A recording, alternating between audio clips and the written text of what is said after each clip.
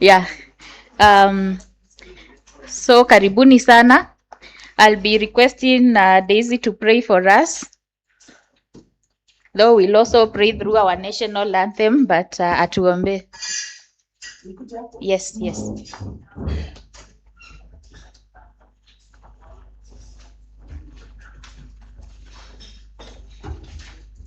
Okay, let us pray. Our dear Heavenly Father, we just want to thank you for your faithfulness and for your goodness. We thank you for your mercies that are new every morning and for your mercies this morning. We thank you for the opportunity to gather together this day as we discuss technology facilitated gender-based violence.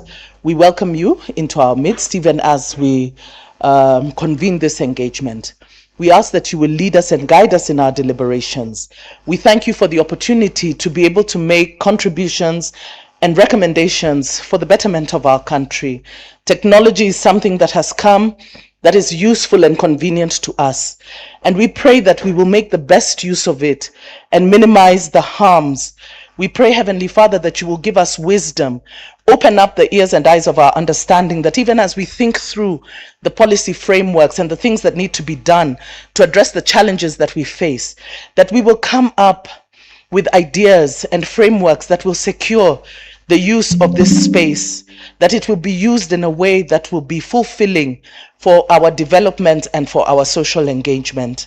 We thank you and we bless you for each and every one of us that is here, that has made time to come and join us in this meeting, has honored our invitation. We pray for those that are on the way, that you will hasten their footsteps so that we can have a vibrant discussion. And at the end of the day, we shall be careful to give all glory and honor to you. We thank you and praise you.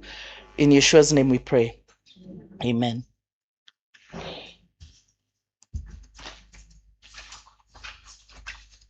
Thank you, Daisy. All right.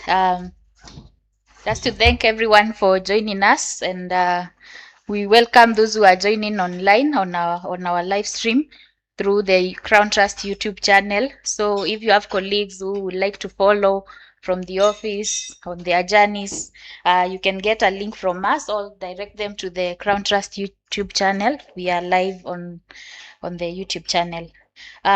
We'll be starting, I'll be requesting that we stand up and do one stanza of the national anthem and then one stanza and chorus of the East African anthem. Yes, in Swahili.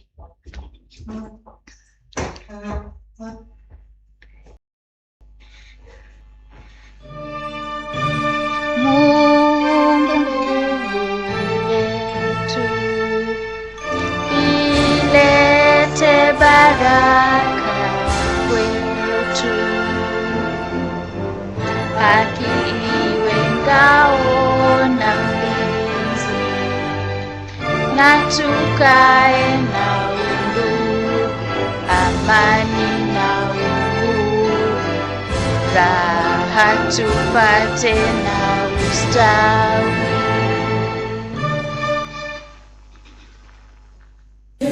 Mungu twaomba uilinde Jumuiya ya Afrika Mashariki, tuwezeshe kuishi kwa amani, tutimize na malengo yetu. Jumuiya yetu sote tuilinde, tuwajibike, tuimarike. Umoja wetu ni nguzo yetu, idumu jumuiya yetu. Thank you so much. You can have your seats. We are now headed to the introduction section. Dennis, please help me pass the microphone. I'll be requesting us to introduce ourselves, the institution we are representing, and at what capacity, if you'd like to share that, so that we get to know who is in the room. We know we are a hotbed of very powerful and very qualified experts, but we love to know you so that we know who we need to collaborate with. Are there anyone who trust their lung capacity to start before the microphone comes? Jebet, do you have enough faith in your lungs? Enough faith in your lungs to speak before you can get the microphone, but it's there. Introduce yourself, the institution you are representing, or what you do. Okay. Good morning. Good morning. Yes, I have air in my lungs.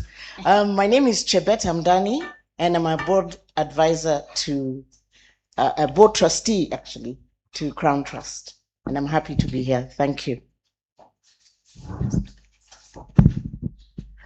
Good morning, everyone. My name is Wendy Aura, the Executive Director, Young Women Leaders Connect, and it's my pleasure to be here. Thank you. Good morning, everyone. My name is Eunice Oyule. I am a governance consultant and also the county coordinator for the National Women's Steering Committee working under Crown Trust. Good morning, everyone. Good morning. Assalamu alaikum. Alaikum salam. I am Malasen Hamida Twahir from Mazingira Women Initiative. I'm the Executive Director.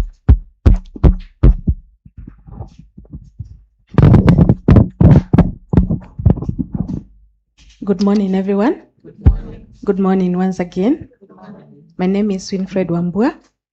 I work with the National Gender and Equality Commission, accompanying my CEO here. I coordinate programs. Thank you. Good morning. My name is Warugoro Mureithi. I work for Wangukanja Foundation, supporting the Survivors of Sexual Violence program. Good morning, everyone. My name is Geoffrey Abincha. I come from the Wangukanja Foundation. I'm in charge of monitoring and evaluation. Thank you. Good morning. I am Agnes Kola. I'm with the Aga Khan Foundation as the Regional Gender Advisor. I support the Eastern Africa countries. Thank you.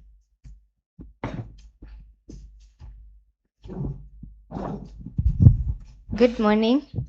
My name is Ruth Munyari from Eco Network Africa Foundation and Democracy Trust Fund, here to represent our Executive Director, Ms. Juliana Kiyo.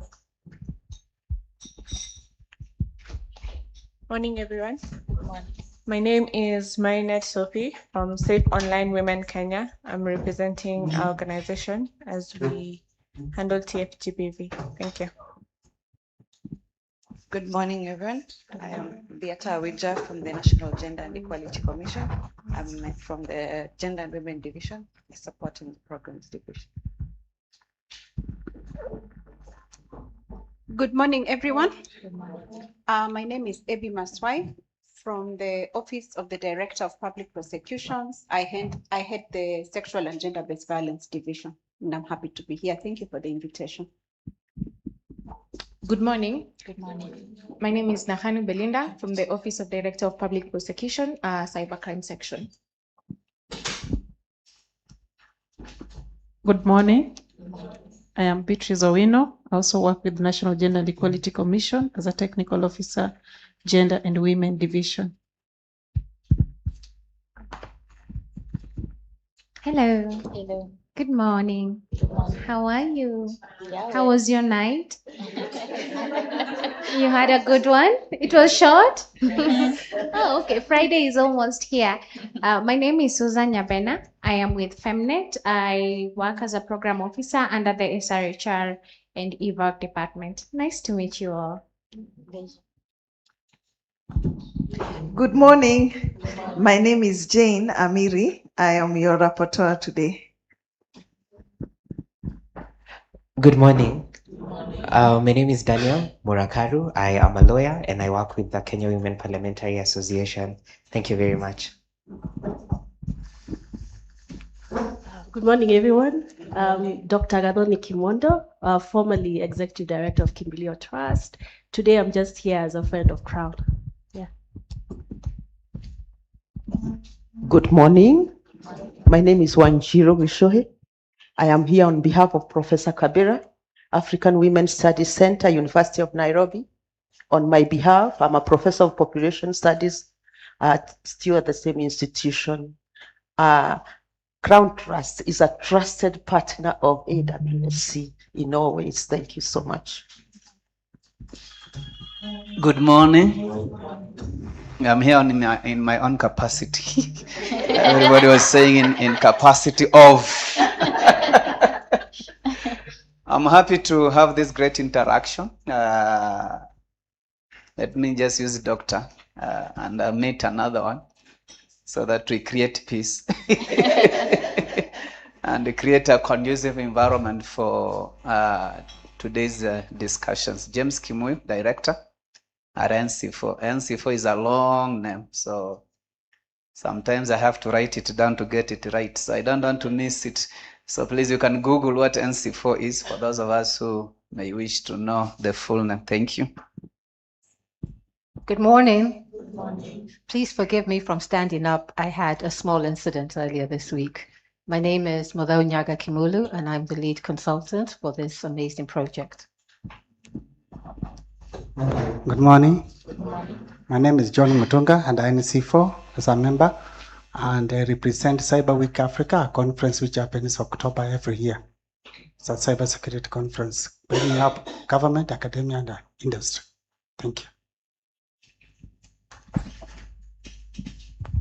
Hi. Good morning. Good morning. I'm happy to see vibrant faces here today, and also I'm looking forward to networking and maybe knowing each one of you. My name is Shali Laila from Gender Violence Recovery Center. I'm here on behalf of Alberta Ambua. I know some of you might have met her. Yeah, and I represent the MPSS, whereby we deal with the psychosocial support of the survivors of GBV. Yeah, thank you.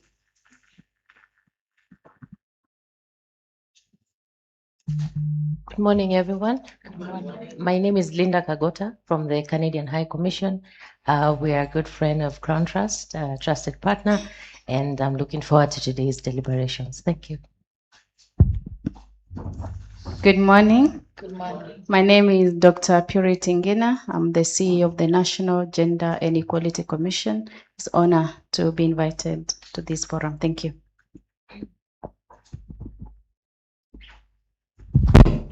Yeah, good morning. My name is Stephen Wagude. I work with Christian Aid as an SGBV specialist. Good morning, everyone. God is good. All the time. And all the time. God is good. I've gotten the cue from my professors. I'll take that cue to introduce myself. I'm Modhoni Kariuki. I'm a prosecution counsel at the ODPP, and I'm glad to be here. I'm in the hate speech division and electoral justice. We are gearing towards the election, and majority of the offenses of hate speech are perpetrated around this time, and mostly the internet is what is being used. So thank you. Good morning. Good morning, everyone. Good morning. Morning. Good morning. Yes, so my name is Lynette Tanui. I work for Colleges Institutes Canada. We are partners with Crown Trust. I'm the gender specialist working for that organization, and so Crown Trust is also a trusted partner for us, and also of course in the women empowerment related programming. So nice to be here, and we are looking forward to a great conversation with all of us. Thank you.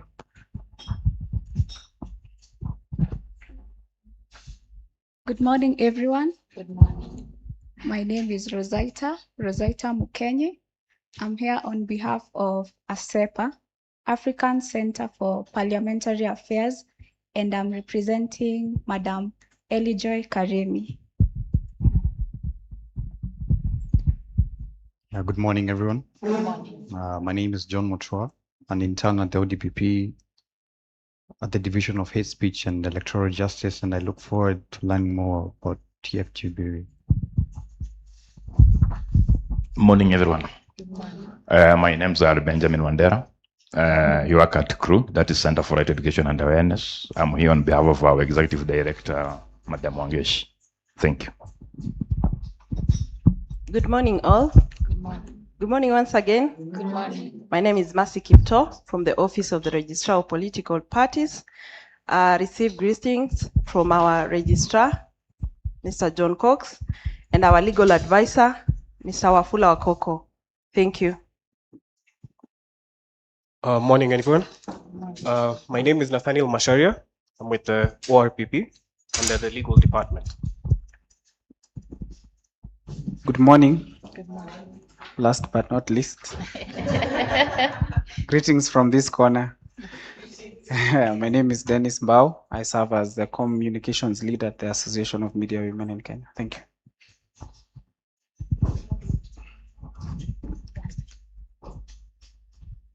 Introduce yourself. Oh, good morning. Good morning. I'm Dennis Mwendwa, ICT officer at Crown Trust. Collins.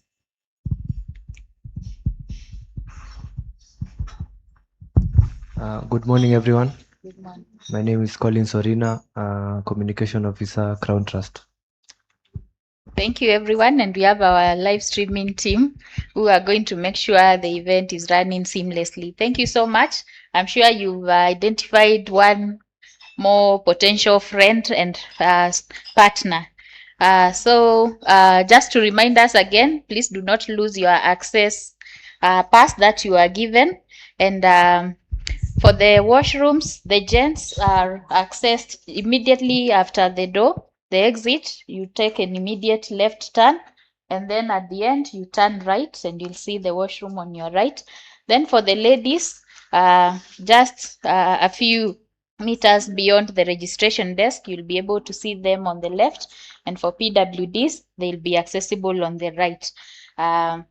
And in case we don't encourage, but in case you need to steal yourself for a moment to join a virtual meeting, maybe we understand all these things you have to balance.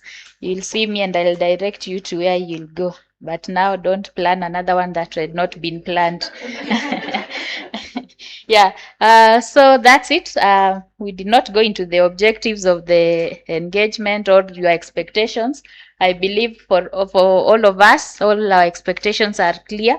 Or is there any burning, unique expectation? Anyone who wants to shout the expectation?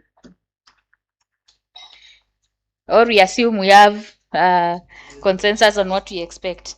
Yeah, so thank you so much. I know you'll be thanked many times for your contribution to the journey. It's been quite a long journey since when we had the virtual inception meeting, we had a virtual validation meeting, and before then we had stakeholder engagement. Some of you were engaged as key informant interviewees, others were engaged in focus group discussions. Thank you so much to the Wangu Kanja Foundation. I know this is not a vote of thanks, but I have to say thank you so much for your support. You were able to bring to us the survivors who shared their real life experiences. And Lorraine of Rebuilding Community Organization, I think she's not here yet. Maybe Wagukanja, you can wave so that they see who did that good work. Yeah, they convened us at their place and brought the survivors. So the stories you'll be hearing are real stories. It's not what Kenyans call stories ajaba. They are real stories of real people. And you shared the other experiences from your work. And also thank you to Mudeu. I know you'll also receive many thanks, but she's done a really good job. Siwapei leakage, but you know she has done a good job and you shall see it. So thank you to every one of you for support. And at this point, I'd like to invite our Executive Director, Daisy Amdani. We can give her a hand as she comes to take over the next session.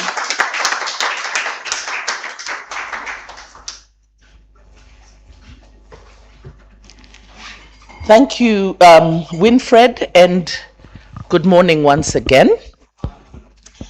You know, I was just telling Madam CEO Purity there that it is so impressive to see so many young people. And I was asking her, you young people, why do you want to burn the country? You say you are excluded, but I'm seeing so many young people in government, and it's really impressive. I think it's really, really good because there's a certain perception around government that people have, you know, that it is old and decrepit people, but it's so good and refreshing to see so many young faces, especially in ODPP, and it's also inspiring. And so thank you so much for taking the time to be here with us. This is a very important meeting. Our PS, Honorable Anne Wangombe, she is on the way. She alerted us this morning there was a meeting that they were called to very urgently that was not planned, but she will join us as soon as that meeting is over. And we felt that it was important that we start so that she will find us along the way with the program. And so I will read my remarks. To the Chief Executive Officer, the National Gender and Equality Commission, Ms. Purity Ngina, the Director General, very humble doctor who didn't quite give his title. I shall give it to you. He is the Director General of the National Computer and Cyber Crimes Coordination Committee, aka NC4, Colonel Dr. James Kimuyu. The program manager at the Africa Women's Development Fund, Lana Raza Fimantosa. I am so sorry, Lana, if I didn't get your name right. Lana is joining us virtually from the AWDF offices in West Africa. Our distinguished guest, colleagues, partners, ladies and gentlemen, good morning. It is my great pleasure and honor to welcome you all to this launch of the Tfgbv, that is Technology Facilitated Gender-Based Violence Gap Analysis Report, and National Stakeholders Roundtable.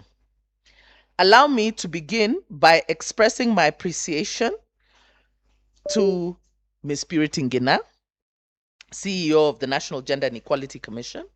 Thank you for your leadership. Thank you for accepting our invitation. We have witnessed the growing visibility, influence, and impact of NGEC under your stewardship, and we commend the Commission for its continued commitment to equality and social justice. We see your work. Kazi yako inaonekana. To Colonel Dr. Kimuyu and the entire NC4 team, thank you for the critical work that you do every day to secure Kenya's cyberspace and respond to emerging cyber threats. Your presence here today is both reassuring and invaluable. Kenyans rarely appreciate the work that many of our government agencies do, but in engaging with your team, we realize how much effort goes into keeping Kenyans safe despite some of the worrying trends that we see. And really, we have come to really appreciate the work that you do. And we hope that even as we do this engagement, we'll really appreciate that so much. Even though some of it spills over, there is a lot that is prevented by the work that you do. And so thank you. To our partners at the Africa Women's Development Fund, represented by Lana, thank you so much for your consistent and steadfast support over the years, not only to Crown Trust, but to women's rights organizations across Kenya and the continent. This work would not be possible without your belief in the power of African women to lead transformative change. And so we want to really appreciate you, appreciate your support and the work that you do. I would also want to recognize and appreciate the very exceptional Mudeu Kimulu, the consultant on this assignment, who has led with remarkable passion, professionalism, commitment, and excellence. Thank you so much, Mudeu. There's no one better for this job, and I think everybody should know Mudeu. Everybody should have a Mudeu Kimulu somewhere for them to do this kind of work. Mudeu is Kenya's first formally trained cybersecurity lawyer and a pioneer whose work is recognized both regionally and globally.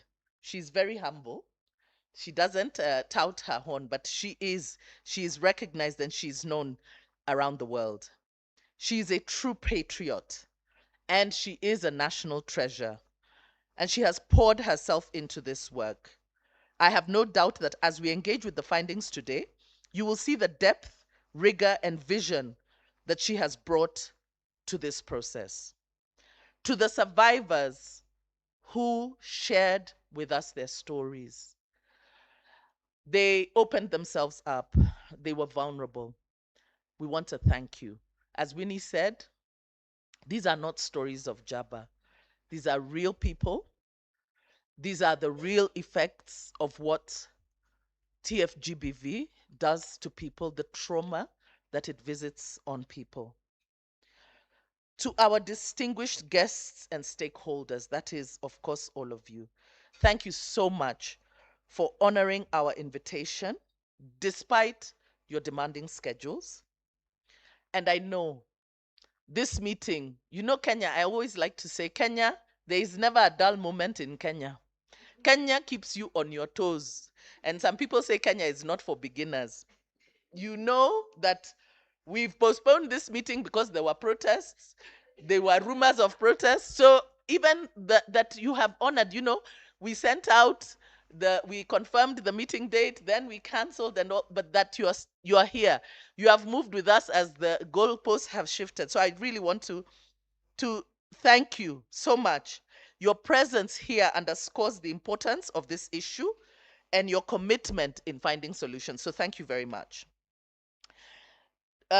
Ladies and gentlemen, technology has transformed our lives in extraordinary ways.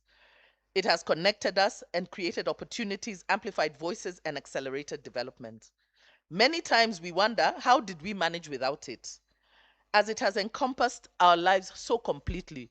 You know what it feels like these days if you lose your phone? You even become confused.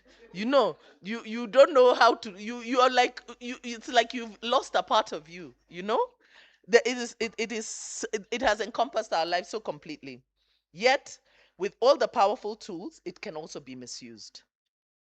Growing up, many of us sang the rhyme, sticks and stones can break my bones, but words will never hurt me. But we now know that this is simply not true. Words can wound deeply and terribly. They can traumatize, isolate, destroy reputations, silence voices, and in some cases, contribute to devastating offline consequences.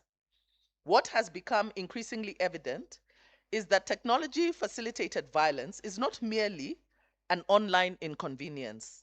It is a real harm with real-world consequences. It is affecting women and girls disproportionately, limiting their participation in public life, undermining their safety, and in some cases contributing to a continuum of violence that extends beyond the screen. Kenya is rightly celebrated as a leader in innovation, and we are proud of our achievements as a digital and technological powerhouse. Yet, we must also confront an uncomfortable reality. Internationally, Kenyans have increasingly earned a reputation for aggressive online behavior. We have normalized practices such as doxing, coordinated harassment, sharing of personal information in ways that violate privacy and dignity, you know, kusalimiwa. Too often, women and girls bear the greatest brunt of this behavior. They have become an easy target. Indeed, cyberbullying in Kenya has become so pervasive that it has not spared even the most powerful among us. We have seen former President Uhuru Kenyatta effectively withdraw from social media after being subjected to relentless online attacks. He quit. We continue to witness the current president, William Ruto, and other public leaders face sustained harassment and ridicule and abuse online, often extending far beyond legitimate criticism into outright hostility and dehumanization. women leaders appear to bear an even heavier burden. Female leaders, politicians, journalists, activists, professionals, and ordinary women are routinely subjected to shaming, bullying, threats, sexualized insults, and coordinated online attacks simply for occupying public space. Disturbingly, we have also seen the emergence of a regular online forums and discussions dedicated to teaching men how to deal with women, how to put women in their place, in ways that often normalize contempt, humiliation, coercion, and abuse. What begins as online rhetoric can easily become a training ground for harmful attitudes and behaviors that eventually find expression offline. Perhaps the most troubling is the growing absence of empathy. We have witnessed women who have suffered gender-based violence met not with compassion, but with mockery. We have seen women who have lost their lives become the subject of ridicule, victim blaming, and comments suggesting that they somehow deserved the violence inflicted upon them. Such responses should trouble us very deeply as a society. That you can see somebody who was killed, doused with petrol, and say, it serves her right. She was hacked to death. Why did she cool affair? That we have become so immune even to basic human dignity. As Kenyans, we must pause and ask ourselves a very difficult but necessary question. What kind of a people do we want to be?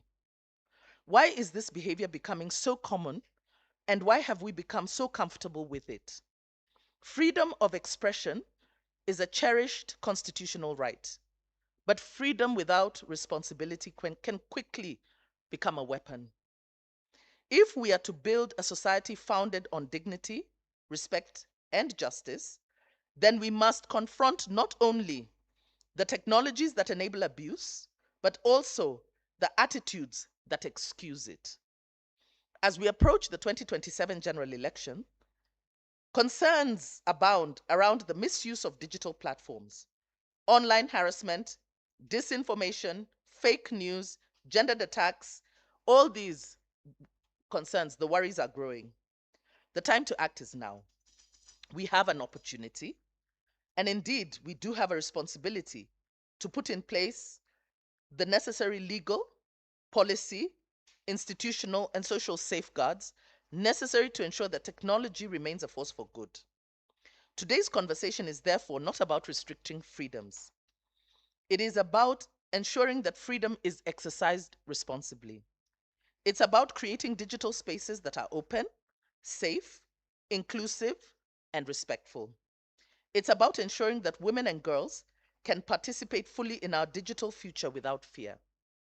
My hope is that as we engage with the findings and recommendations before us, we will move beyond identifying problems and focus on building practical solutions.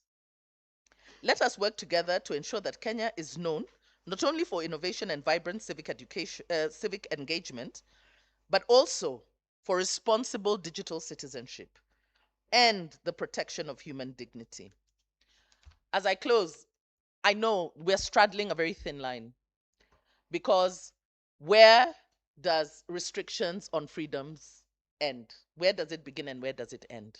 We do not want to an overreach where everything is shut down.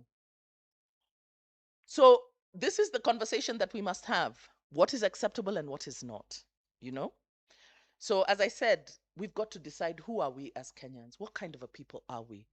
Because more and more, when I look into the social media space, cybersecurity, I see a very ugly side of Kenya. Just because I can insult you doesn't mean that I should. And where is the place of respect? If we have agreed that we should give honor to whom honor is due, and so somebody who holds a high public office, you know, I was laughing the other day because I was reading the scriptures in Isaiah, Isaiah 3, chapter 3. You should go and read it. But it also talks about a situation where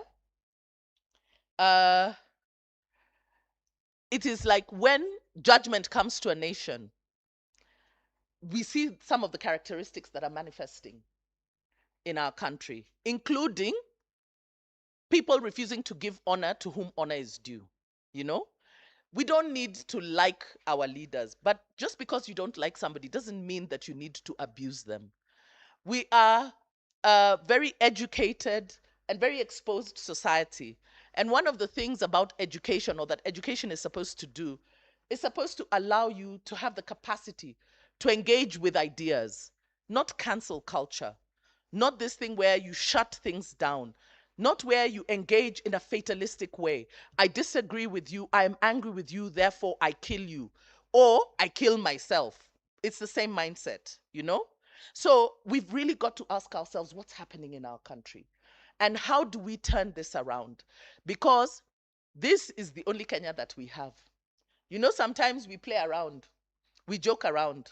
Kenya has had the benefit in Africa of continuity. We have seen countries go into chaos and war. And just like words can break you, words can trigger violence. You know, misinformation can trigger violence.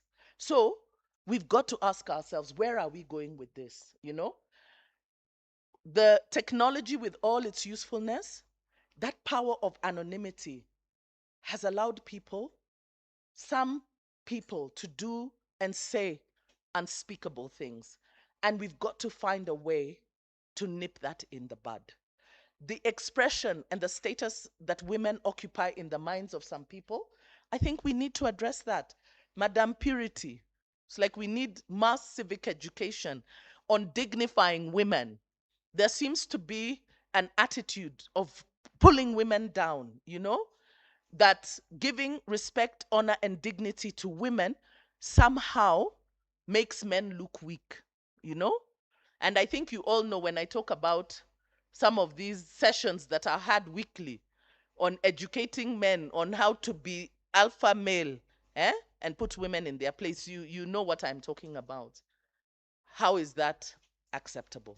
So we must ask ourselves these things. So with those many remarks, I really warmly welcome you all and wish us very fruitful deliberations. Thank you.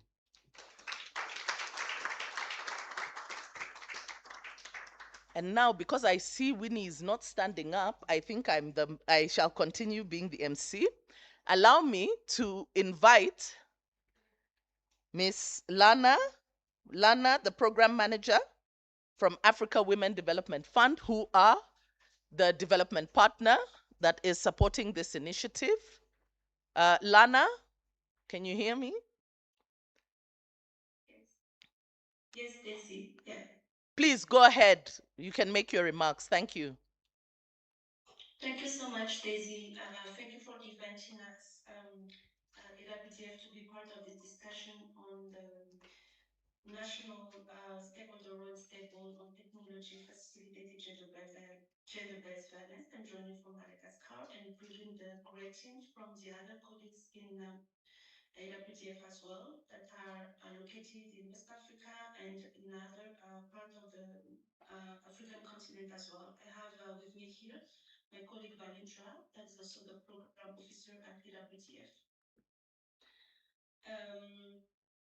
To the Principal Secretary, State Department for Gender and Affirmative Action, Honorable Bogde, the Commission Secretary and Chief Executive Officer of the National Gender and Equality Commission, Dr. Purity Ngina, the Executive Director of Crown Trust, Daisy Andani, distinguished representatives from the Judiciary, the Directorate of Criminal Investigations, and the Office of the Data Protection Commissioner, sisters and allies of the feminist movement and frontline practitioners, all protocols observed.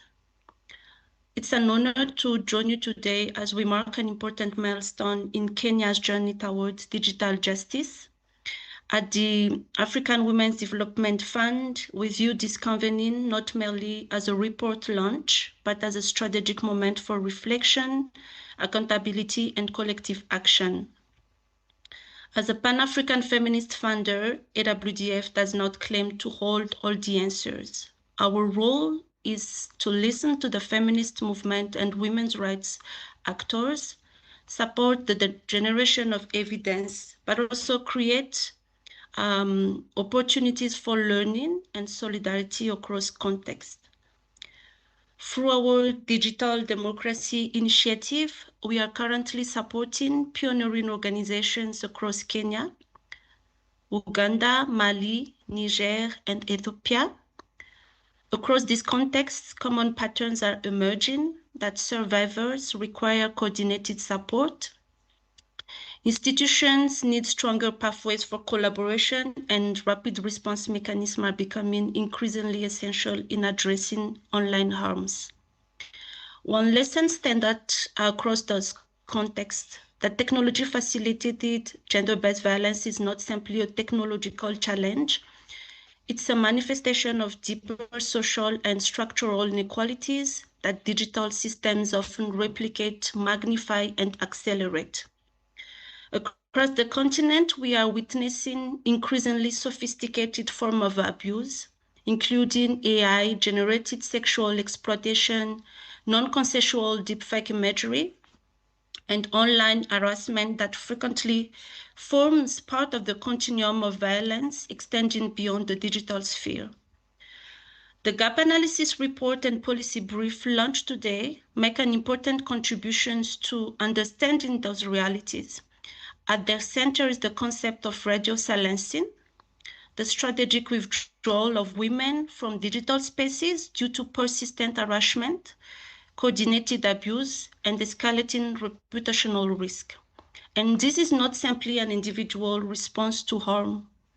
It signals a broader democratic concern when women reduce or withdraw their participation in digital public life, public discourse, become less representative.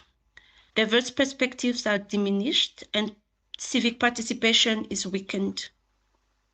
Exclusion is then produced not through formal barriers, but through sustained exposure to risk.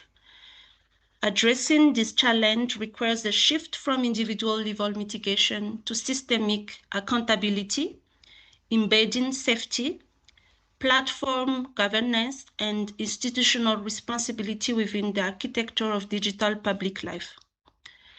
The findings beyond launch today offer important considerations for all stakeholders committed to building a safer and more inclusive digital ecosystem. Across our work, we have learned that effective response to technology-facilitated gender-based violence require an ecosystem approach. Legal and policy frameworks must keep pace with technology change. Institutions need stronger coordination mechanisms to ensure survivors can access timely and meaningfully support. Technology companies must recognize and address the gender dimension of online harm. Investment in survivor-centered services also remain essential to ensuring that justice extends beyond legal remedies to healing and recovery. The evidence generated by Crown Trust provides the valuable foundation upon which policymakers, regulators, civil society organizations and actors, researchers, technology companies, and development partners can engage in informed dialogue and identify context-appropriate solutions for Kenya and across the continent. As AWDF, we remain committed to supporting feminist organizations that are generating knowledge, advancing accountability, and building collective response to emerging digital threats across Africa. The evidence is before us. The expertise is in this room. The partnership needed for progress are already taking shape. What remains collective commitment to translating knowledge into meaningful action for women and girls in continent. The gap analysis invites stakeholders to consider whether existing legal and policy frameworks are adequately equipped to address emerging forms of Tfgbv. As a funder, AWDF recognizes that solutions emerge when government, regulators, civil society, technology companies, researchers, and communities work in coordinated partnership. Crucially, feminist leadership and agency are foundational to this effort's legitimacy, effectiveness, but also the reach. Across Kenya and the region, feminist movements have consistently identified emerging forms of violence, documented their evolution, and advanced practical rate-based responses grounded in lived experience. Our role as AWDF is to continue resourcing this leadership, strengthening feminist evidence generation, and supporting spaces for dialogue as such as this one, where government leadership and feminist expertise can align around shared priorities and actionable solutions. Let us continue working toward the future in which every woman and girl can participate fully, safely, and without fear in digital technologies and digital public life, but also to translate evidence into policy and ensure that policy is effectively operationalized through implementation that is timely, adequately resourced, and transformative in its impact.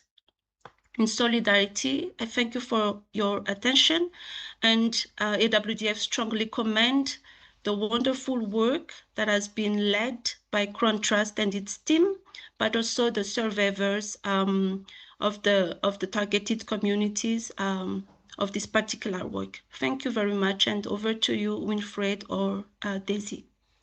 Thank you so much, Lana. Yes. Thank you so much, Lana, for those remarks, and thank you for your continued support, not just to Crown Trust, but to other feminist organizations that are doing great work in Kenya and around Africa. Up next, we have Madam Dr. Purity Ngena, a young, and I say young deliberately. I remember when I met her the first time.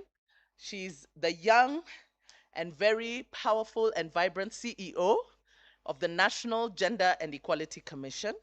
Welcome, Madam Purity Ngena, to make your remarks.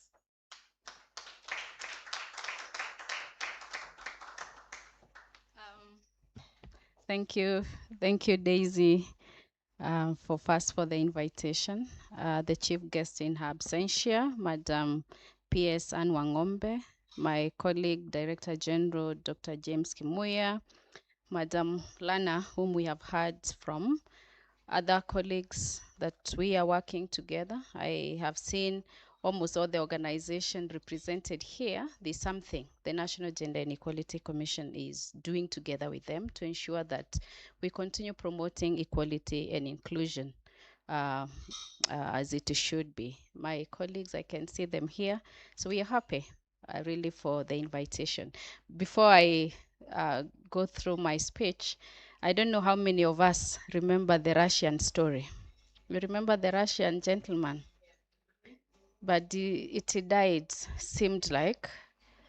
What happened? Whom did you blame? Is it the women, isn't it? Yeah, why was she allowing herself to be shopped for? You remember the one who was in the shopping mall? The one who had told the husband, I'm just rushing somewhere. You know, there were so many stories, and most of us, including some of us who are in this journey of promoting equality and inclusion, we found ourselves trying to also, jungle with that question. But is it the Russian or is it the women? And we never made a lot of noise because then you are so scared of what to say, or whom to blame. And most of the time, when issues of gender-based violence, whether it is online, whether it is physical, whether it is emotional, the person, the victim, end up being blamed. Most of us, when you wake up, we wake up in the morning. We go to the social media, not to check what people are saying about government or about other things. Is first, what are they saying about me? How will it affect my family? How will it affect the people that I care for? Because you can be in the public space, but there are people literally you care for. You know, your parents, your children, your loved ones, and yourself. Before you get to the other space of caring for people whom you work together. And I think that is why, for me, this conversation is very important. It is not just a conversation to help other women. It is actually first to help the women included in this table. And so I'm very happy. I read the findings. And what also confused me a little bit, Daisy, is that we have gaps even in the laws that we have made in 2026.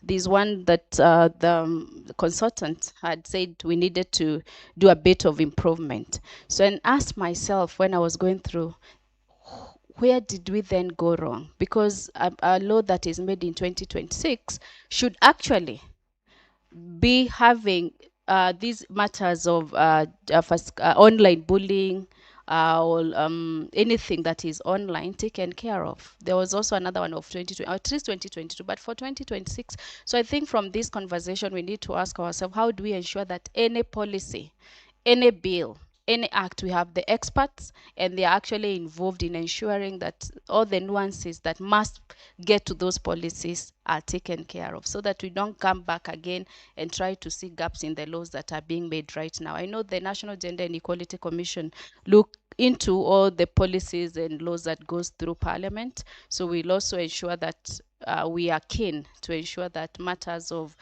technologically facilitated gender-based violence don't pass us. I think we have been for many years looking at elements of inclusion, gender-based violence, but not on the lens of online. And I think that is something I picked from the study. But I'll sit again to listen more to the presentation so that I can understand it better. But really, it's an honor for us as National Gender and Equality Commission to join for the launch of the gap analysis reports on Tfgbv, violence in Kenya, and commend the Crown Trust and its partners for taking this timely and necessary study. The value of this report lies only in documenting, not only in documenting the problem, but also in identifying the institutional, legal, technological, and social gaps that continue to expose women and girls to harm in digital space. So I encourage people to actually look at the document and see where you're mentioned. Even the National Gender and Equality Commission Act is well mentioned as part of things that need to be reviewed so that we can improve. So it's not just documenting the problem, but you have identified really the issues that we must speak to and look into how we solve the problem once and for all. As we gather here today, one fact is undeniable. Violence against women and girls has evolved with technology. Digital platforms have transformed communication, learning, commerce. You know, most of us who are in the digital space, there are people earning money. However, the same technology that have expanded opportunity has also created new avenues of abuse, intimidation, exploitation, and silencing. And I think one of other things that I have reflected a lot. You know, when you're invited, you really reflect. Sometimes, even as who have young children, you leave them at home, the next time you are seeing them on TikTok. Someone visited your home, saw your beautiful children, decided, and they are not posting their own children. You know, also sometimes you wonder what kind of a society, and that is what Daisy was asking us, that someone would be very comfortable posting you or your children, your family, but they keep theirs outside the limelight. Kwanza wanakuambia, no, my children cannot be online. But when they come to your place, they want, and I take that very seriously. I tell people, if you want to see the Lidongina, joke with, because it's very It's very unfair, isn't it? Yeah, post me, but don't post the people I care for. And we have seen a lot of children being posted. Recently, we had my team led a delegation to go see Moriosi. Musira.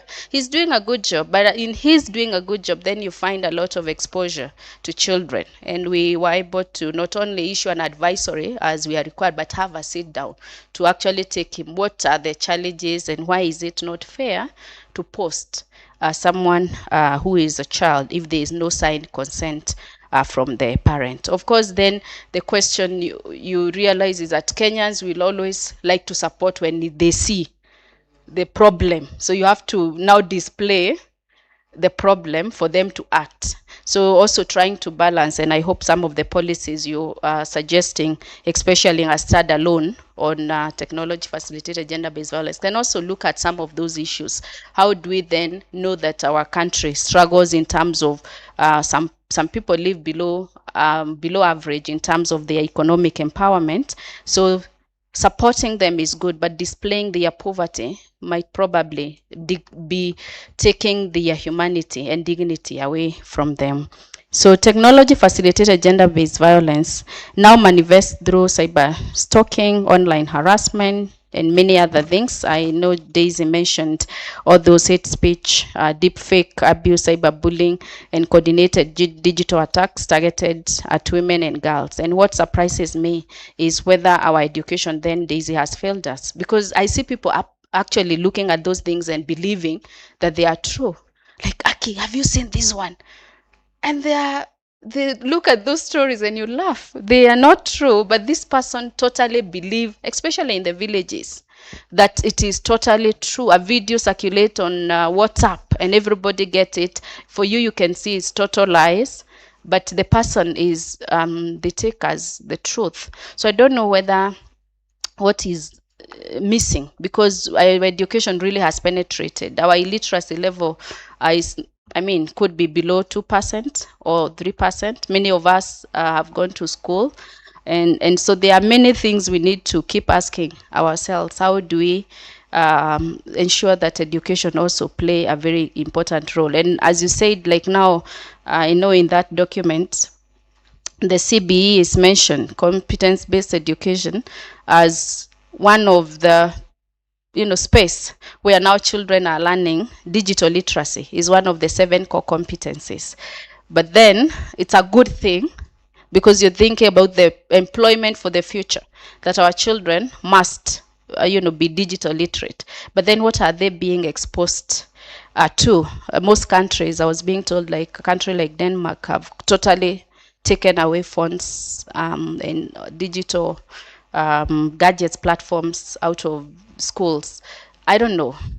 We are just getting there, and yet other countries are pulling out. What does that mean again to our context? To the we are trying to improve the country and looking at the jobs of the future, but then at the same time we are facing all these challenges. So there are many other opportunities of having a discussion that brings also this global perspective to the table, so that we also advise even the people who might not be in this table, like the Ministry of Education, on what then, how can they come up with policies that protect a bigger chunk of our children who are in school.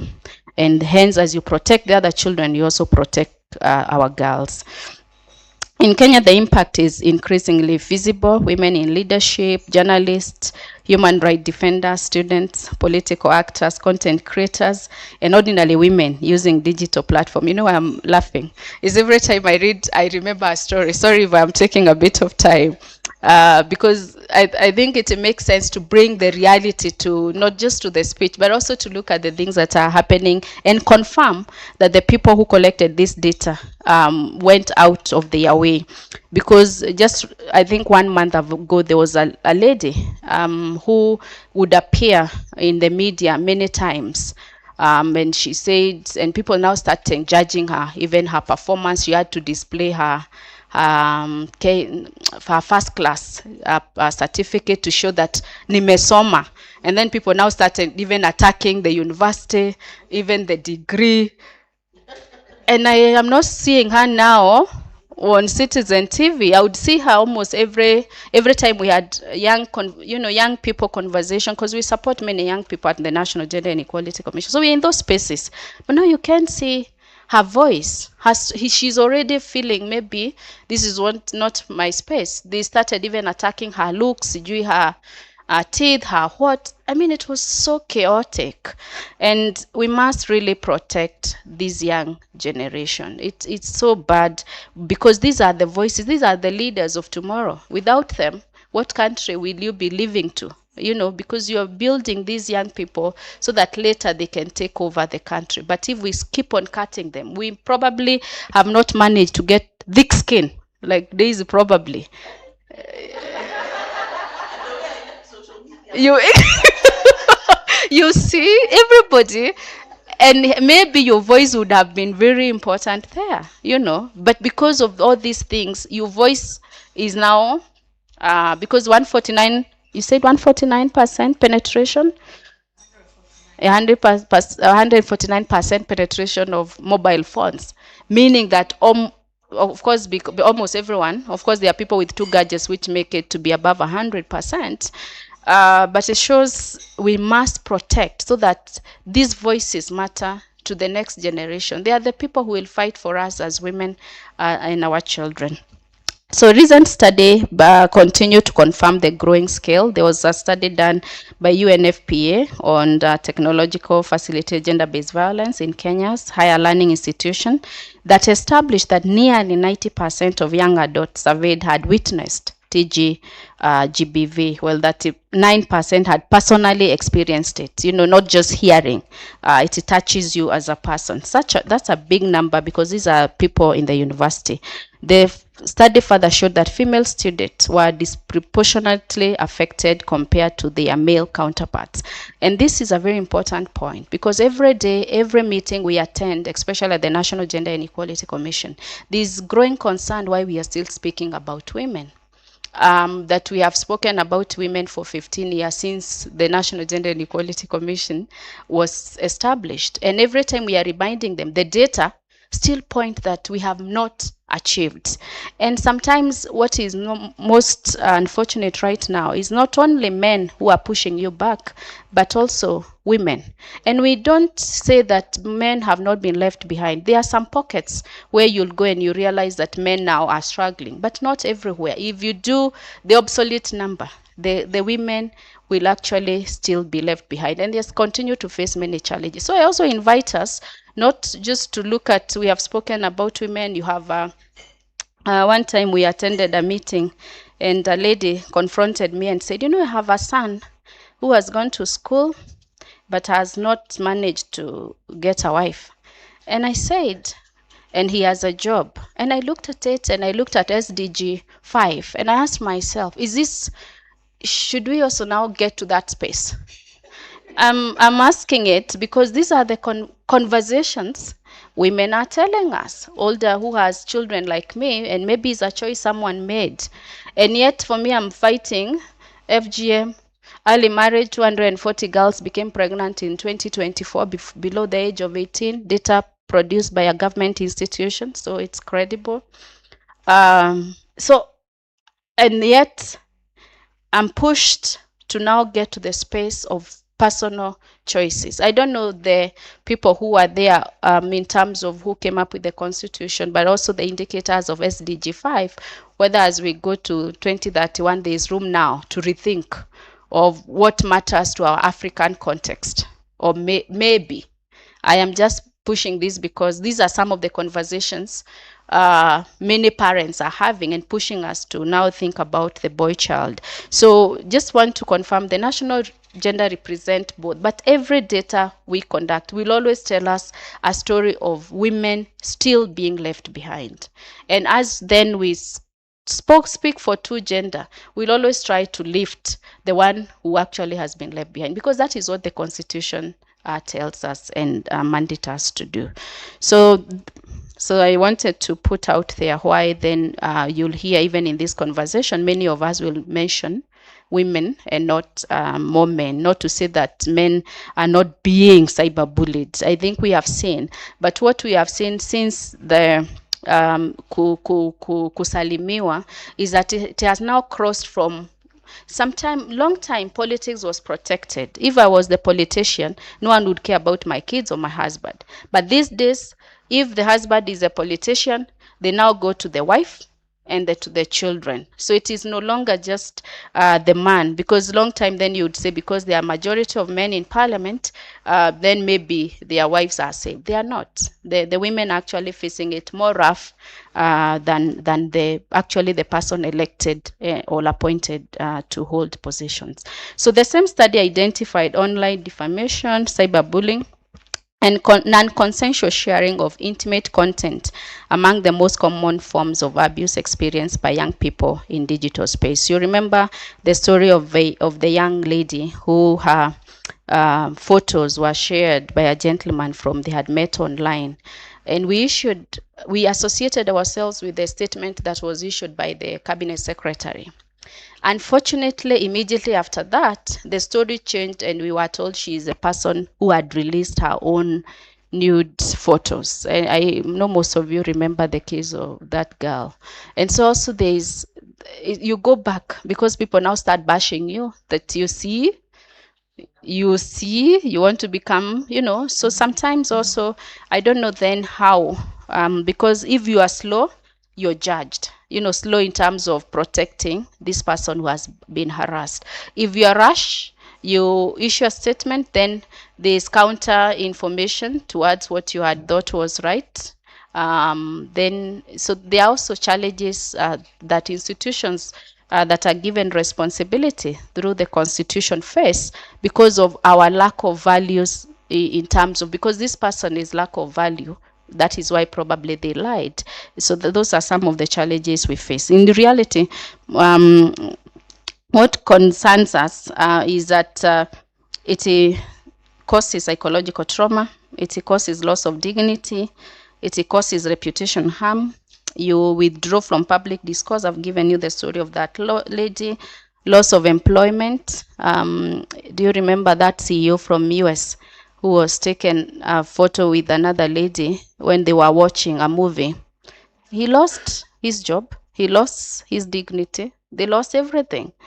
And sometimes you might again start judging.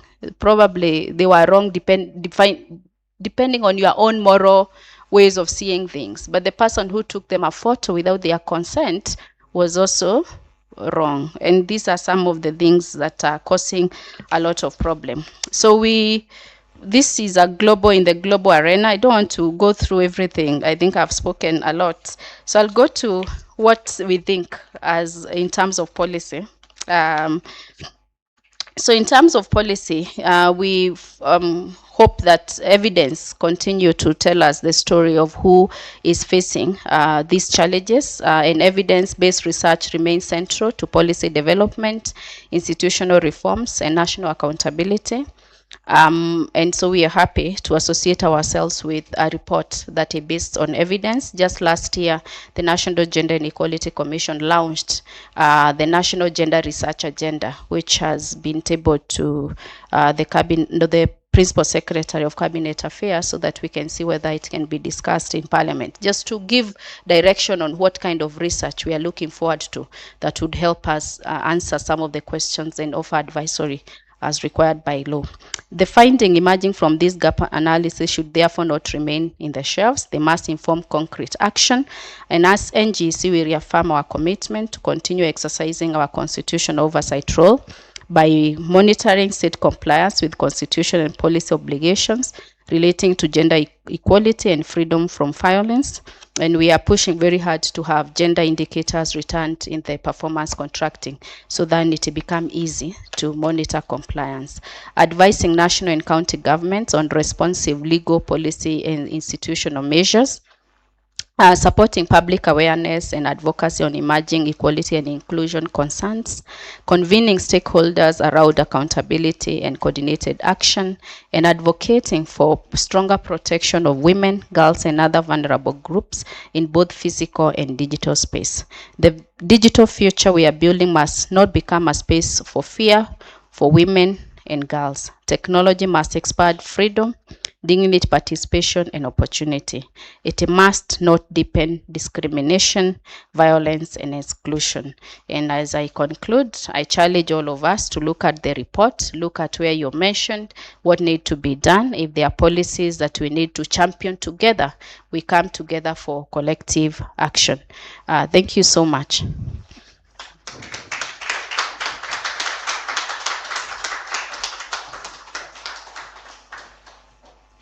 Thank you so much, Madam Purity, for those insightful remarks and comments. I think one of the things, even though some countries are walking back on technology for kids and all, the truth of the matter is technology is here and it's here to stay. That's where we're going. AI is, I mean, it's doing amazing things. There's so much out there. But it is, as you said, and even as Lana said, that technology facilitated gender-based violence is closing spaces for women. You said thick skin with Daisy. I left social media. I literally left because when I was more prolific on TV, I would make comments.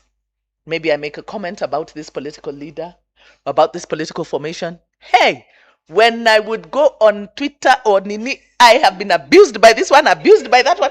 And, I would look, I read, I mean, you would think that everybody wants to be liked. You don't want bad things to be said about you, and they say all manner of things. They will body shame you. I mean, they really go personal, and I would try sometimes to respond, until one time one of the regular panelists told me, Daisy, just get a thick skin and learn to just ignore these people, He was like, just people just come, and I mean, people come and they would really, really insult you. And you're like, this is so personal. Like, they even come into your DM just to abuse you, And I found it wasn't wholesome. So I decided to literally just leave.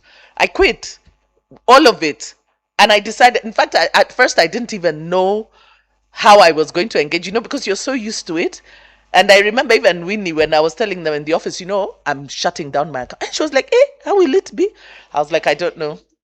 I can't do this. I really just can't do this. And I left. And now I'm happy that I left because I sleep better. I mean, you would be tossing and turning 3 o'clock just because somebody has really abused you, abused the way you look. So, the next time you're going on TV, you're trying to think, okay, how should I look? And you're not even a politician who is getting, or a woman leader who is getting it always. So it is very traumatizing. And you see, it takes you out of that space. I've also had the misfortune of having smear campaigns done against us. When we opposed the BBI, literally a smear campaign was run on us. And like you, we looked at, Madam Anne, thank you, Madam PS.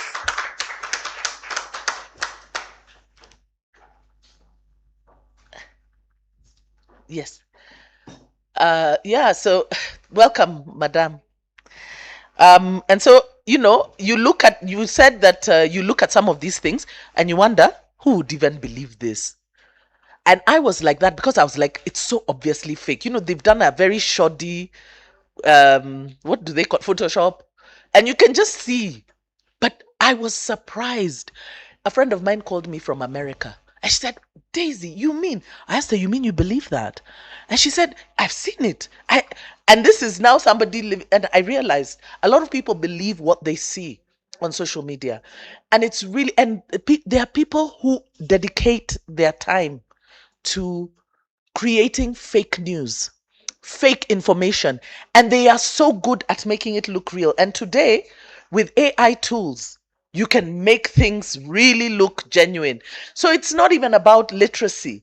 It's not even about exposure. Now we need to learn how to identify fake news, fake information. They've got deep fakes. They can put your face and you talking, and it is not you. And it is you we are seeing, you know. So how to then identify those things. And with those remarks, now the people who work behind the scenes to address all this chaos that the malevolent forces that are using technology badly is here with us, and he will be able to tell us more. It is my pleasure really to welcome Dr. Colonel Doctor. You'll excuse me, please. I mean no disrespect, so I don't even know the order in which it is supposed to be given. But Colonel Dr. James Kimuyu, who is the Director General of the National Computer and Cyber Crimes Committee, NC4, to tell us more. Thank you. Welcome. Well, I thought we should have done better. I think I have the privilege of being the only man to grace this, or other men are coming, I don't know. So I have the right to sue. Is it to sue or to be sued? I don't know when it comes to these issues, but surely it's a great pleasure. PS Karibu Sana. We've really waited for you. We decided to start so that by the time mom you plug in, we will just be able to welcome you and proceed with the program. So our PS, that is Honorable Anne Wangombe, the PS in charge of the State Department for Gender and Affirmative Action. I like the word affirmative action. I believe this affirmative action also is protecting the men or the male, the men. My colleagues who have stood here before me, Daisy, Danny, I hope I've pronounced it correctly. The online team, Lana, this one I can't attempt. You attempted. I cannot attempt. Program manager for the African Women's Development Fund. Purity Ngina Daktari, I liked the speech and all those practical examples. Let me just begin from what we do, because we are part of the government. We are established, is it by or under? May I just use, okay, by or under what we call the Computer Misuse and the Cyber Crimes Act of 2018. And I usually tell people the act is read as computer misuse, not computer use. So anybody who uses computer, that is not our client. That is a Kenyan or a resident in Kenya that should be allowed to enjoy their freedom of navigation within the cyberspace without interference from any quarter, be it government or the private sector. But the problem comes now when you cross the line into computer misuse, and then we add another word there, and the cyber crimes. Of course, the cybercrime element is after it has been reported, investigated, and found that it infringes one of the many. I think there are more than 34 offenses that are listed within that act. That said and done, who is this NC4? NC4 is constituted by around 9 government ministries and agencies. You'll allow me just to mention them so that this is part of our public awareness. Sometimes even our own government colleagues don't understand who we are. But we are a state department, we're not a state department per se, but an agency or an entity under the Ministry of Interior and National Administration. And that's where we draw our chairman. That is the PS responsible for the State Department for Internal Security and National Administration. That is Dr. Raymond Omolo. He is deputized by the PS, that is responsible for matters of ICT and the digital economy. That is engineer John Tanui. The rest I'll not mention their names. I'll just mention who they are. I've already mentioned the two. So the third there, not in order of any preference or any seniority, is the Kenya Defense Forces. So the CDF, the Chief of Defense Force, is a member of this, practically or partly because of their mandate for the territorial integrity of this great country. Then we come to the National Police Service, who are basically represented by the DCI because of the internal security issues. The National Intelligence Service, the Communications Authority of Kenya, the Central Bank of Kenya, the Office of the Data Protection Commissioner, and the Director of Public Prosecution. So why have I mentioned them? You can be able to see that those entities, when they come together, there is no violence that is technologically enabled against women or against our children that we cannot handle. So I want to give this assurance from where I sit. In fact, when somebody mentioned the Russian issue, we had a meeting as ANSI4. We generated the minutes. We had a press release. I don't know if somebody saw that press release. The case was taken up by both the DCI and the Director of Public Prosecution, and we should be able to get updates. And we are working, because now it's a foreigner that was involved, and it's not only Kenya. They started in Ghana, among other countries. I'm in touch with my Ghanaian counterpart. We have what we call the African National Cyber Security Authorities, where we meet on a regular basis to discuss issues of cyber security, cybercrime within the African continent. And this is one of the issues that we are jointly working to ensure that justice is done. For your information, we did not blame the ladies or the women that were involved. We believe that their rights were infringed, and we believe that there is culpability or criminality, and the due process of the law is going to be followed. Just to mention, apart from the Computer Misuse and Cybercrimes Act, we also have what we call the Kenya Information and Communications Act of 1998. 1998, how many years are those for those of us who got A+ in mathematics? How many years are those? 27. I thought it should be more, but yeah, almost 27 years. So you can be able to see that some of these acts, I know some amendments have been done, piecemeal amendments for that matter, over time. Some of them are still pending in Parliament and also in the various forums. There is also what we call the Data Protection Act. This is relatively new, although somebody has just mentioned here, even the new laws also have issues. So the DPA is 2019. 2019 is how many years? 7 years. That time nobody was talking so much about AI. We knew it was there, yeah, but very little discourse in terms of both in the academia, in the industry, and also in practice. There are two instruments that Kenya is yet to ratify, and my office there is two international instruments that we are yet to accede to, and my office is actively pursuing them, but still there are issues. Let me mention them. That is the Budapest Convention on Cybercrime by the Council of Europe. This is a 2001 legislation. How many years are those? We are in the year 2026, more than 25 years. Up to date, we have never put a penny to reach 25 years down the line. We are hoping that maybe this year we'll be able to succeed. Why are we pursuing these international instruments? It's because of the issues of mutual legal assistance. You try to talk to your counterparts in other countries, they tell you, but are you a member of this convention? Are you a member of this treaty? So if you're not a member, then technically there's very little they can be able to help you, unless you just use your own personal rapport with them.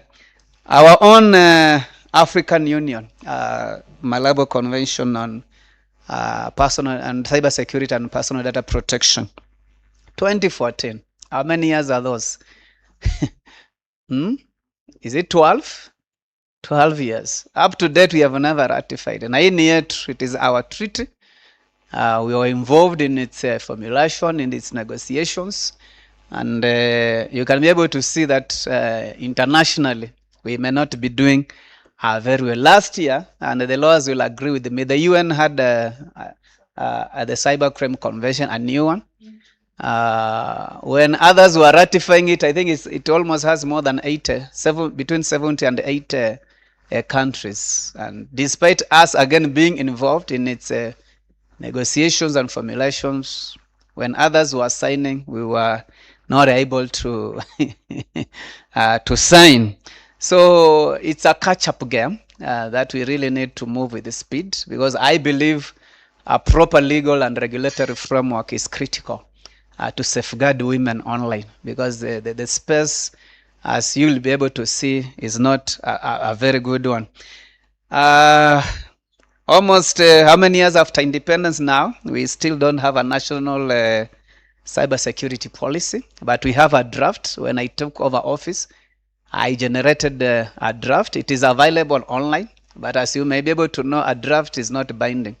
It's still subject to public participation, among many others. But I'm happy because through our many partners, we are at a very advanced stage to have it officially ratified or approved.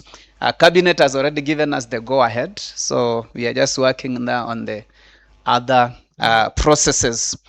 One of the other document we have is a National Cybersecurity Strategy. It's available online, 2022-2027. We are in the year 2026, so only 1 year to expiry. Much of the aspirations, the dreams and the visions that were listed in that strategy are yet to be actualized. So we've already begun the process to review it even before we do much of the implementation. I'm just mentioning so that we understand the space that we are operating in. The strategy has around 6 pillars. One is governance and institutional framework. I just mentioned them. Legal and regulatory framework, issues of protection of critical information, infrastructure, capacity and capabilities buildings, cybercrime management, and partnerships and collaborations. As you can be able to see, there are only 6, and we are missing critical pillars. Somebody mentioned about artificial intelligence. So in the newly revised version that we are working on, we have captured AI and other emerging technology as a standalone pillar, so that we can be able to give it the due attention. Where do we stand as a country when it comes to matters of cybersecurity and cybercrime? Of course, in relation to the discourse for the day, Kenya is among the top 4 countries in Africa that is the most attacked. Sometimes we pride ourselves of being fast. But some of the fast are not the best. You wish to be at the bottom when it comes to bad things. When it comes to good things, you wish to be at the top. So in terms of attacks, when we say attacks globally, are the threats that are being directed upon the country. We are together with South Africa, Nigeria, and Morocco, and of course Kenya, forming the 4th country. Our, what we call the KISAT. KISAT is for Kenya, our Computer Incidents Response Team, that sits at the Communications Authority, who are members of the NC4, has recorded 8.6 billion attacks on an annual basis. That means for every second that you breathe in and out, we have to contend with more than 20,000 threats that are directed upon this country. You all remember what happened in 2023 when Anonymous Sudan almost took down our flagship project, the e-citizen platform. The president had then just launched it in June, relaunched it in June. And of course, it generated a lot of news and public and international attention. So everybody now was like, what is this that Kenya is doing? But we are happy to report that from around 300 services, I think we are now crossing almost 22,000 services. Let's just admit that things have become easier now. You can renew your driving license. You can access a lot of services online. But as we move into all these digital space, what we call the attack surface, or what we call the exposure inaongezeka, si ndio? It becomes more wider and wider, and as it becomes more wider and wider, then we are more vulnerable. We are more subject to a lot of attacks. The cost of cybercrime in this country is standing at 29.9 billion annually. What we are losing through fraud, through crime, through a lot of these attacks that we are facing. Because now we have to protect ourselves. And this is money that I believe should have been channeled to women programs, children's programs, among many others. Let me just talk to a little bit about our mobile phone usage. I think there's a CEO who stood somewhere and said, Kenyans have what? Peculiar what? And we took stones and began to throw upon him. But look at this now. We have 78 million mobile subscriptions against a population of slightly above 55 million. So you can be able to see already the number of mobile numbers, might just use that simple term, are far above the population. What does that tell you? Now, again, the number of phones that are active are 75 million. Okay, maybe I'm a victim myself. I have two, and maybe someone else has three. So this somebody was talking about a penetration of 149%. We are far beyond. We are far beyond. This is good, but it also has a few disadvantages here and there. Our social media behavior. We are a top country globally. At almost, last year it was 4 hours, I think 30 minutes. This year we have crossed 5 hours, 10 minutes. The global average is only 2 hours. Surely Kenyans. Ni nini munataka? What are you looking for? Online. If the global average is 2 hours, I'll have expected slightly 1 point. Now that we call ourselves a developing country, but a developing country that is leading when it comes to social media usages. I'll have wished these 5-point-something hours being used economically to empower our businesses, enhance connectivity, communication, empowerment, among many others. I'll not want to get into the individual statistics because I'm not here to market specific companies and organizations, but the statistics are there. But let me just talk about a little bit of money transfer. I think the banks have been on record in complaining. We are having 500 million transactions daily on the mobile money transactions. What does now that tell you? This is a lucrative, this is a gold mine, okay? And that's why committee, the mulots, and everybody will know that, yeah, I'll just get money. As the director in charge of the cybercrime, I've been a victim myself.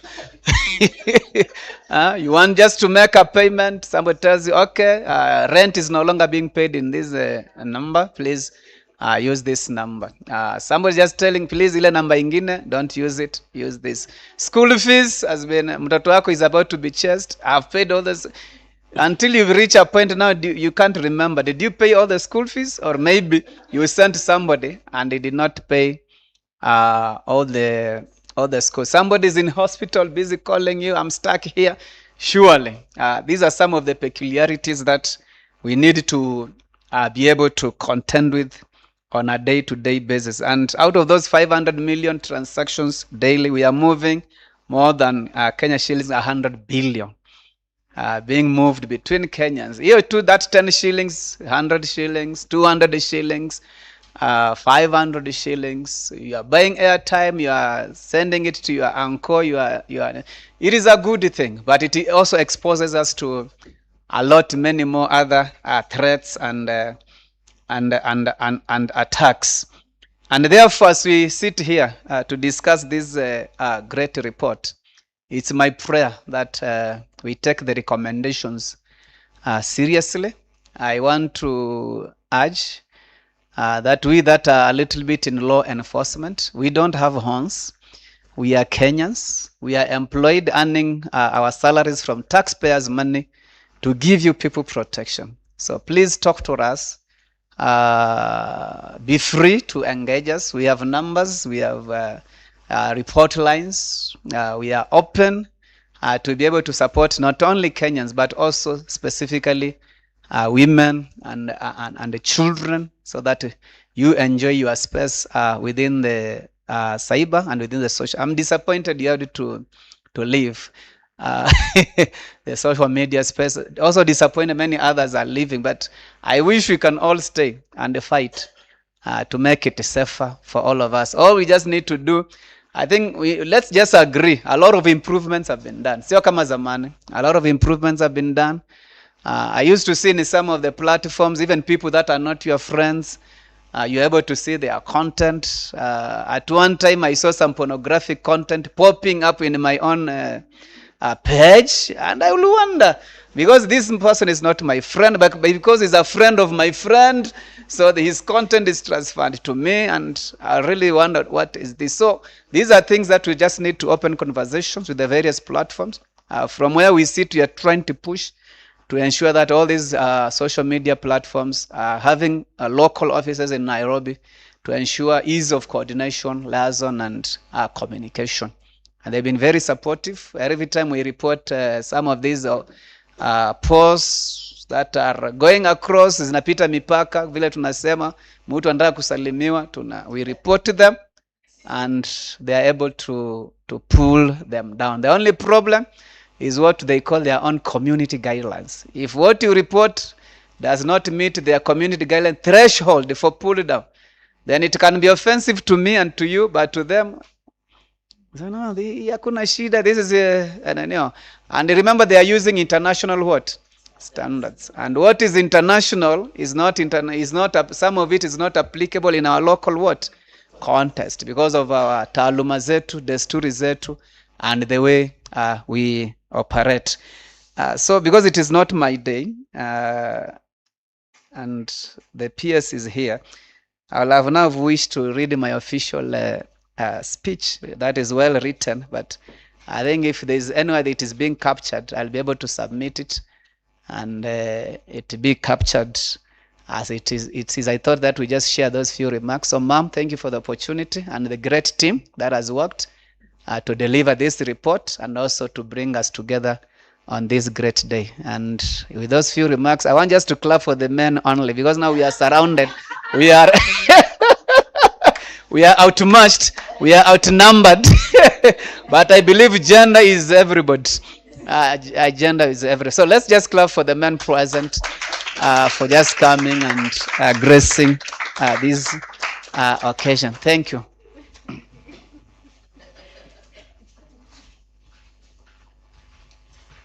Dr. Purity Ngena told us about how the boy child cries for their space, and we have just seen Dr.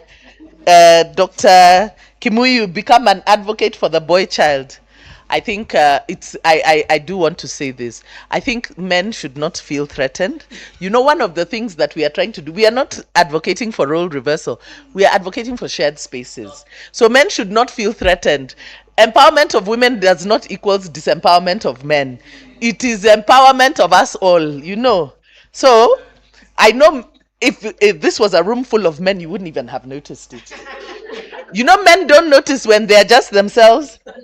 You will see a picture of just men and they feel nothing. A panel of just men, we call them manels. But the minute they see more women, they are like, hey, we are finished. No. So we also need men to change perceptions and not to feel so threatened by the empowerment of women. I think men have been so used to just being on the stage alone that now when women are coming, they don't know how to handle us. So men need to muscle up, because we are not going away. We are going to share this space. But I really want to thank you, and even for the insights that you've given us on some of the frameworks that need to be put in place. You can see here the name of our organization is Community Advocacy. We do advocacy very well, and I think even before 2027 general election, because we are concerned about this technological space, as the elections come about, because we've already seen hints of some places people want to go. So the strengthening of some of these laws is important. So I really hope, first of all, I really appreciate that you have come. I know people who operate at your level, you like to be known as faceless bureaucrats, but it's good that you have allowed us to see your face, to know you, and also welcomed us to work together. We commit to that. We really need to put our heads together around this issue. And also consider that now with the emerging technology facilitated gender-based violence, another member of your team should be the State Department of Gender. The PS of the State Department of Gender should be sitting in NC4 also, to make sure that the gender issues are addressed, the safety and security. Men like to remind us that, even men can defend women.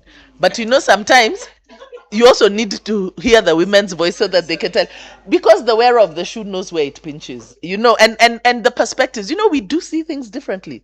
Men and women see things differently. So when you put us together, we get a whole, an all-encompassing. So, but thank you very, very much. And for sure, we will not salimia you, but we will come very close and we will work together.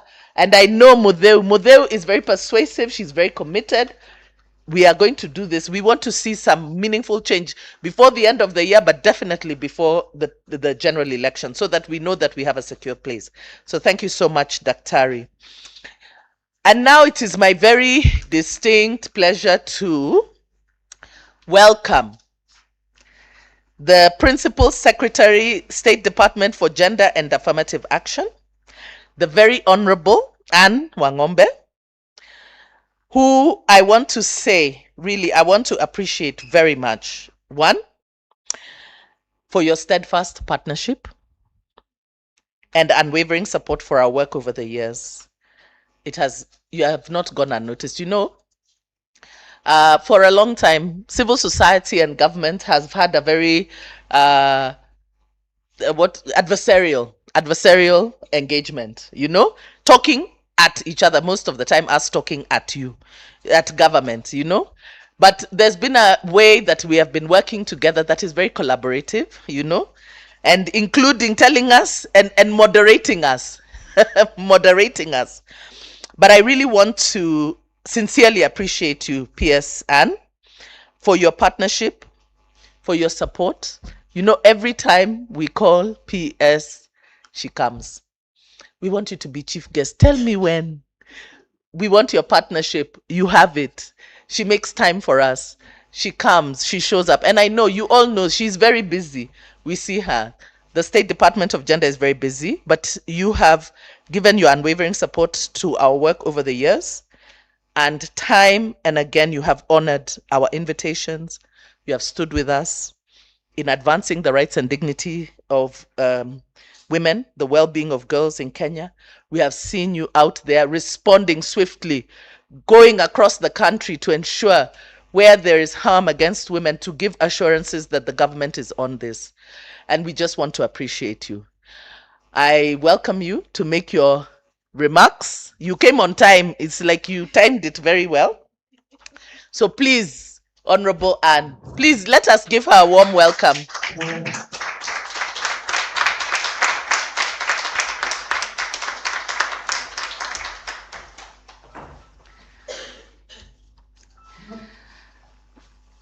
Allow me to ride on the already established protocols. I hope you had done so. So good morning. How are you? I was not being funny for not coming in good time. I explained to Amidani that I had a morning meeting with His Excellency, the Deputy President, because he wanted to understand how we are moving on in terms of preventing and responding to the escalating cases of gender-based violence. Is very concerned. And yes, we explained, just to mention that he gave a directive that the report that was developed by the task force, this should be submitted to the cabinet, fast-tracked and everything. But in the meantime, we wanted to find out what is it that you are doing as a State Department. And we explained that we do not just sit back to wait for the cabinet to meet and discuss and give a directive, but indeed we have done a number of things, including forming a mood agency or a mood sectoral initiative, which we began in the central region, and then we are going to replicate it in other regions. The reason being the cases are actually higher in the central region. Who comes from Murang'a in this room? Oh. Murang'a, according to the records that we have with the National Police Service, the cases are very many. And that is why we started with the central region, but we are going to replicate it elsewhere. Mood agency in the sense that you're having the Ministry of Education. Why education? Because our children have been abducted, defiled, brutally murdered. You know that. There was a report that our children have disappeared, like 10,000 of them, although we got a clarification that 6,000 out of those reported are cases of abandonment. And most of these children have actually found their way to our children's, they're called children's homes, children homes, exactly. So those are the conversations that we had. And Minister of Health was included because, again, we have very many mental health issues. We have been having our men committing suicide, even our children committing suicide. Okay, it's not like it's just men alone, but even women are committing suicide. But the highest percentages of men, we need to understand why men are committing suicide.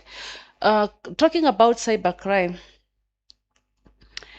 you know, there is that application that was being used in our country whereby our children would be guided into committing suicide, hanging themselves and all that. And it is funny because our children today are committing suicide at a higher rate.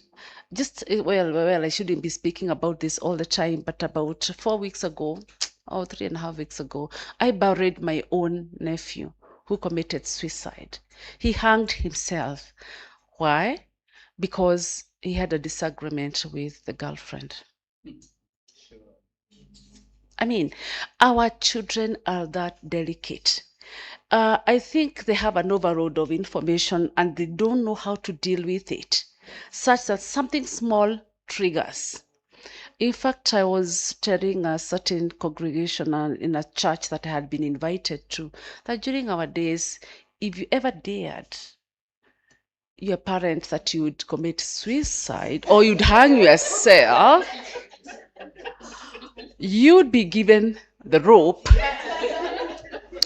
I do remember one time my sister said, you know what, I can't even hang myself. Hey, she was given the rope. And my cousin is the one who was preparing ugari. And she was told, please, remove one cup. There is one of us who will not be there. In the evening for supper. Okay, of course, she didn't hang herself. But I'm telling you, she was beaten. Until we started asking, Allah, is it that my mom wanted her to commit suicide or something? I mean, that was the level of discipline. Today, ask a child or tell that child to go ahead and go. I'm telling you, they will. Recently, a certain school that is in town, name withheld. You realize we have a sort of unrest in our schools. and so many have gone home.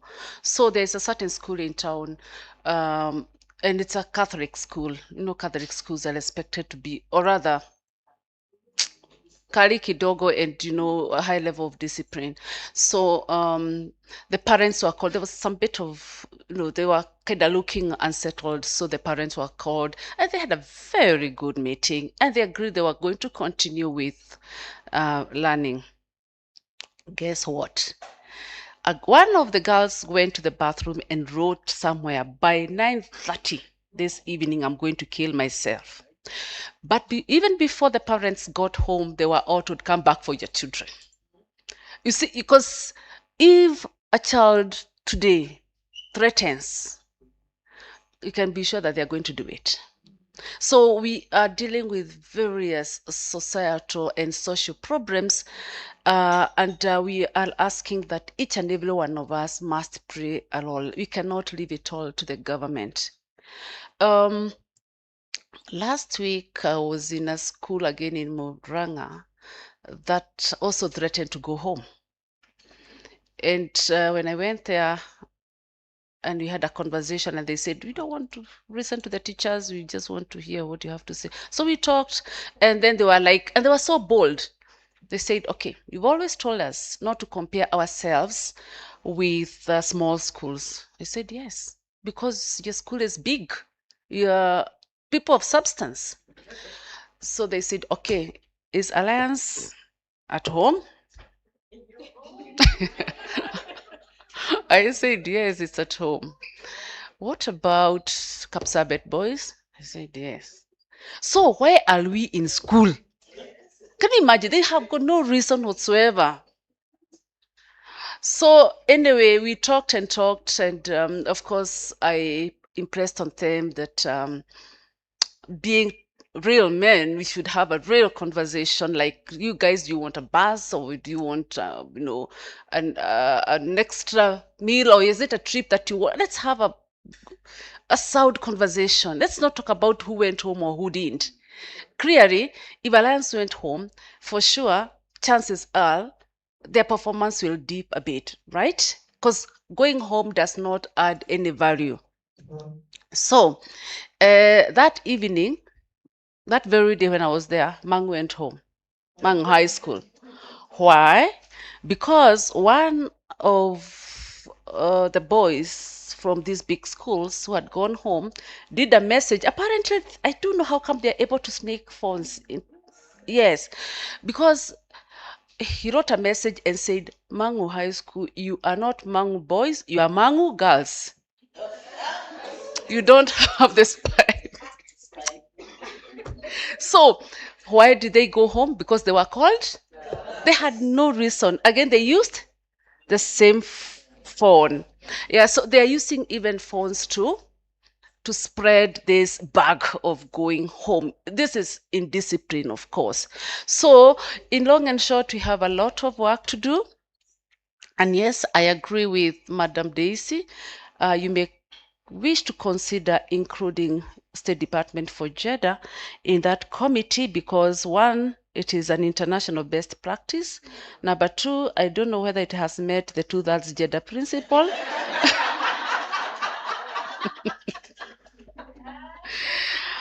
And three, of course, it disproportionately, when you talk about cybercrime, basically it disproportionately affects women, and therefore you may need gender experts so that you can get guided on trauma-informed enforcement as well as preventing new victimization.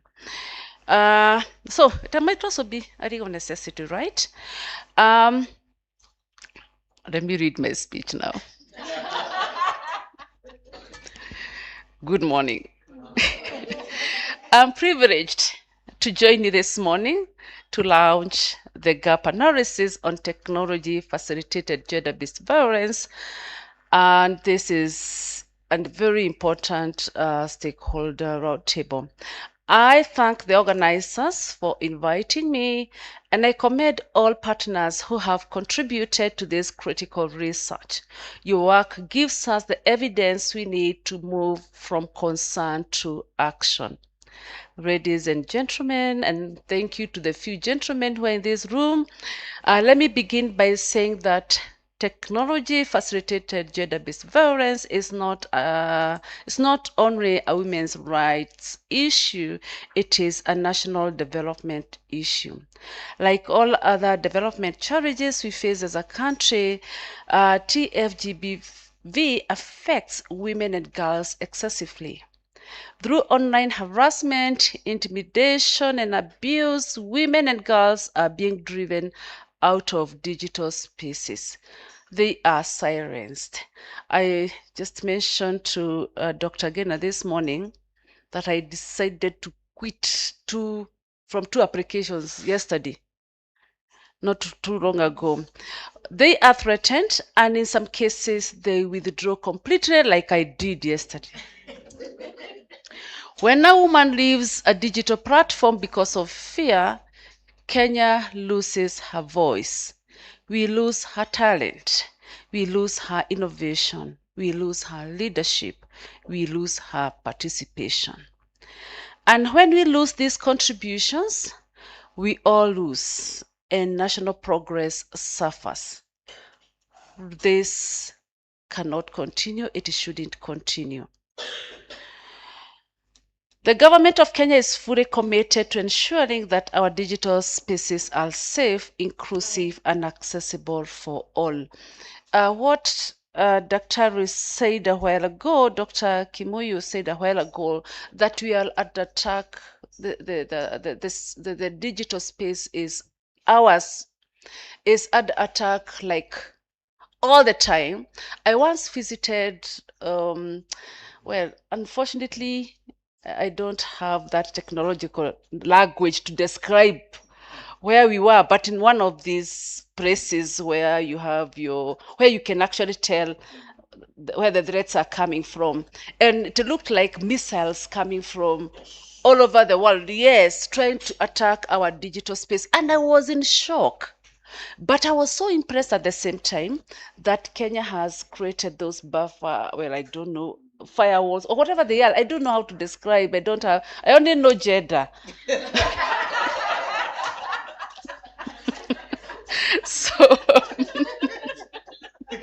So I don't know how to describe, but it looked like missiles are coming from all over trying to attack our digital space. I was very impressed that you're doing such a fantastic job.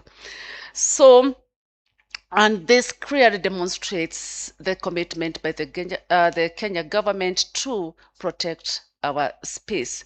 So even as we continue to work towards expanding digital access for women and girls, we recognize that access without safety is not empowerment.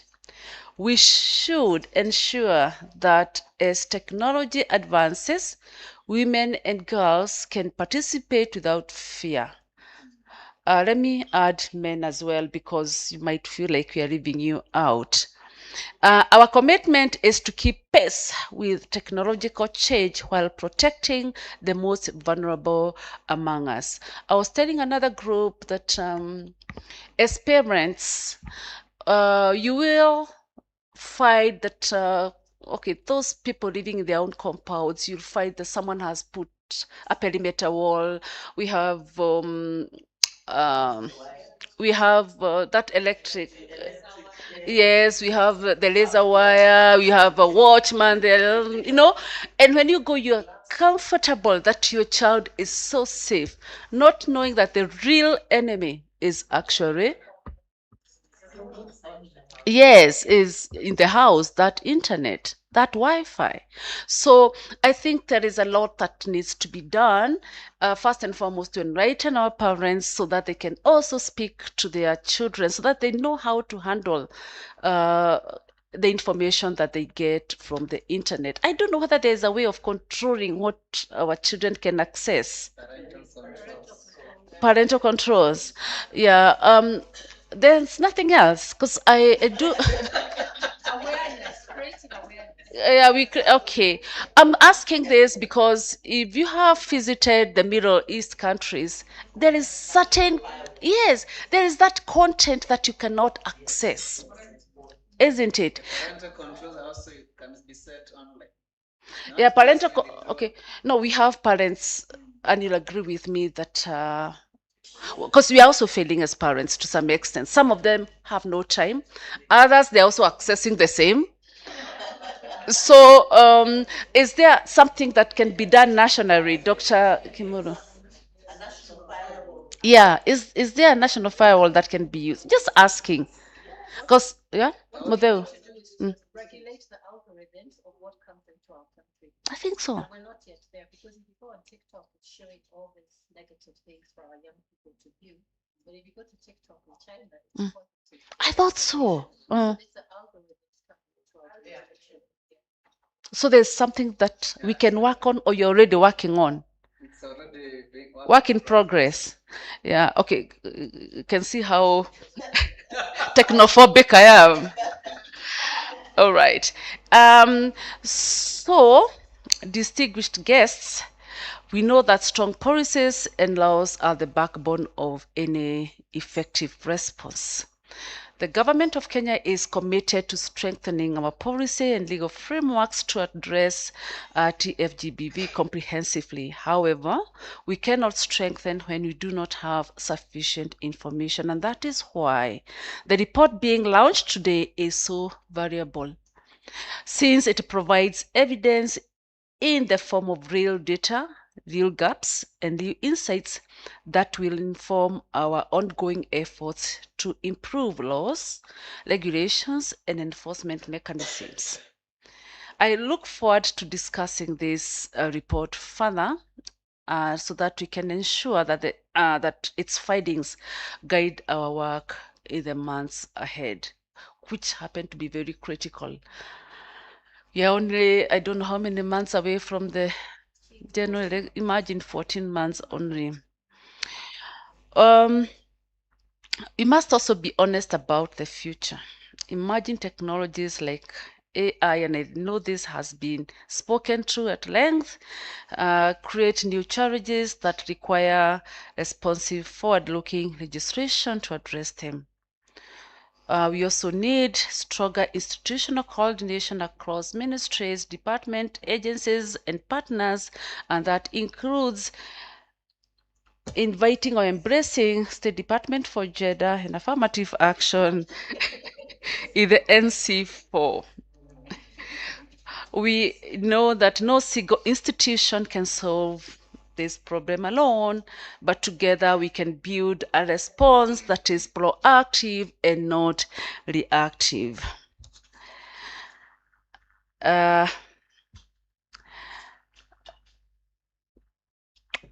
Ladies and gentlemen, I don't want to talk for too long. I know so much has been said. So in conclusion, I urge that this report does not sit on our shelves.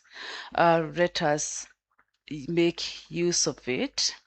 And I want to confirm here, as I'm representing the government of Kenya, that we commit to engaging with the recommendations contained in the gap analysis. We also commit to working with all stakeholders to translate evidence into meaningful action that protects women, girls, and our men, whether online or offline. Let me leave you with this note. A digital space that is unsafe for women, girls, and our men as well is a digital space that is incomplete. And an incomplete digital space cannot drive the inclusive development that Kenya needs. Together, let us build a digital Kenya where every person, regardless of gender, can participate, lead, and thrive without fear. Thank you so much. May God bless you. I don't know, it has been launched already, isn't it? Okay, it is going to be launched later. Thank you so much. May God bless you.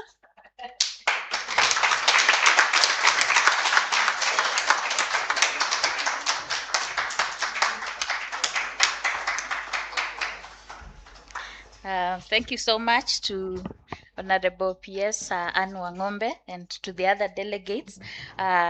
So we are happy thus far. Yes, so we are moving into the next session. Collins, please organize us for the group photo, which I think will be taken from here. Yes, so you can bring a few seats at the front, and then from there, we'll do a working tea because time is far much spent, and a bathroom break. I think we'll give ourselves around 15 minutes. So please, let's start organizing ourselves based on our vertical talent. Those who are not as those who are the same height as myself, tutakuwa huku mbele. Please bring the seats. Yeah, we can have PS, we can have Dr. Kimuyu Kanol, we can have Mudeu, we can have Madam Purity Ngina. Linda, you can join us.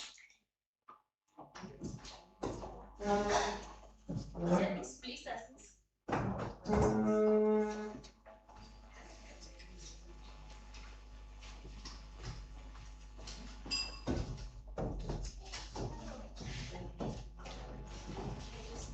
You are standing between T and yourself.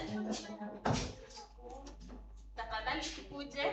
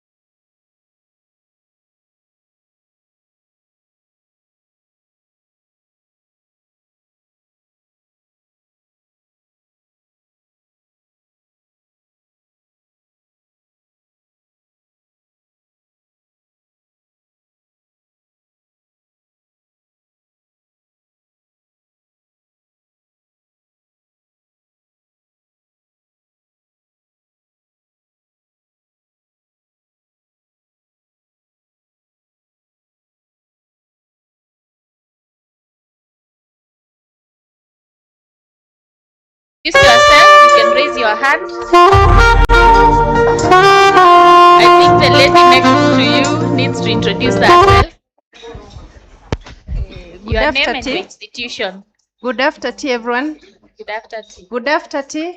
Good afternoon. My name is Lorna Bonyo from the State Department for Gender Affairs and Affirmative Action. My boss was here. Thank you.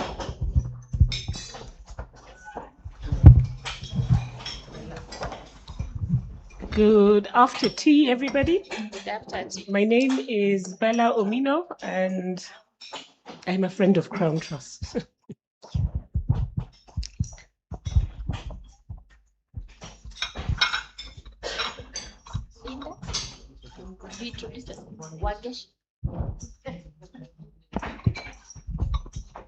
Good afternoon, everyone. Good afternoon. My name is Wangeshi Washira from CRU. CRU stands for Center for Rights Education and Awareness, and I'm also a very good friend of Crown Trust. So very, very happy to be here, and a topic that is very close to my heart.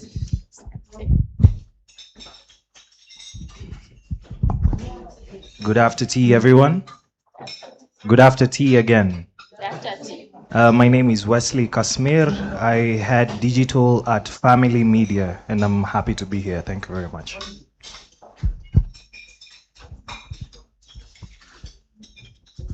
Good afternoon, everyone. My name is Atulo Joseph. I work for an organization called Mtoto News. We work with children around areas of online safety. Thank you.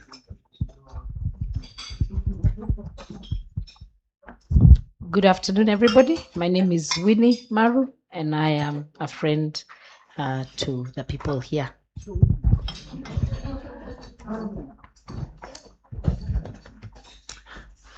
Good afternoon. My name is Angela Wambogo with UN Women.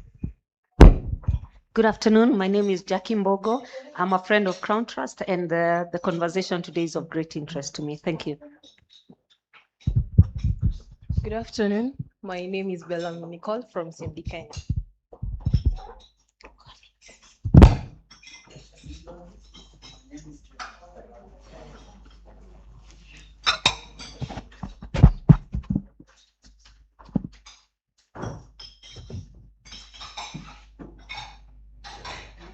Wanja.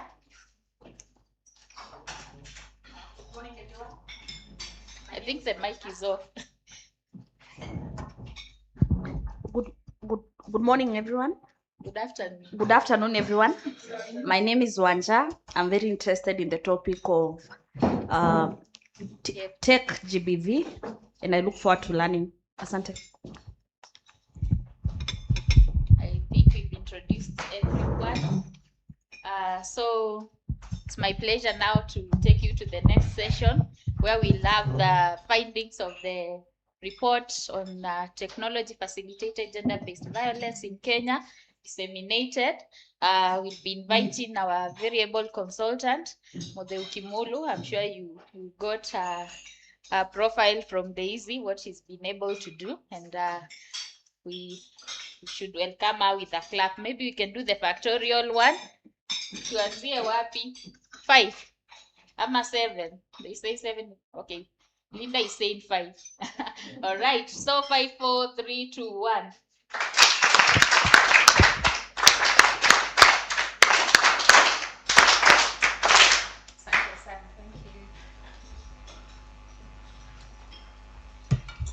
Good afternoon. I normally don't limp, but maybe I should claim it's a violent thing. But it was violence against myself and stupidity. Thank you so much for everybody who's in the room today. And it's truly a joy to be back with you today. And I want to pause on that word back, because it means something particular in this room. We've now gathered 3 times in the service of this work. In February, we came together at the very beginning of this journey. We established what technology-facilitated gender-based violence was, why it matters to Kenya, why Crown's Trust Project Safe Spaces, Strong Voices is so urgently needed. I was just making sure my slides were there. Yes, they are.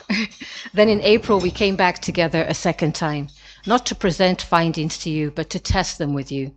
That April session was our validation moment, the moment where the evidence we had gathered was held up to the light of your institutional knowledge and practitioner experience to ensure that what the gap analysis documented was not only technically sound, but that it was genuinely reflective of the reality on the ground. And today we gather for the third time. And this third gathering is different in a way that I want to name clearly before we do anything else. Today is not a consultation. It's not a validation. Today is a launch. Today, this gap analysis moves from a working document into the world. And with its launch, it moves from being a record of what is broken into being a roadmap for what must be built. Before I go any further, I want to take a moment to acknowledge the people in this room. To our civil society partners who have walked every step of this journey with us, your presence at every stage of this process is the reason this gap analysis has the depth it does. You brought us the survivor voices. You brought us the practitioner realities. You brought us the courage to name what the legal analysis alone could not reach. To the representatives from the Office of the Director of Public Prosecutions, I saw you in the room, and thank you to my friend Becky Arunga, who I know couldn't be with us today. And to the NC4 team, Daktari had to leave, we had another commitment, who joined us in February when we began this journey. NC4, as you've been told this morning, is Kenya's apex cybersecurity organ, and their presence in this work has never been a formality, and this was made perfectly clear as we had the honor of having at this morning's launch. It was graced by the Director General himself. Both the ODPP and NC4 were with us in February when we were still mapping the terrain. They were with us in April when we were testing our findings against the hard realities of institutional practice. And they are here today for the launch.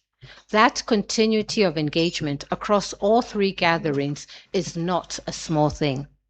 It is a demonstration that the institutions best placed to act on what this gap analysis recommends did not treat this as a consultation to attend and then move on from. They stayed in the room, literally. I want to acknowledge that publicly because it deserves to be acknowledged publicly, and because it sets a standard for what sustained institutional commitment to this agenda should look like going forward.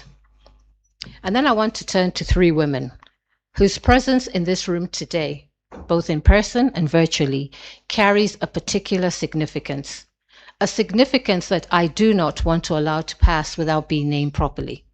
First, Lana in Mauritius, I will not even try to dare pronounce her surname, the program manager at the African Women's Development Fund, whose organization's generous funding made this project possible, and whose remarkable work advancing women's rights and dignity across our continent is a constant reminder of what sustained, principled investment in African women looks like in practice. AWDF's decision to fund this work was not just a financial commitment. It was a statement of belief that Kenya's women and girls deserve better, and today's launch is a direct fruit of that belief. Second, Dr. Purity Ngina, the Commissioner, Secretary, and the CEO of the National Gender and Equality Commission.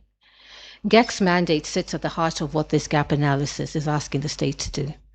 The brief, as you'll soon note in the presentation, recommends explicit amendments to the GEC Act to give the Commission a formal digital safety monitoring and investigative mandate, and the statutory power to compel disaggregated Tfgbv data from state institutions so that we can better understand who is affected, how they are affected, and where interventions are needed.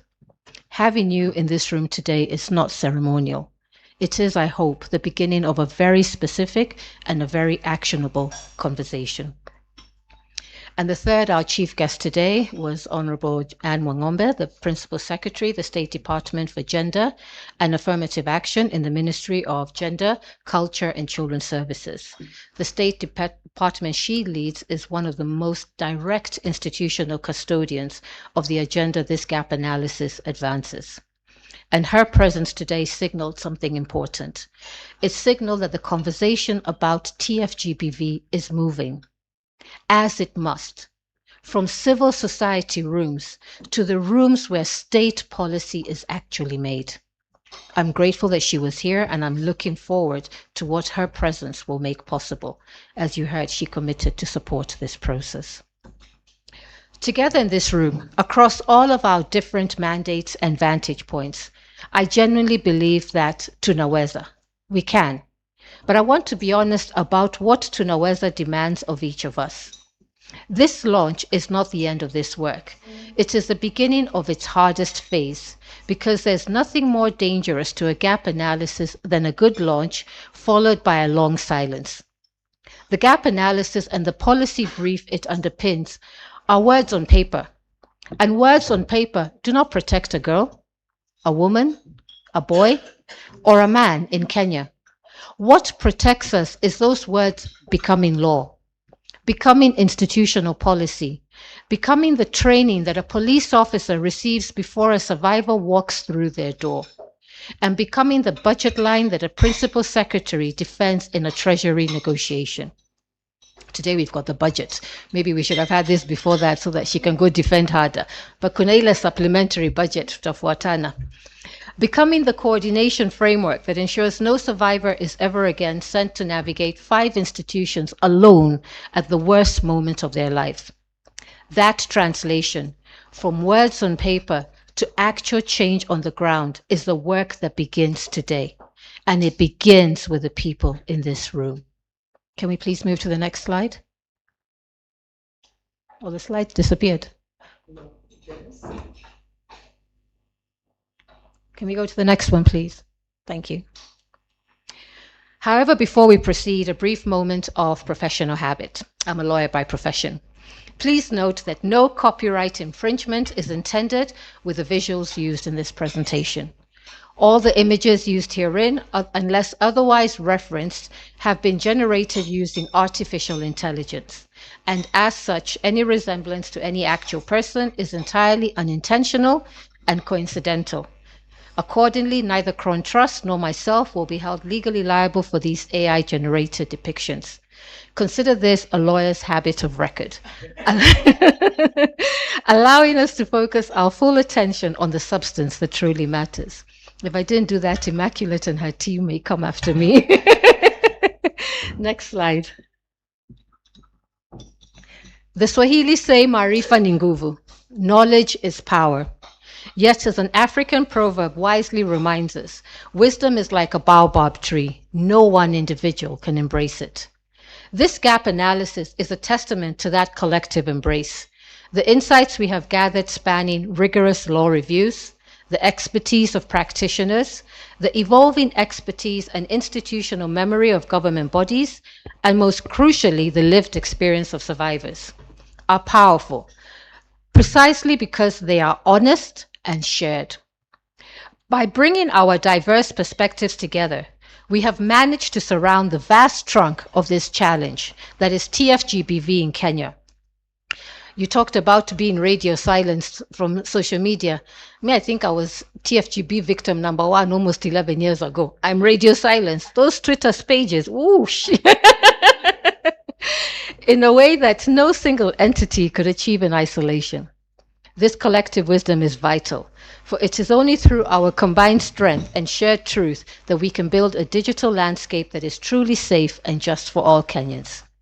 With that spirit of collaboration in mind, I would like to thank each of you for the time you've invested in this process, because your presence matters. We have approximately just over about an hour and something for me to take you through our gap analysis findings, and I want to make every minute count, so let's begin. Next slide, please. In our previous interactions, we explored the Kenya digital landscape. We spoke about Kenya as the Silicon Savannah, and one of Africa's most remarkable digital success stories. That's why Colonel Kimuyu this morning told you about how we're being hard hit. What if I was to tell you that a cyber incident happens every 10 seconds? Chipange. We acknowledged how M-Pesa was ranked the 9th most influential project in human history. Makofi kwa Kenya. How the Kenyan platform Ushahidi helped map major crises on the global stage, from Haiti to a tool used during President Obama's American successful election campaign. So he wasn't just Kenyan, he used our tool to become president. We also noted that Kenya is a country with a mobile penetration of 149.4%, such that we have more SIM registrations than people.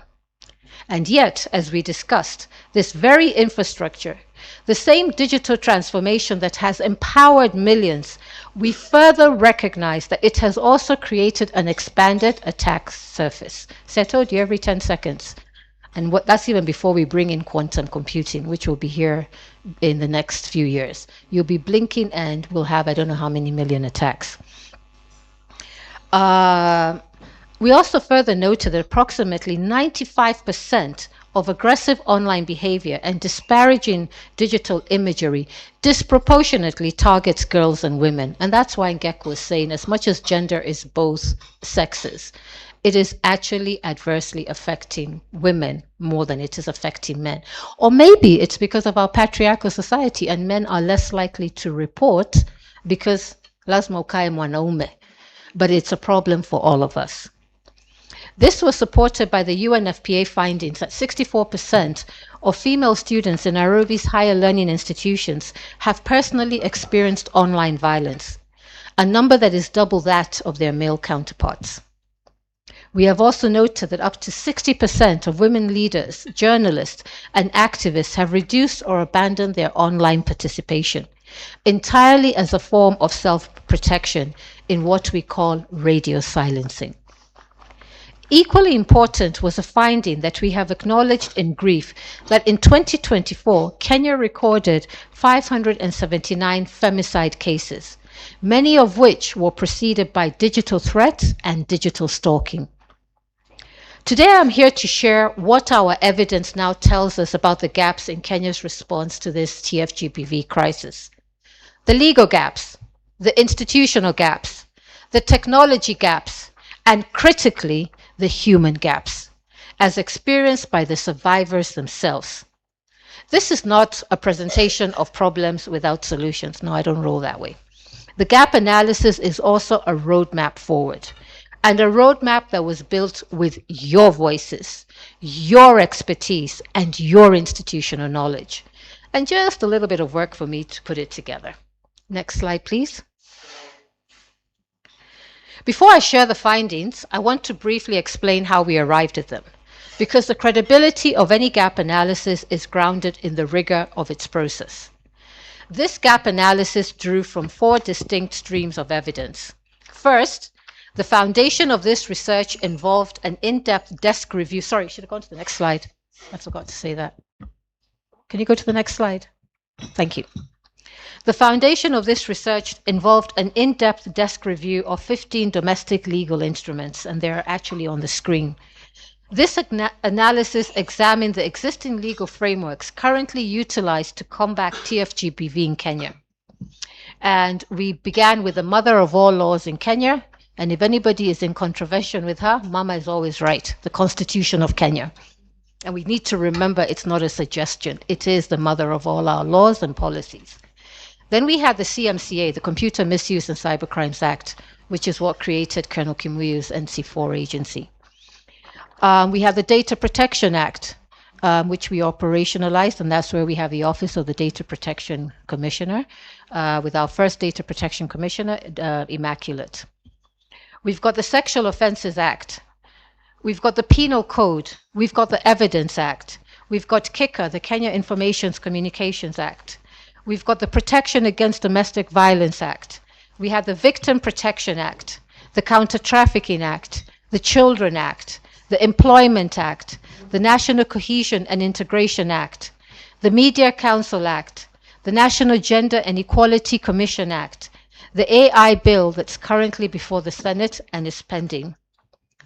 Whilst these legal instruments provided various avenues for recourse, it is noted that a more powerful, overarching framework, specifically through the Computer Misuse and Cybercrimes Act, and a comprehensive AI legal framework that Kenya needs, and which the current AI bill is not, as it currently reads, good for us, But this will actually eventually represent the most effective path forward for justice and regulation of Tfgbv within our republic.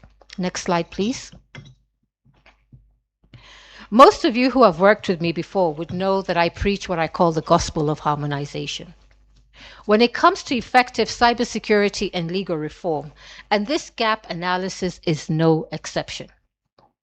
Beyond examining Kenya's 15 domestic legal instruments, I also assessed our frameworks against 14 regional and international human rights standards. And they're actually up on the screen. This harmonization matters because a fragmented legal approach does not simply create inconvenience. It creates dangerous loopholes, and perpetrators of Tfgbv are sophisticated enough to find them, and they are ruthless enough to exploit them, and they are. But there's a deeper reason, and I want to name it directly. Tfgbv is not a crime that respects borders. The perpetrator may be in a different country. The platform may be incorporated in another continent. The harmful content may be hosted on servers spread across multiple jurisdictions simultaneously. This morning we were talking about the Russian gentleman's case, and you could see he's no longer here, but he was right around the world, but we're still pursuing him. A woman in Kisumu or Mombasa or Lodwar can be targeted by somebody in London or Lagos or New York, and the harm lands on her doorstep with the same devastation, irregardless of where it originated. Daisy, you told us about somebody seeing your information in America, and yet here we are, halfway across the world. If we respond to a transnational crime with purely domestic tools, we will always be fighting with one hand tied behind our backs. By aligning our domestic laws with these international and regional gold standards, and I'm not saying gold because they are better than us, but we need to blend in. I'm a Pan-African and I don't copy-paste. We put our own nuances. But by doing this, we ensure two things. First, that every woman and girl in Kenya, irregardless of where she lives, irregardless of how she's targeted, has equal and robust legal protection. And second, that Kenya has the cooperative legal infrastructure to pursue perpetrators across borders, to share evidence, to seek extradition, and to hold platforms accountable even when they operate far beyond our territorial jurisdiction. Because while I can pick up a phone and call my friend in the CIA or the FBI, unless we have a legal framework, it will not be admissible in court, and I'm sure our ODPP people will confirm that. This is not about subordinating Kenyan law to external frameworks. It's about Kenya taking its rightful place in a coordinated global and continental response to a crime in cyberspace that recognizes no borders and respects no jurisdiction. The harmonization the analysis recommends is therefore not only a domestic necessity, rather it is a strategic imperative.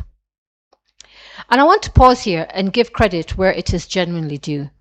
Kenya is not starting from zero in this journey. You know, we always talk about doom and gloom. Imagine we're not that bad. NC4, our nation's apex cybersecurity committee under the leadership of Colonel Kimuyu, has made remarkable and commendable strides in elevating Kenya's multi-stakeholder and multinational standing on cybersecurity and cyber resilience. The work NC4 has done to build Kenya's institutional credibility within regional and international cybersecurity frameworks. He talked about us ratifying the Budapest Convention. Just for you to know, the Budapest Convention is the most robust convention in the world on cybercrime. So us ratifying it is really important because we've talked about the transnational nature of these crimes. And the AU Malibu, I mean, Africa, we're what, 54 countries. Do you know only about 15 of us have ratified it? Shame on us. To foster cross-sector partnerships that effective cyber governance demands, and to ensure that Kenyan institutions are not isolated actors, but active, respected participants in global conversation. And this is precisely the foundation on which the harmonization this analysis recommends must be built. The ascension to the Budapest and Malibu conventions that we will speak about in the recommendations later in this presentation didn't happen in a vacuum. It happened because Kenya, through the sustained and strategic work of institutions like NC4, has built the relationships, the credibility, and the institutional architecture to make commitments meaningful rather than merely symbolic. What this analysis asks is that we now deepen and extend that work from cybersecurity broadly into the specific, urgent, and too long neglected domain of Tfgbv. The multi-stakeholder model that NC4 champions is exactly the model our Tfgbv response requires. And the cyber resilience NC4 is building for all Kenyans must explicitly include the resilience of the women and girls who are disproportionately bearing the weight of digital harm in our country. The regional and relevant frameworks that were reviewed are on the screen. And because you've been looking at them for a minute, I won't read through them. We'll just go to the next slide. The second stream of evidence the gap analysis embraced was a multi-sectorial virtual stakeholder consultation that you participated in February this year, which generated rich, practice-grounded evidence from state institutions, civil society, media, academia, and women in public life.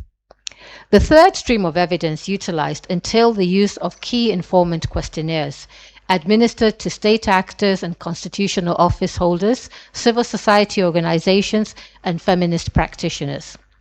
And fourthly, and most importantly, a direct survivor questionnaire and in-person session. In March this year, women who had personally experienced Tfgbv came together at the Wangu Kanja Foundation. They came from different parts of Kenya, different walks of life, different stories, different age sets, but a shared courage that I have to tell you moved me in ways that I didn't fully anticipate. I need to pause here and be honest with you because this work deserves honesty. I've spent years in very difficult issues.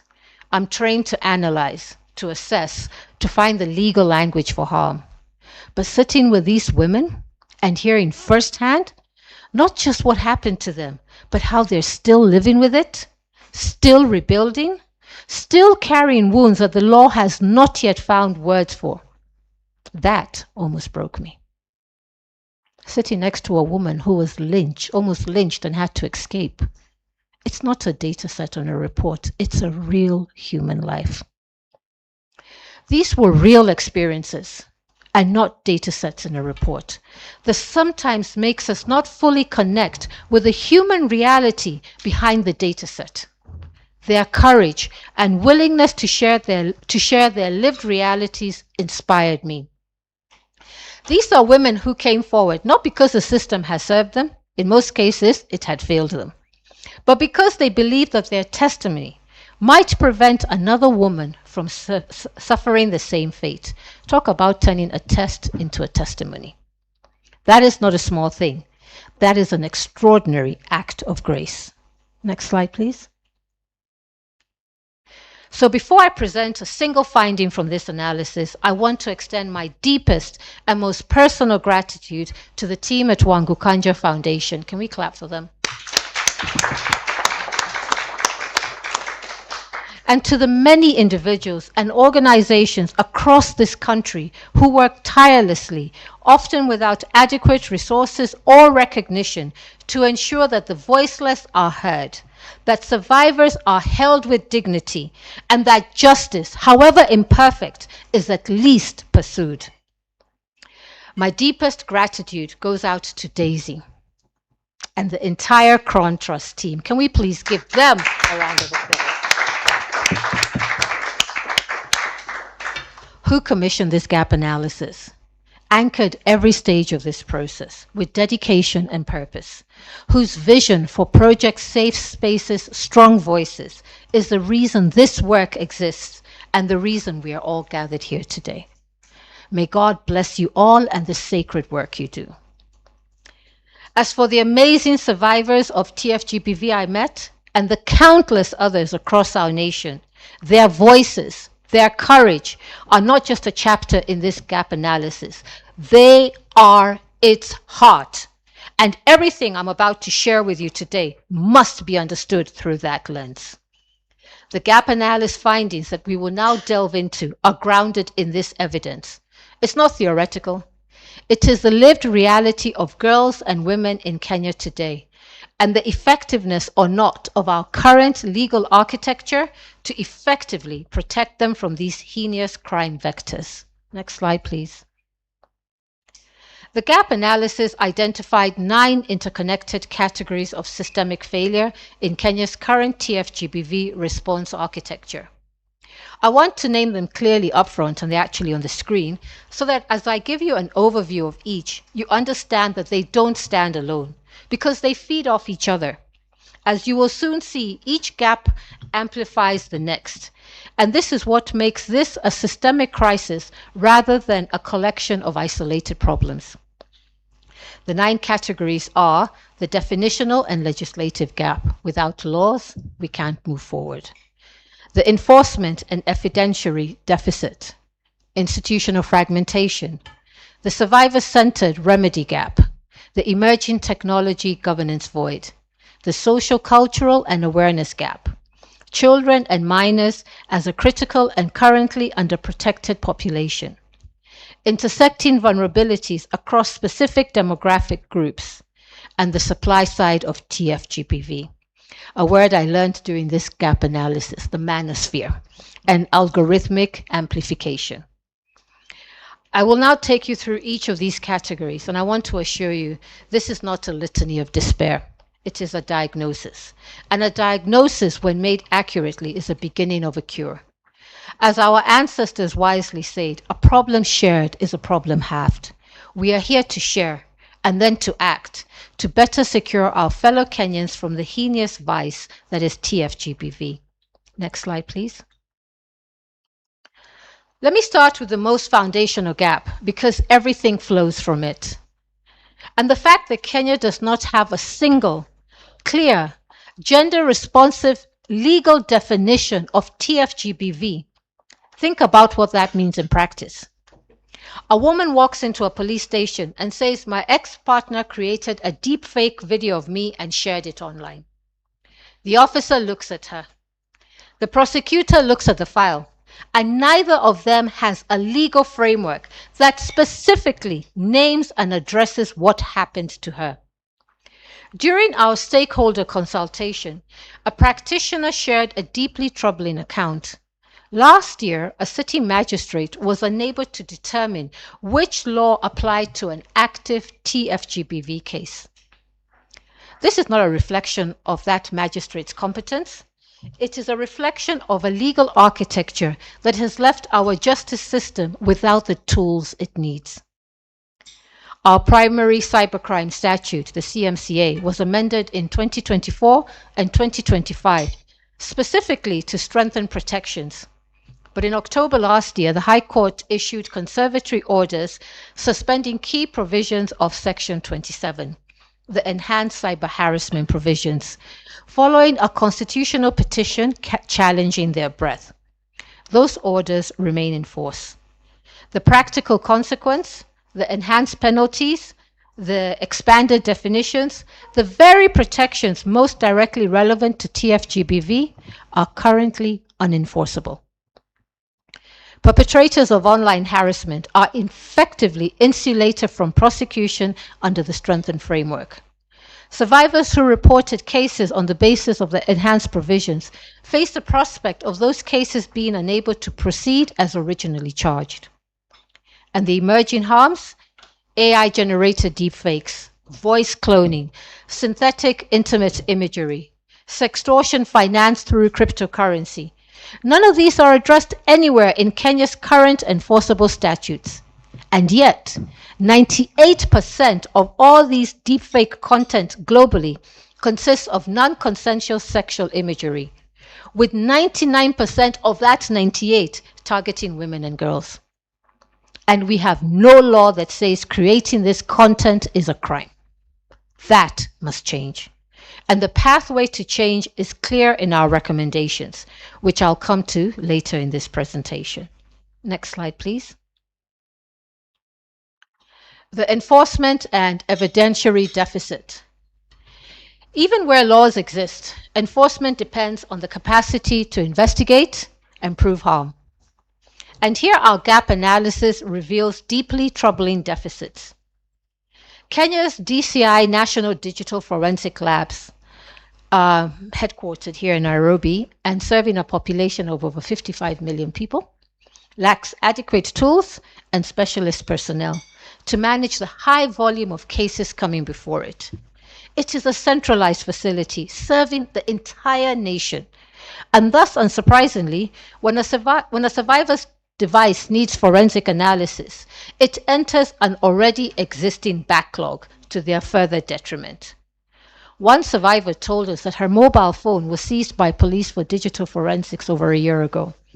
A year later, it hasn't been returned. Her phone was her primary communication tool, her mode of earning income. We all know we are all e-commerce. Her connection to her family and friends. To her and many others like her, the cost of reporting and losing her device for over a year has been so severe as she struggled to put together the money to buy another phone. And thus, after that experience, she told us blatantly she would hesitate to report Tfgbv or any other cybercrime, and she'd also tell all her friends not to report because she couldn't risk losing another device indefinitely. That's not justice. That's secondary victimization embedded in the process itself. It's also actual and factual that our law enforcement investigators lack standardized protocols for collecting and preserving digital evidence. Encrypted messaging platforms with disappearing messages destroy evidence before it can even be secured.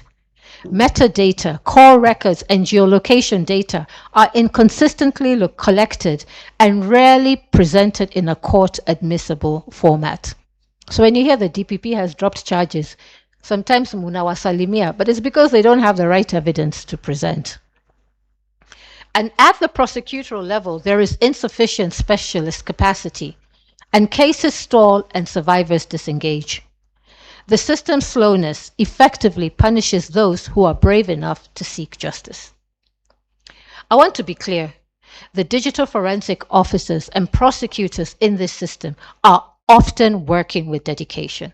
I know most of them personally. Using tools that are simply not fit for our digital age and or adequately staffed with trained experts to do the work required. I won't even tell you how many forensics experts we have because Mutalia. That's another conversation. Our recommendations address the systemic investment required to change that. Next slide. Institutional fragmentation. Now, this is a gap that several of you who participated in the February stakeholders session named very directly.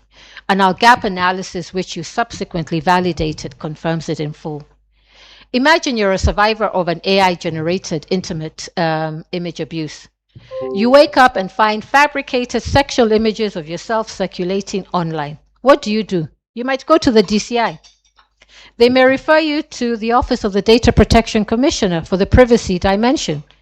Polycare may be involved. The Office of the Director of Public Prosecutions handles charging. The judiciary is where you ultimately seek justice.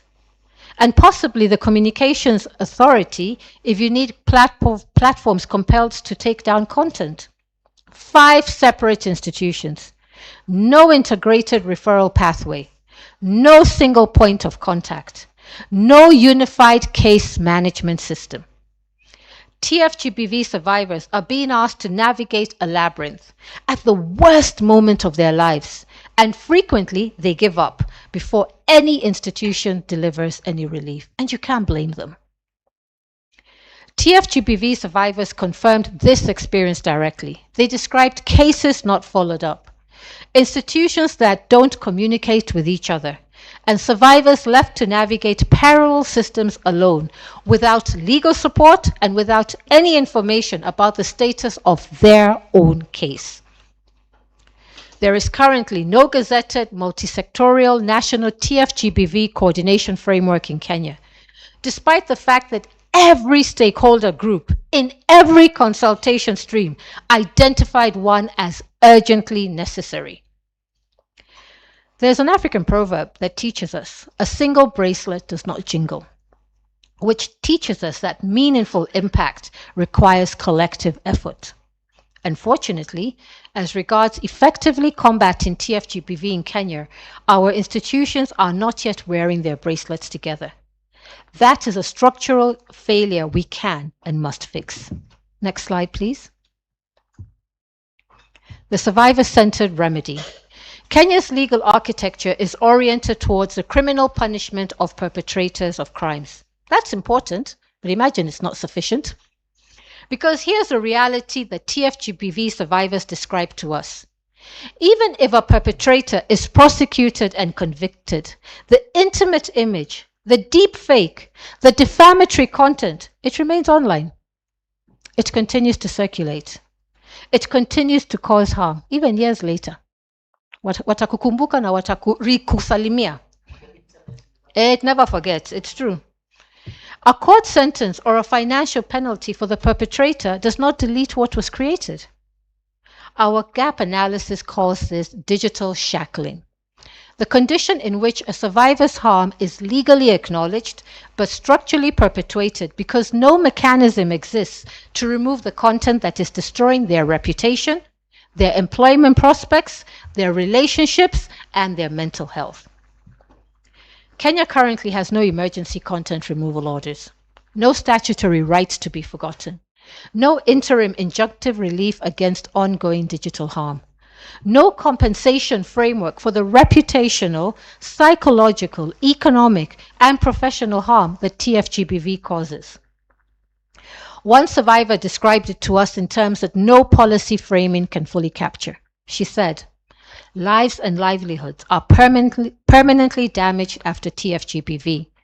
Help us reduce the harm caused and not let it continue to exist in perpetuity, because our mental health is adversely affected and we cannot truly heal and move on." She was not speaking only for herself. Some of the women whose testimony is woven through this analysis had to literally restart their lives from nothing, leaving behind the only homes, communities, and I'm not talking about at your home in Nairobi or moving from one end to another, from one end of the country to another, and livelihoods they have ever known. Relocating to parts of the country or city where they had no roots, no support networks, no familiar ground beneath their feet. Not by choice, but rather for their physical safety. Online harm transitioning to offline harm. Because when their intimate videos were made public without their knowledge or consent, the community outrage that followed put their lives at risk. They didn't flee their perpetrators. They fled the communities that they had called home that had now turned on them. You know, Daisy, we've been talking about values. What are our values as Kenyans? Others left because the people who should have held them, their families, their friends, chose instead to shame them. When the people closest to you become another source of harm, when home becomes a place of judgment rather than a safe refuge, sometimes the only way to survive emotionally is to leave everything behind and try against enormous odds. Kwanza in this our economy, and what your budget is somewhere leo, tutaona, to rebuild elsewhere. Sorry, I'm not being political today. That is classic secondary victimization. And in Kenya today, it carries no legal recourse whatsoever. I want us to sit with that for a moment. These women did nothing wrong. They were violated and then violated again by their communities, by their families, and by a legal system that has no mechanism to remove the content that destroyed their lives, compensate the livelihoods that were dismantled, or restore the dignity that was stripped from them in public.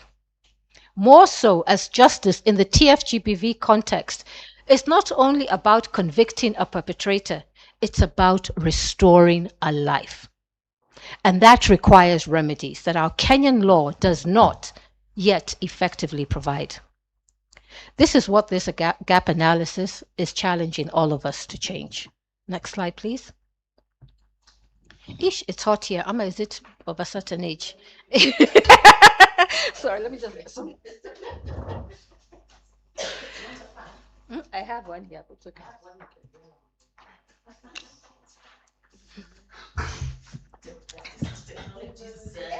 Technology itatusaidia. Thank you. The emerging technology governance void. This one tutakutana nyuma ya tent. Tell me where it came from.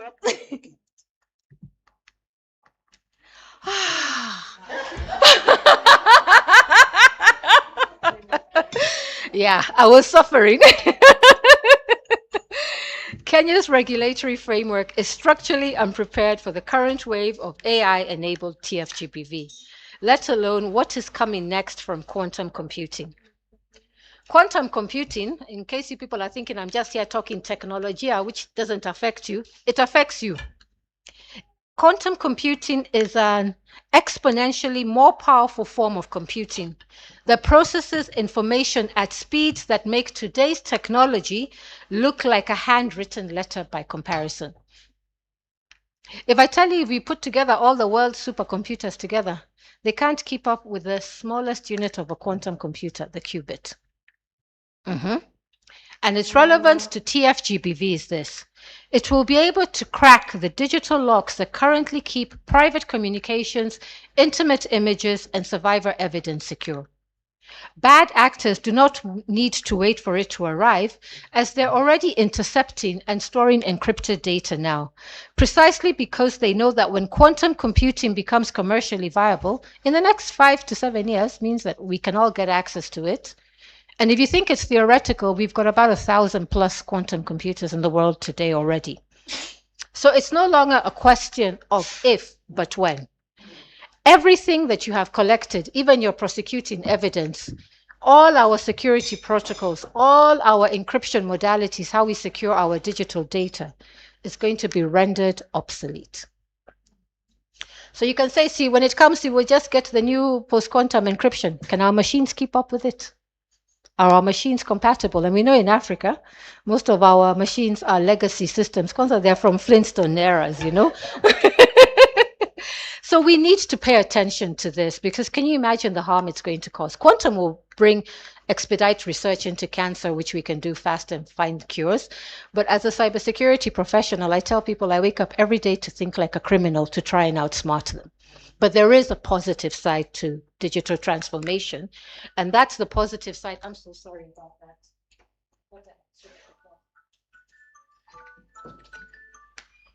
That's the positive. That's a positive side, that we want to secure the digital space from all these harms so that we can all reap its benefits. And so when quantum becomes a reality, Tfgbv is going to escalate in 3 ways. First, years of private communications and intimate images that women believed were safely encrypted will be exposed retroactively, stripped away from the very digital safe spaces survivors depend on. Second, quantum-enhanced systems will be able to distribute abusive content across thousands of platforms simultaneously. If you think right now it's bad, hey! And faster than any human moderator or takedown tool can respond, making removal effectively impossible with our current systems. Third, AI operating at quantum speed will generate synthetic sexual imagery of real women that is completely indistinguishable from reality, eliminating the forensic doubt that currently offers some survivors a degree of protection in court. This is not a future risk to plan for eventually, because the interception is already underway. What we build today without post-quantum protections is a liability we are creating against our own Tfgbv survivors tomorrow. Because technology does not wait for policy. The gap between digital harm and legal recourse is widening by the day. We're not discussing a distant, theoretical risk. We're addressing active harms occurring now. Without an integrated, tech-forward legal architecture, such as a finalized comprehensive AI bill, although I reiterate the current draft should not pass as it is. Even its definition of AI is not legally sound and overreaching. I have a lot of issue with that AI bill, but and that's a whole other conversation, and suffice to say, it doesn't criminalize Tfgbv either. Kenya needs a comprehensive, well-drafted AI legal framework and a quantum-aware update to the CMCA so that Kenya can transition from a reactive posture to a proactive posture to effectively combat Tfgbv, even from emerging harms. We're currently trying to fight a high-speed digital war with a slow, fragmented, and predominantly paper-based institutional response. For perspective, 98% of all deepfakes content globally constitutes non-consensual sexual imagery. And I told you 99% of that 98 is targeting women and girls. Nudify applications, tools that can generate fake naked images of real women from clothed photographs, are freely available and increasingly used. So, yes. So now here we are in my suit. You'll find me without my clothes, and then voice cloning. It wasn't me. But those are the realities, and it's just getting worse and worse, and we don't have the legal framework to effectively secure ourselves. Voice cloning technology can produce convincing audio of a person saying things they never said, and it requires only a few seconds of source audio readily available of many of us speaking online to generate. What about gender disinformation campaigns targeting women candidates and public figures? That's growing in sophistication. None of this, not the creation, not the distribution, not the possession, is addressed in Kenya's current enforceable statutes. There is no offense. There is no penalty framework. There is no regulatory body with a specific mandate to address Tfgbv comprehensively. Additionally, our national AI 2025 to 2030 strategy doesn't address the gender dimensions of AI risk. There's an artificial intelligence bill that's currently before the Senate, and I'll speak about it a little bit later, because as much as I say I don't approve it, I think it's also a meaningful opportunity for us to have the conversations that we need to have. It's about time we did have an AI bill. And I hope that the Senate will take the numerous comments many of us made in the recent public participation stage into serious consideration and not pass the bill as it currently reads. I also want to raise the specific concern about Kenya's 2027 general election. The combination of deepfake technology with a mobile penetration where we're more than our population. If our population is 100%, we're almost at 150 mobile penetration. And limited digital literacy amongst many voters creates conditions in which AI-enabled electoral Tfgbv could materially silence women candidates and influence political outcomes. This is not hypothetical. It's a risk that demands proactive regulatory action now and not after the 2027 elections. Next slide, please. The sociocultural awareness gap. This finding from our survivor questionnaire is for me amongst the most haunting in the entire gap analysis. We asked the Tfgbv survivors, at the time the harm occurred, did you know where to report or seek help? 78% of them said no. More than 3/4 of the survivors did not know where to turn at the moment of their greatest vulnerability and need. And all of them said they suffered adverse emotional trauma with no recourse for tangible help for most of them. When a survivor cannot name what is happening to her, when she doesn't know where to go, when her community tells her to log off or to just ignore it or to get over it, when the police officer she eventually reaches dismisses her, or worse, mocks her, true story, even a female police officer, as was the experience of some of these survivors, the justice system has failed her before it has even begun. Our civil society respondents describe this awareness deficit as self-perpetuating. Without reporting, there's no data. Without data, there's no policy case. Without policy investment, there is no awareness. That cycle just feeds on itself. Thank you. This one I need to know. This is precisely where a national Tfgbv toolkit now is going to become indispensable. Thank you, Stacey. We need a resource that provides simplified response and reporting pathways, coupled with robust civic education. By equipping both survivors and response teams with such a toolkit,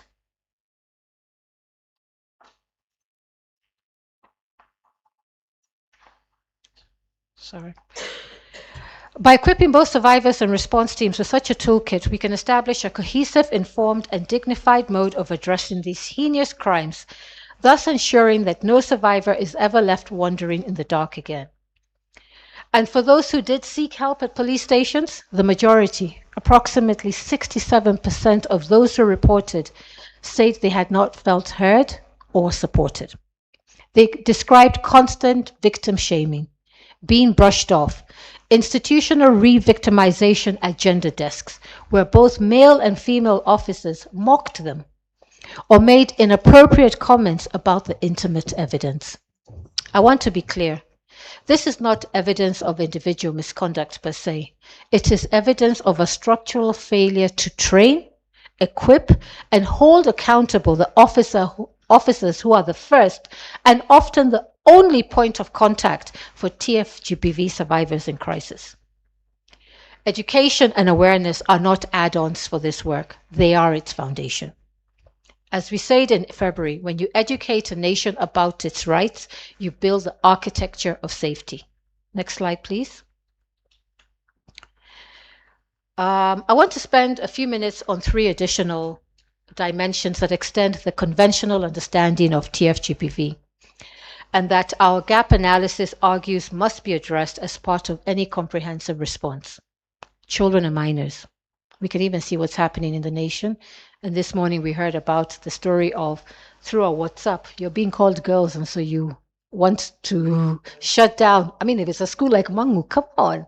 Who would have ever have thunk that you'd hear Alliance or Mangu in those kind of incidences? So we have a serious societal problem.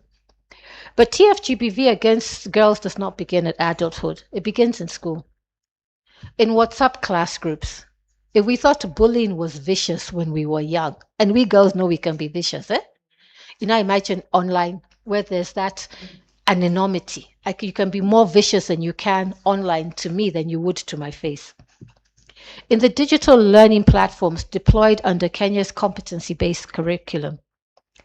Additionally, the rollout of CBC has introduced AI-driven educational tools into classrooms without systematic parental awareness of what data is being collected about their children and how is that data being used. Is it being used in a secure manner? We're hearing so many children disappearing, you know? So these are questions we have to ask ourselves.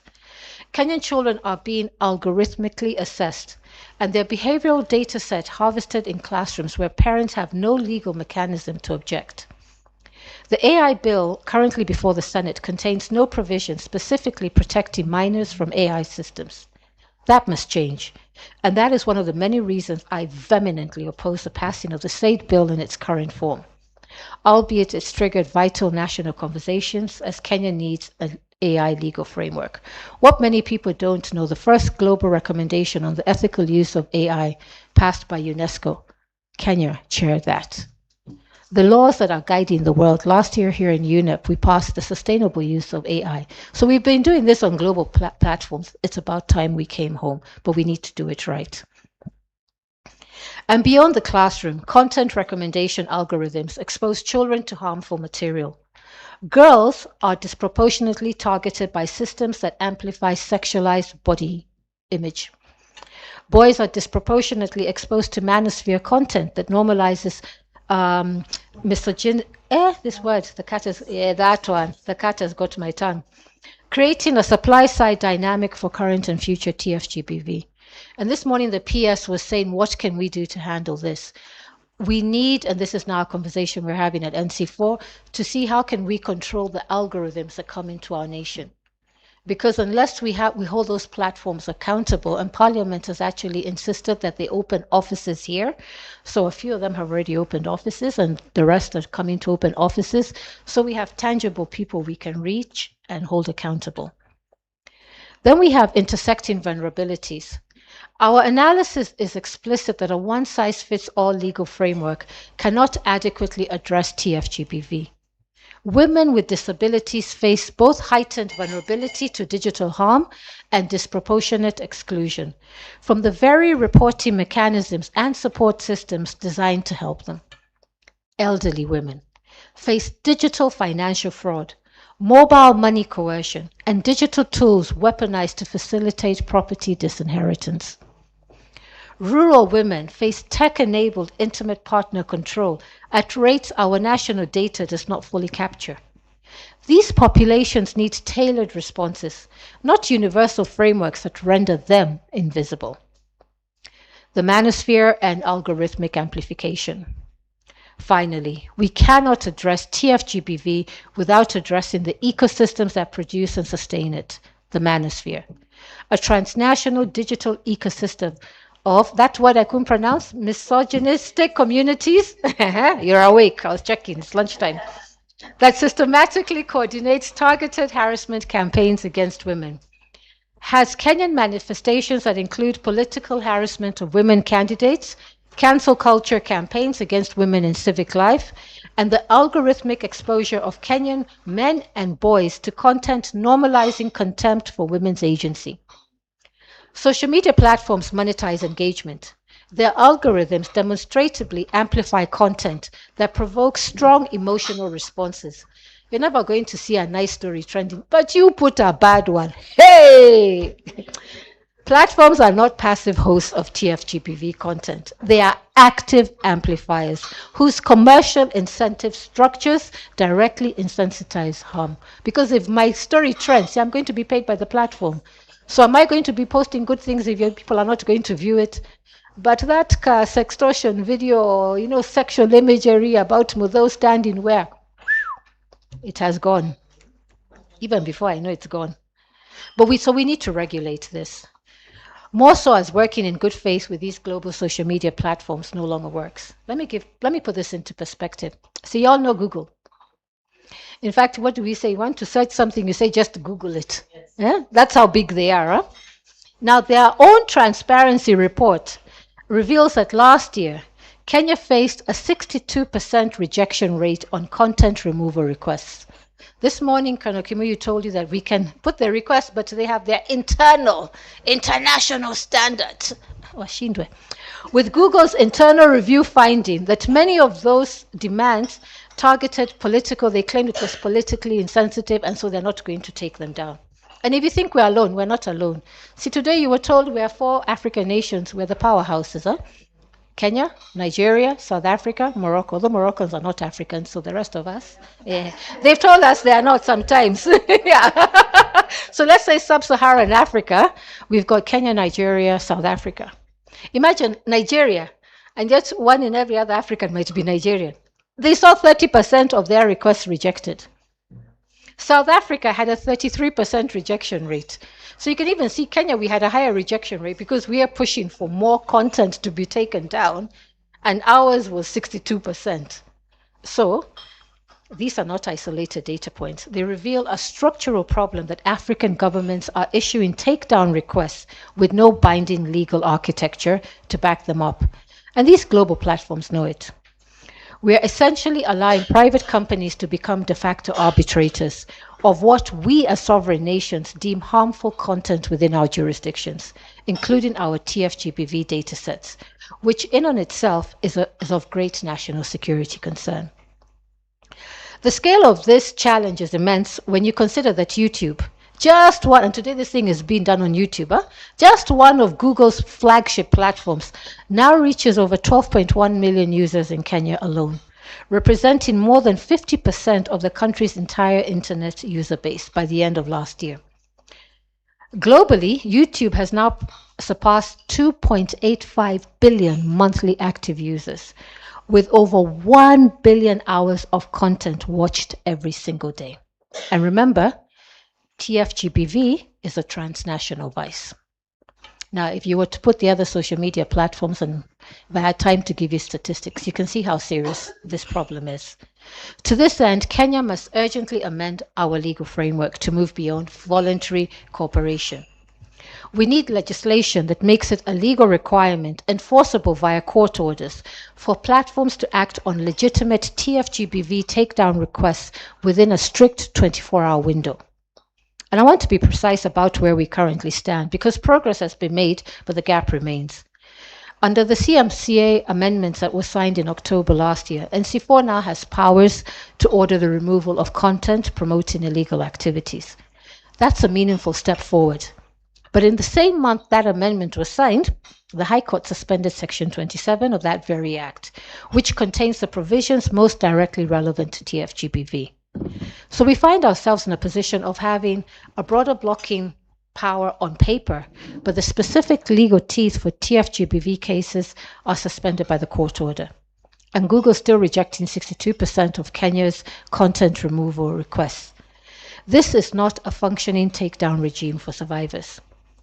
And whilst I focused on Google, let us not forget that very real and daily terrors that Kenyan women and girls experience on X, TikTok, Facebook, Instagram, and the other social media platforms which operate freely in our republic. So can you imagine, for them, if we're struggling with Google, we're having a bigger problem with them. And yet this is where the Tfgbv is circulating. And more so as their that algorithm incentivizes that bad story to trend faster and faster and faster. And that amplification is destroying lives. It's leading to death.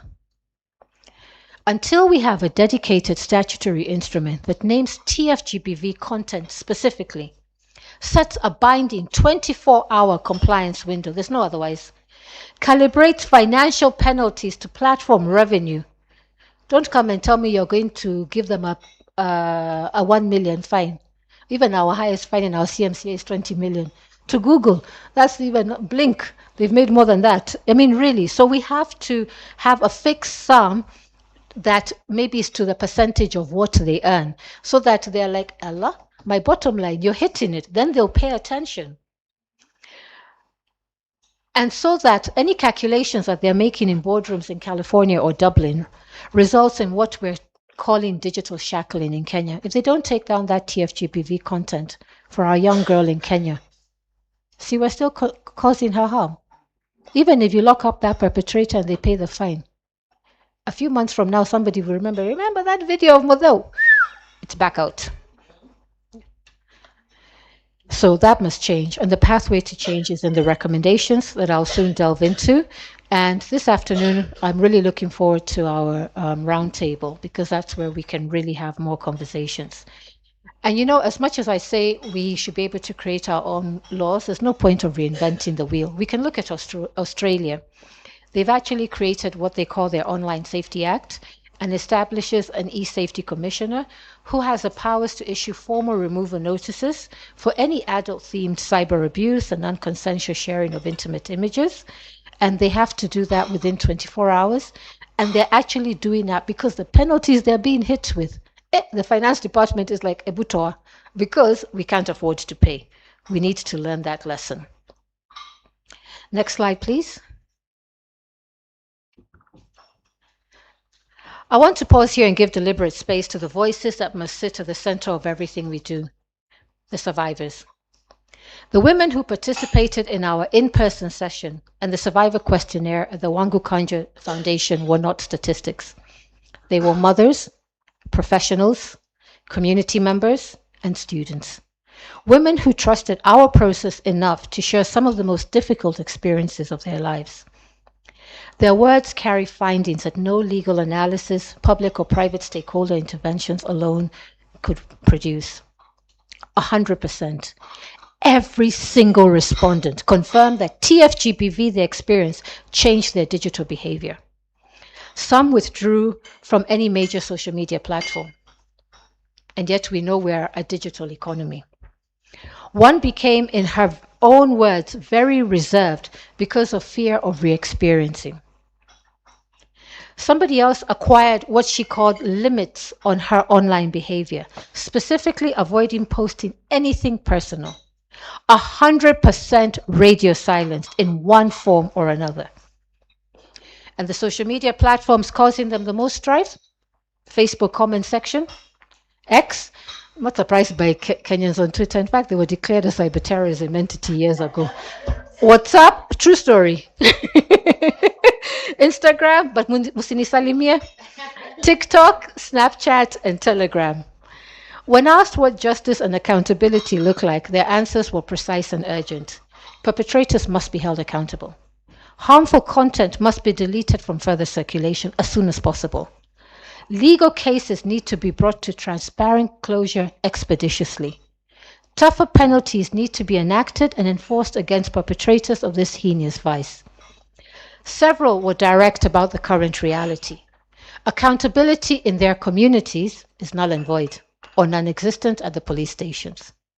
And their message to policymakers, to all of us, let me share some of their direct voices with no reference to any individual survivor, as even the responses they shared on the questionnaires were anonymous, and their in-person sharing is protected by confidential arrangements for anonymity with them in accordance with our DPA.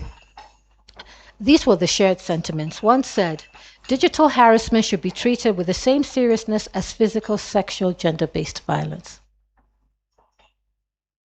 We treat rape, physical rape, with seriousness. Putting my intimate images out there, we need to treat it with the same seriousness. Because then, as some of them experienced physical harm, almost being killed by their communities when they saw those images being shared around. Another shared sentiment was handling of Tfgbv cases should be domesticated at ward level, so survivors don't have to travel far to access help. And that's where you, civil society, come into play, because you are the grassroots, you know? So how can we work together to ensure that we build that capacity? Yet another sentiment was policymakers should understand that Tfgbv is not usually someone's fault and that survivors should be protected at all times.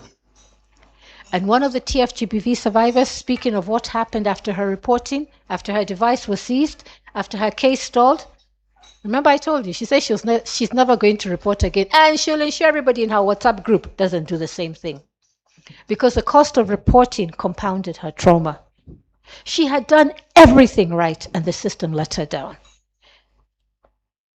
This is the ultimate danger. We're witnessing the birth of a silence culture, driven by institutional failure. When survivors view the state's response as more punitive than the original harm, they stop reporting. This mass withdrawal from the justice system doesn't leave current survivors in the dark. It emboldens the perpetrators who realize they can operate with absolute impunity because their victims fear the remedy more than the crime. If our girls and women no longer trust the structures meant to protect them, we aren't just losing cases, we're losing an entire generation to a shadow world of digital violence, where no help is sought and no justice is found. The collective message from these survivors is unambiguous. They know what they need. They can articulate it with precision and clarity. They are simply not being heard. Today, in this room, through this gap analysis and its policy brief, let's all agree that changes. Let us hear them, and more importantly, let us, as the stakeholders who can work together to better secure them, amplify their voices to attain real and actual change as soon as possible. Next slide, please. The way forward. Beyond merely identifying gaps and obstacles, this gap analysis turns insights into action by building a bridge of what is to a clear, evidence-grounded, practical, achievable roadmap for reform, built from your insights, from practitioner testimony, from survivor voices, and from Kenya's own constitutional promise.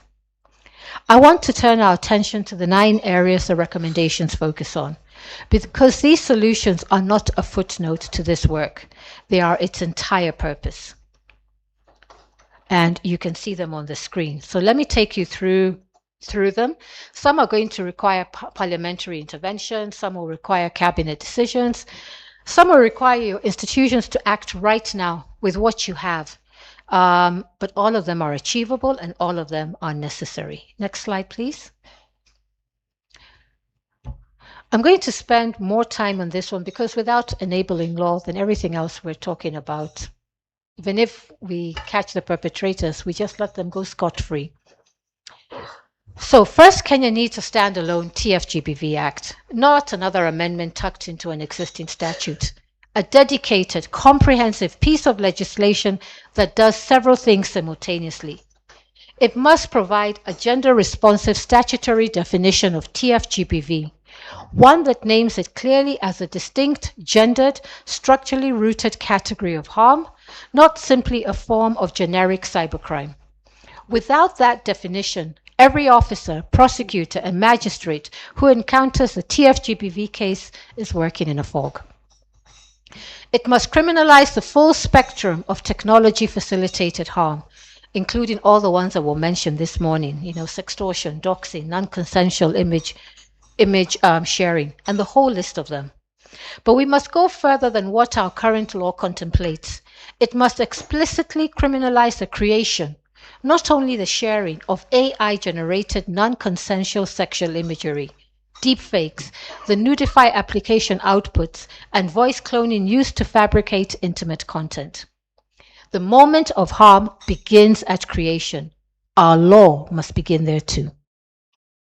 It must establish emergency content removal orders, court-issued instruments that platforms are legally required to obey within 24 hours, with automatic financial penalties for non-compliance, calibrated not to fixed sums that global companies can absorb without a second thought, but to platform revenue. And it must create a survivor-centered compensation framework covering documented economic loss, reputational harm, and psychological injury. The woman who had to move from one county to another, even if you take it down, see, she's incurring a cost. She's left her entire livelihood. Why are we not protecting her? And we can. Because a convention that leaves harmful content online and a destroyed reputation unaddressed is incomplete justice. And the drafting of this act should be guided by the UN Women Model Framework for Legislation on Tfgbv that was published last year, alongside the ACHPR Resolution 522 on the protection of women against digital violence in Africa, and the AU Convention on Ending Violence Against Women and Girls that was adopted in February last year. Second, the suspended provisions of the CMCA must be urgently redrafted. The court suspended provisions of Section 27, and they've created an enforcement vacuum that benefits perpetrators and leaves survivors exposed. But I'm going to agree with the court. The court's concern with overbreadth is not an argument against robust Tfgbv legislation. It's an argument for better drafted legislation. I think, Daisy, you touched on it this morning. We've got these things, but how far do we go before we overstep? So we need to redraft those provisions with scrupulous constitutional precision, drawing on the ACHPR guidelines on freedom of expression to ensure that protection and expression rights are properly balanced in statute, not left to litigation. That redrafting should also include AI-specific offenses, dedicated non-consensual intimate imagery provisions, platform liability clauses, aggravated penalties for cryptocurrency-facilitated Tfgbv, and a survivor recovery mechanism. Third, the 15 domestic instruments each require targeted amendments of the gap analysis identifies in specific actionable detail. I'll skim over a few of them. The Data Protection Acts, we need to add aggravated harmful provisions for the weaponization of personal data in Tfgbv contexts. We also need to ensure that we have emergency erasure powers exercisable by ODPC within hours and not weeks of a verified complaint, and mandatory safety by design obligations on social media platforms, and statutory integration with criminal justice referral mechanisms. Because a privacy framework that treats intimate images with the same procedural weight as an unauthorized marketing email is not a framework calibrated to the reality of the harm that it's being asked to address. And that's what we have in place right now. The Sexual Offences Act needs to extend its definition of framework to technology-mediated sexual offences. In its current form, it requires physical contact. AI-generated non-consensual sexual imagery causes profound psychological, reputational, and social economic harm. The absence of physical contact does not make that harm any lesser. The law must say so. The Protection Against Domestic Violence Act. This needs explicit recognition of technology facilitated domestic abuse as a named category, encompassing digital surveillance, forced password sharing, stalkerware, mobile money coercion, and the use of intimate images as instruments of control. Courts must be empowered to include specific digital protection provisions within protection orders issued. KICA, the Kenya Information and Communications Act that Dr. spoke about this morning, it needs a fundamental amendment to introduce a statutory urgent digital protection order mechanism, a conditional platform liability for Tfgbv enabling conduct. We also need mandatory localized content moderation requirements for platforms with over 1 million Kenyan users, because if you're going to moderate content in English only, see, we know a lot of the insults are not in the Queen's English. So we need to capture our lived realities and data localization requirements to ensure Kenyan law enforcement can access evidential material without mutual legal assistance processes that are too slow to be effective. The Communications Authority is currently asking a broadcaster era regulatory instrument to govern 21st century global technology companies. This mismatch is not the authority's failure. It's a legislative design failure, and it's ours to fix. The Employment Act must extend its sexual harassment provisions explicitly to digital conduct, including sexual messages on professional platforms. Late night video call demands. You know, many women in the office, the boss tells you, I need to talk to you. Can you put your video call on? What do you mean? Shindwe. Professional advancement conditioned on private digital communication. The Kenya Editors Guild has already affirmed that the digital workplace is an extension of the professional workplace, and statute must catch up. The Children's Act must explicitly recognize technology-facilitated child abuse as a named category. Impose child safety obligations on digital platform operators. Establish parental rights to full disclosure of how their children's data is collected and used in educational institutions and platforms operating under state authorization.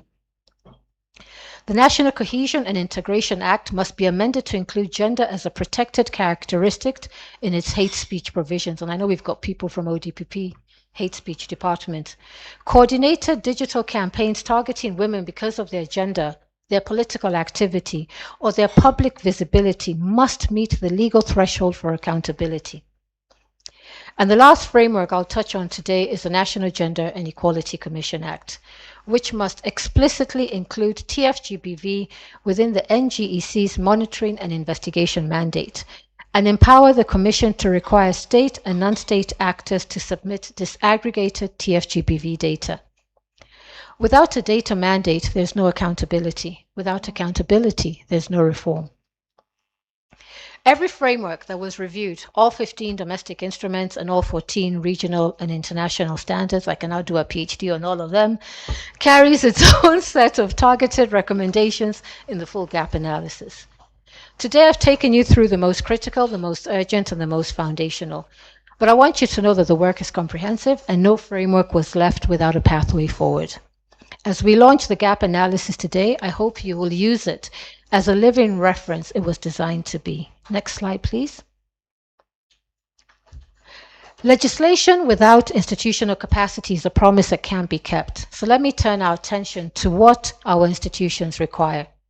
We need a gazetted multi-sectorial national Tfgbv coordination framework that must be established with a clear mandate, defined membership, and you can suggest who can be in this membership, but at a minimum, it should span NC4, ODPC, National Police Service, ODPP, Judiciary, County Gender Departments, and Civil Society.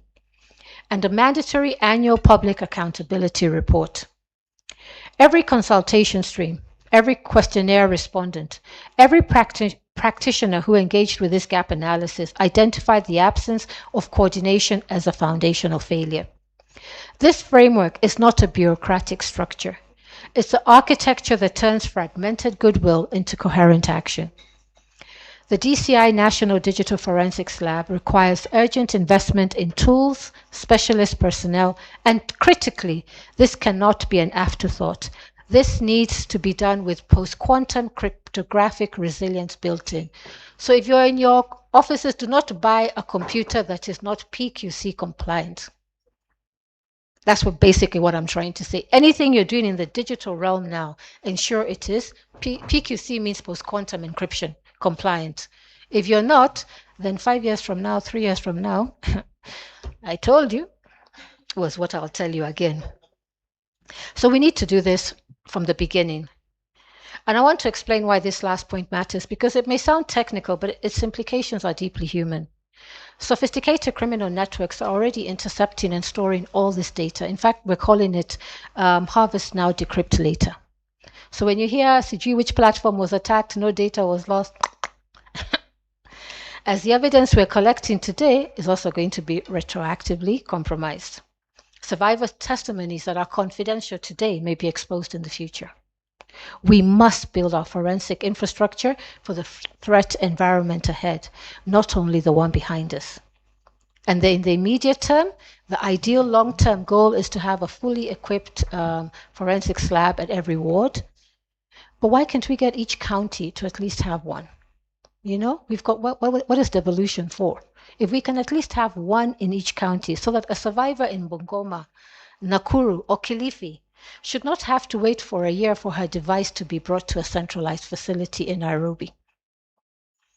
The ODPP must establish specialist Tfgbv prosecution units with dedicated trained prosecutors, mandatory regular training on Tfgbv case law and digital evidence standards, AI-enabled harms and trauma-informed practice, and an updated decision to charge guidelines that specifically address Tfgbv charging decisions. County gender departments are currently closest to the communities most affected by Tfgbv. They must receive dedicated budgetary allocations, technical training, and formal integration into national Tfgbv coordination and referral pathways. Gender technical working groups at the county level must be formally institutionalized and, more importantly, resourced. And gender desks at police stations, every single one of them must receive Tfgbv specific training, standardized protocols, and regular monitoring to ensure that trauma-informed, survivor-centered first response is a non-negotiable standard.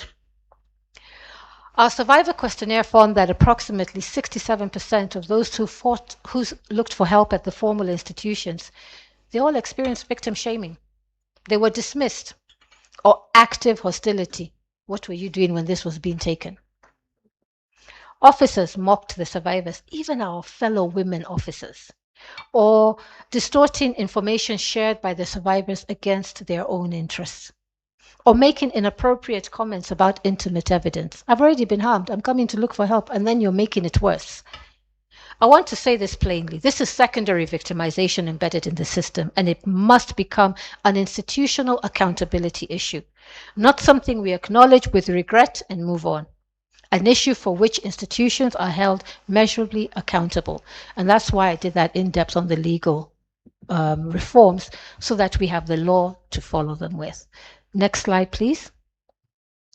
Platform accountability. I won't go through all of this because I've already explained to you we're having issues with them.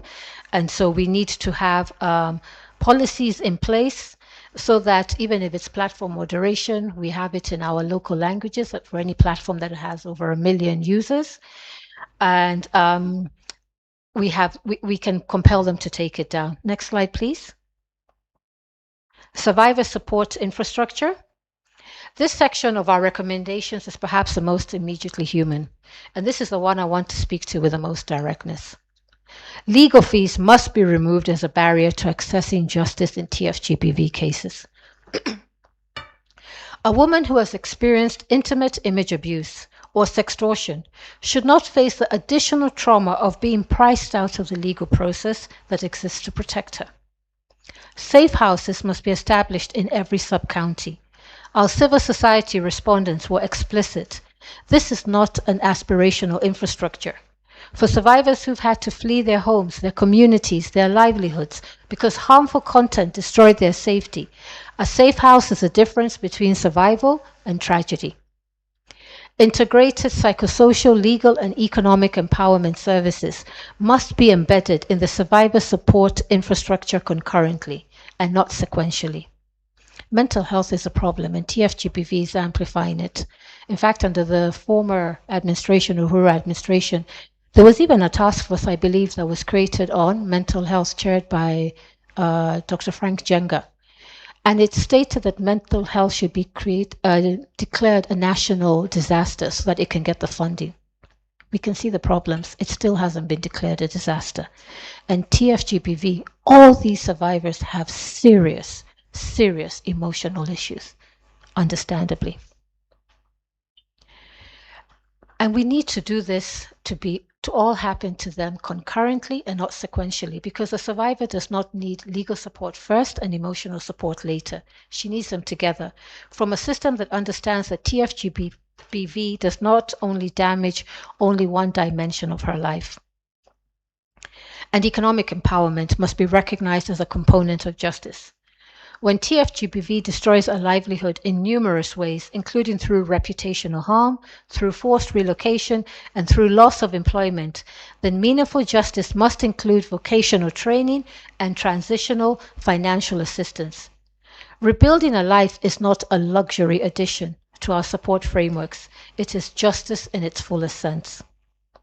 A simplified Tfgbv toolkit and referral guide must be developed for dissemination through civil society organizations, community health workers, and grassroots structures, reaching the women who will never see a government campaign, but who trust the community health volunteer who visits their home. Next slide, please. We cannot address what we cannot measure, and right now, Kenya cannot fully measure Tfgbv. A national Tfgbv data collection standard must be mandated across law enforcement, the judiciary, health, and social services, with mandatory disaggregation by gender, by age, by your disability status, by your rural or urban residence, and your economic status. Without this, we're making a policy based on partial evidence. A national Tfgbv data observatory should be established in collaboration with research institutions and civil society and anchored by the National Gender and Equality Commission mandate, resourced adequately, and required to publish a biennial Tfgbv report that Parliament can hold institutions accountable against. Kenya's AI strategy 2025 to 2030 must be supplemented with a gender-responsive AI governance framework, because the national AI strategy that does not address the gender dimensions of AI is a strategy that will allow harm to scale as fast as innovation. Next slide. International cooperation and alignment. I won't delve into this because this morning Colonel Kimuyu spoke about the Budapest Convention and the Malibu Convention. I'll just mention one. We also need to ratify the ILO Convention 190 on violence and harassment, because its explicit recognition that violence and harassment can occur through work-related communications enabled by technology sets a standard that Kenya's Employment Act does not yet meet. Ratification creates a binding international obligation to close that gap. Next slide, please. Children and minors. I want to be very clear. The harm to children in this space is not a future risk. It's happening now, and I know you're all aware of it. And that's why we're pushing for the AI bill to cover children provisions. The Ministry of Education must also be designated as a primary regulatory authority for AI systems deployed within the CBC, working in coordination with all the other entities. This is not creating new bureaucracy, rather it's assigning accountability to the institution that is already responsible for what happens in our national classrooms. A dedicated digital safety curriculum must also be integrated into the CBC at all levels, one that is age appropriate, gender responsive, covering digital rights literacy, consent, and online safety, because the best protection we can give a child is knowledge. Next slide. The AI bill I've spoken about, and I'm not going to get into that. because I know we're running late. If we can go to the, all I'll say is that my position is reject. And if it's not to reject, then let's update it and rewrite it properly. Next slide, the macroeconomic case. Finally, I want to close the recommendations with this, because it reframes everything we've discussed today and how appropriate. Maybe, Daisy, that's why our last event was cancelled, that we have it on budget day, because we're talking about budgets here. And it matters enormously for how we make the case for those who hold the purse strings and the pens that sign legislation into law. Addressing Tfgbv is not a gender equality initiative in competition with Kenya's economic development priorities. It is a precondition for those priorities to be realized. And I want us to be very clear-eyed about why. The damage does not begin at adulthood. It begins in our classrooms, in our WhatsApp groups, in the digital learning platforms our children use every day. Every child who is cyberbullied into silence in an online classroom loses not just her confidence, she loses her relationship with learning itself, she loses her willingness to get into the digital economy. And I don't know if you're aware, Kenya is actually the 10th fastest digital economy in the world, growing digital economy in the world. So if we're pushing her away from that space, what does that do to our economy? Every adolescent girl targeted with non-consensual image sharing amongst peers loses not just her dignity, she loses that willingness to show up, to participate, to believe that digital spaces are places where she belongs. Every young woman who withdraws from online learning, from digital entrepreneurship, from STEM pathways because the harassment became too relentless to endure, represents a gap in Kenya's future knowledge economy that we will feel for decades. And we must be equally honest about what's happening to our boys.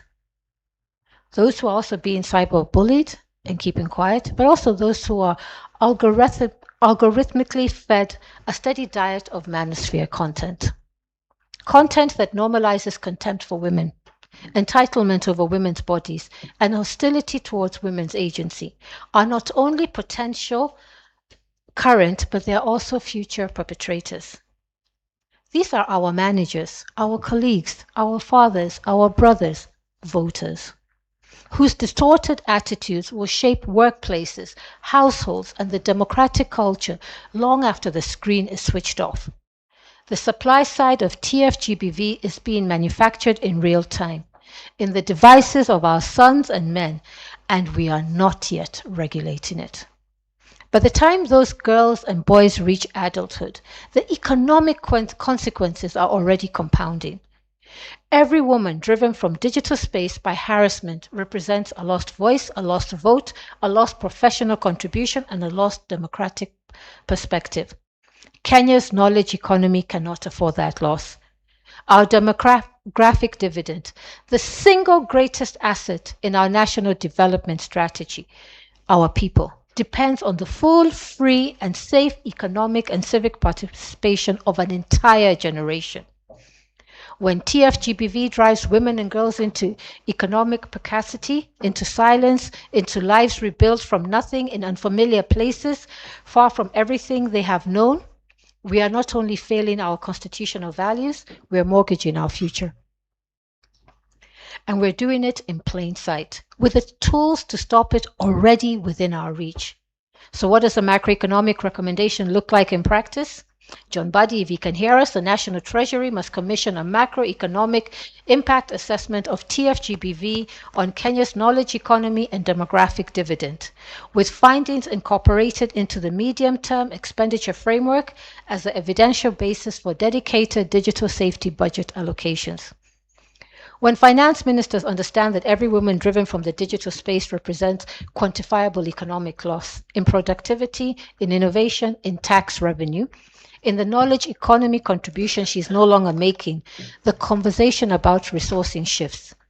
This is not a soft argument, it's a physical one, and it is one we must begin making loudly and with evidence.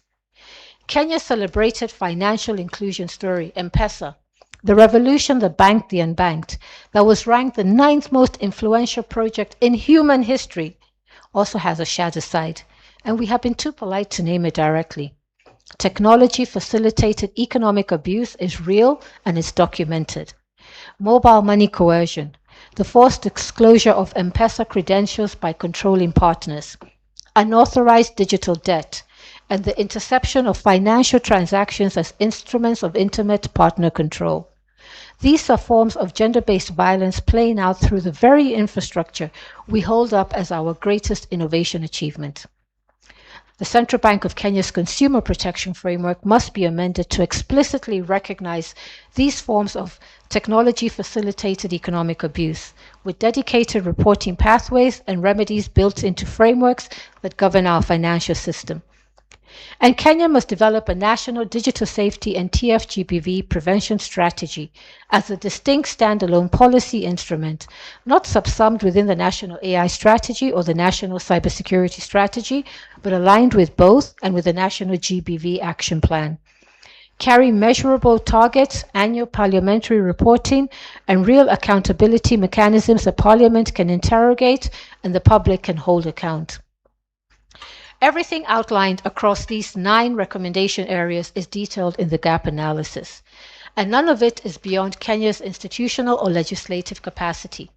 All of it is grounded in evidence, in constitutional obligation, in international commitment, and in the direct testimony of women whose lives depend on us getting this right.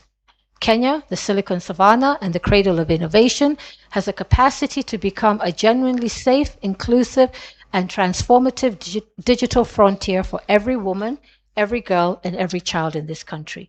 That roadmap exists. What we now need is a collective will to walk it together. Si tunaweza? Okay, next slide. Tunamaliza.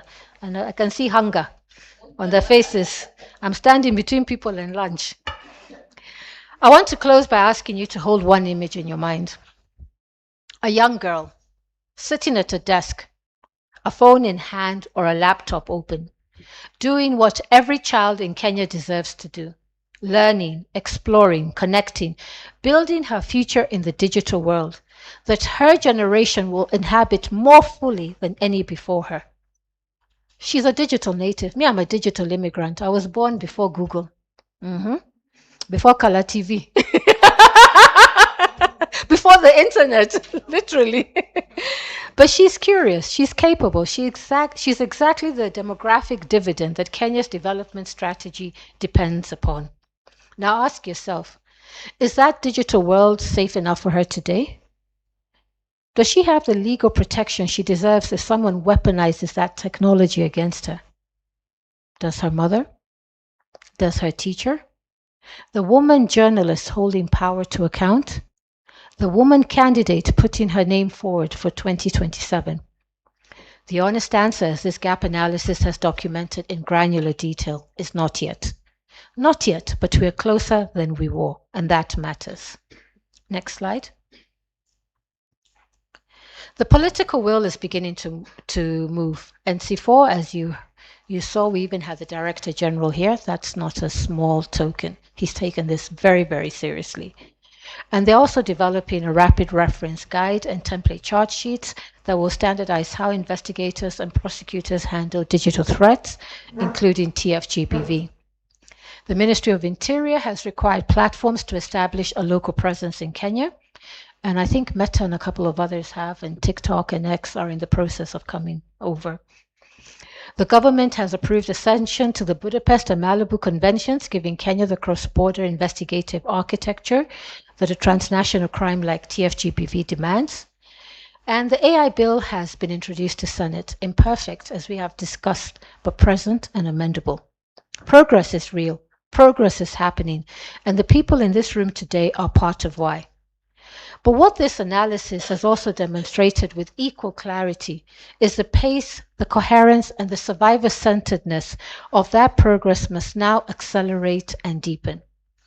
Because the women and girls of Kenya cannot afford to wait for the pace of institutional reform, and we all know how slow that is, to match the pace of what technology-facilitated harm is evolving every single minute. The moment to act is not after the next femicide case. The next life lost at the end of a digital trail of threats and digital stalking that our system saw but could not legally or institutionally act upon in time. Not after the 2027 general election demonstrates in real time and in public view what AI-enabled gendered disinformation can do to women's political participation and democratic voice. Not after another 10-year-old girl has had her dignity, her confidence, and her relationship with learning destroyed in a school WhatsApp group, whilst the law looks on without the language to intervene. That moment is now. The roadmap is in your hands. The evidence is clear. The constitutional obligation is unambiguous. The international commitments have been made. What remains is the collective will to act on all of it together, and with the urgency the lives of our women, our girls, and our children demand. As our ancestors taught us, when spider webs unite, they can tie up a lion. No single strand is strong enough alone. A single law, a single institution, a single organization, a single advocate, none of us can carry this alone. But woven together, government, civil society, legislators and practitioners, platforms and communities, researchers and survivors, we become something that no perpetrator, no loophole, and no algorithm can defeat. Each of you in this room is a strand of that web. You were a strand when you showed up in February. You were a strand when you completed our questionnaires and shared your institutional realities and trusted us with your professional insights. You were a strand when we reconvened in April and validated the gap analysis, and you're a strand right now in this moment. And I'm asking each of you, with every bit of conviction that this work has given me, to bring your full weight, your full mandate, and your full commitment to weaving it together. For the girl at her desk, for the woman who had to restart her life from nothing in a city where nobody knew her name, for the survivor who told us she cannot truly heal and move on when the harm continues to exist in perpetuity, for the journalist who stopped writing that story that needed to be written, for every voice that has been radio silenced when it deserved to be heard. Kenya, the Silicon Savannah, the cradle of innovation, has the capacity, the talent, and the constitutional framework, and now the evidence base to become a genuinely safe, inclusive, and transformative digital frontier for every woman, every girl, and every child in this country. The roadmap exists. Now let us walk it together and without delay. Next slide. Oh, we've done. Thank you all profoundly and sincerely for your time, your presence, and your continued engagement with this work. What you have given to this process is not a professional courtesy. It's a demonstration of our shared responsibility that we carry to shape a safer digital future for Kenya. As a final word of African wisdom for our ancestors, in case you didn't notice, I like African proverbs, huh? When the roots of a tree begin to decay, it spreads death to the branches. But when nurtured together, the whole tree thrives. Our safety today and in the future depends on the collective nurturing. I would like now to hand back to Crown Trust, who will guide us through the official launch. Thank you for your attention, and God bless you all.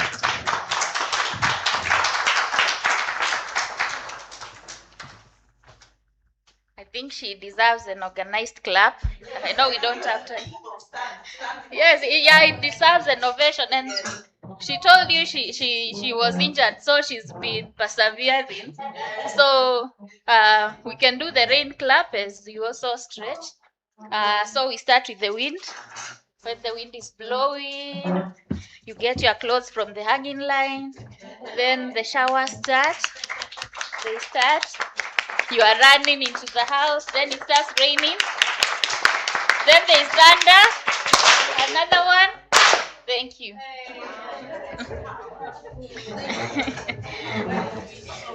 So that was thunderous. Amaikuwa thunderous. Thank you so much. It's now time to launch. So I'll be calling Daisy to come to the front, joined by Ngek, joined by Wangukanja, who are very instrumental in mobilizing survivors. We also had Lorraine. Lorraine, please join us. Lorraine worked together with crew to bring us the survivors. Then we have Wangeshi, who also provided that linkage. She introduced us to them, the survivors network. Linda, I think you should join us. Yes. Jebet, our board trustee, please join us. and grab a copy here.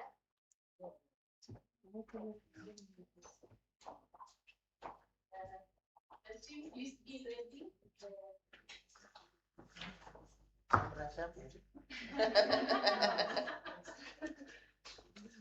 Did you just Please join us. I know you've been standing forever. How could you be? Should we get you a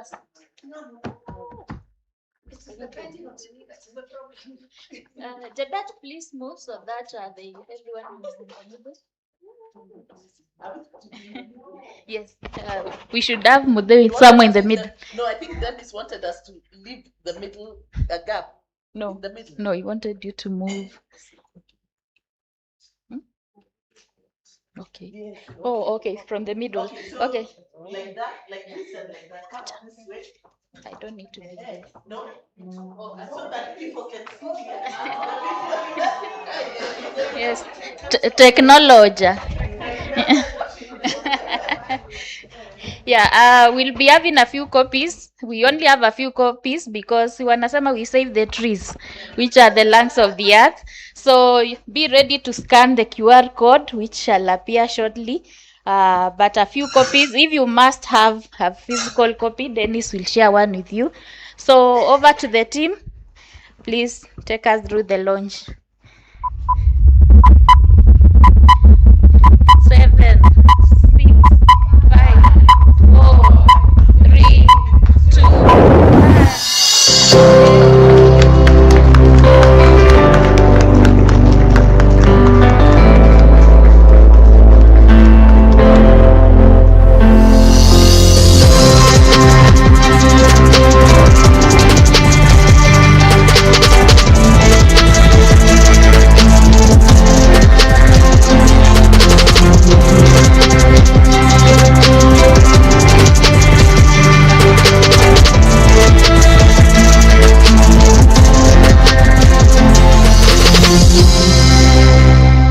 Thank you.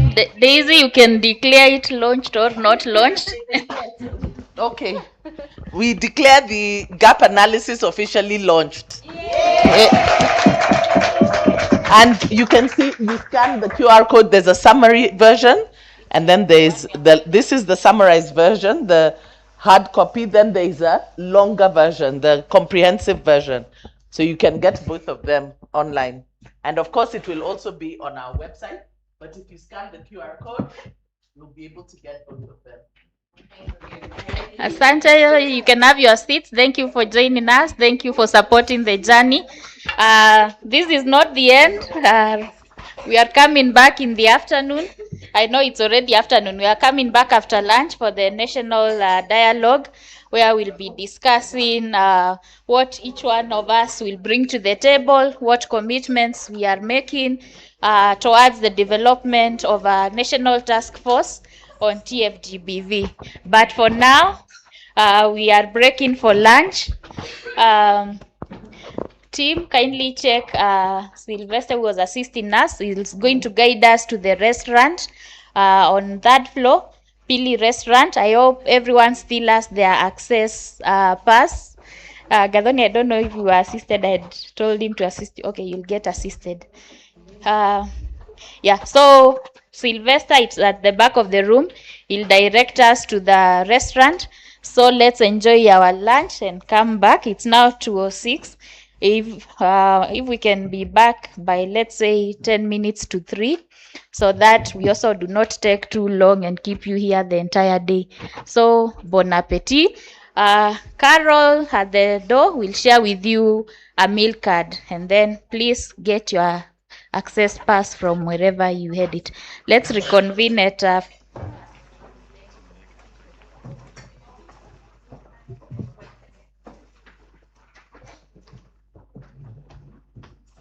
Sylvester is going to lock the room, so our staff will be safe here. So feel free to leave your devices here. Asante. Yes.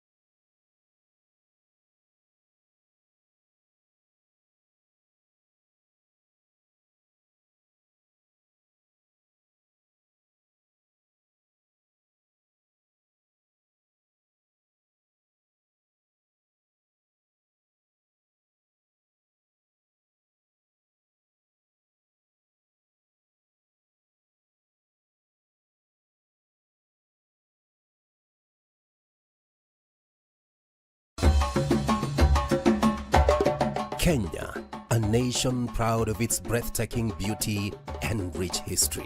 A history that whispers of its equal opportunities, yet within its fabric lie the untold stories of women whose courage and resilience helped shape its destiny.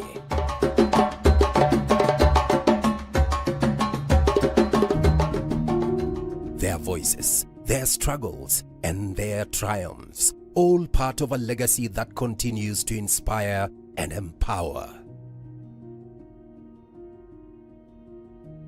By 1920, the British colonial government had settled over 25,000 Britons in Kenya.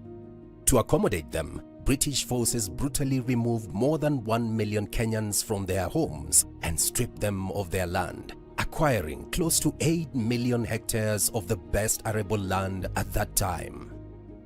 We have women participating in all the other phases, you know, during the Mau Mau period in the 1950s, during that period of the independence struggle, women were participating.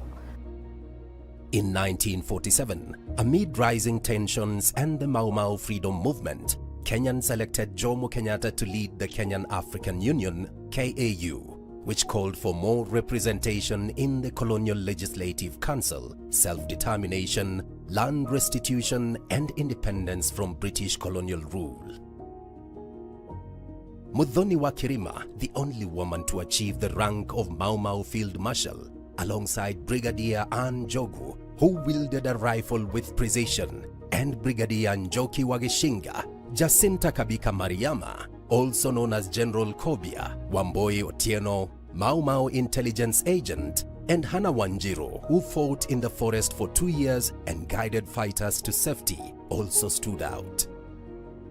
These women and many others, whose names remain lesser known, were central to the resistance against colonial oppression, leading with unmatched courage and determination.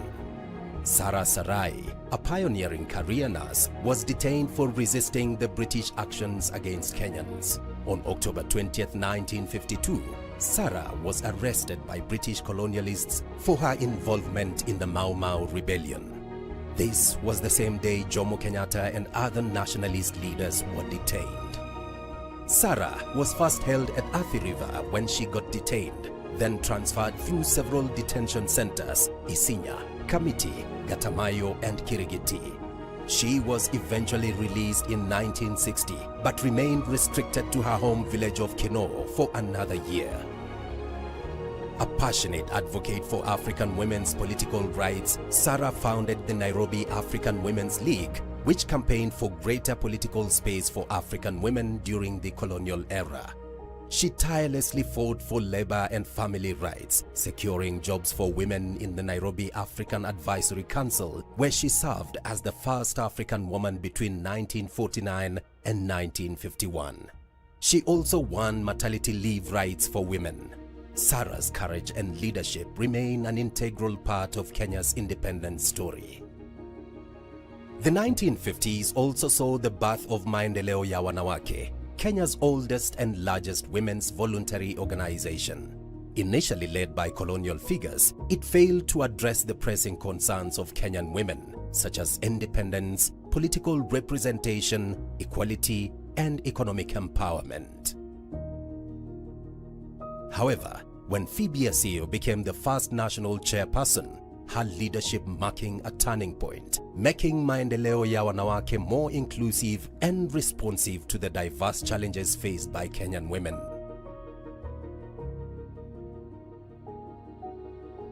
As the African independence movement gained momentum, the Legislative Council, LegCo, emerged as a vital platform for Kenyans to voice their demands and fight for their freedom. The British government called for constitutional negotiations at the Lancaster House Conference in the UK, presenting a glimmer of hope for a new beginning for Kenya as it moved closer to independence. So the Independence Constitution was drafted at Lancaster House. It was part of what are known as the Lancaster House Constitutions. Its primary purpose was to negotiate independence. There was a woman that was there. They just didn't allow her to speak. She was called Priscilla Abao. Priscilla Abuao, who until then was a social worker, was nominated by Governor Sir Patrick Renison and became the only female Kenyan representative to the Lancaster House Constitutional Conference in London in 1962. She presented a memorandum on the rights of the African woman. That memorandum made several demands around women's socio-economic rights. But Priscilla was a lone voice. She was not allowed to speak. And so the demands around women's rights were not captured in the new constitution. In her memorandum, she argued that women sought no special privileges, only equal partnership in the nation they were building, as well as the endeavors to create that society. Sadly, her suggestions were ignored, and the final constitution failed to recognize women as bona fide citizens of Kenya, denying them equal rights and entitlements as their male counterparts. Disheartened, Priscilla Abuao resigned from the council on June 15, 1962, returning to her work in social service.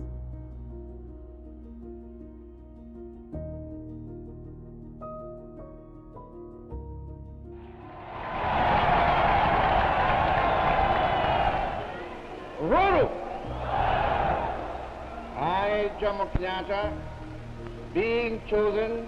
In 1963, Kenya gained independence and became a republic. But for women, it was not yet Uhuru. Women continued to push for their inclusion and participation, fair representation and legal reforms to address issues like marginalization in marriage, divorce and inheritance laws. The Kenyan parliament continued to dismiss the women's pleas, with no action taken to change the political system or policies that could recognize or protect women's rights. In 1969, Grace Onyango became the first woman elected to Kenya's parliament. She also served as Deputy Speaker of Parliament. In the subsequent elections of 1974, Honorable Grace Onyango, serving her second term, was joined by Dr. Julia Ojambo, who was also appointed the first woman assistant minister. Philomena Chelagat Mutai was also elected at just 24 years old, making her the youngest woman ever elected at that time. The coming of the 1990s marked Kenya's journey towards the collective struggle for democratization. We are going to shed blood because of our land. We will. Professor Wangari Maathai emerged as a pro-democracy activist and environmental champion, founding the Green Belt movement. She went on to be elected to Parliament in 2002 and served as Assistant Minister for Environment.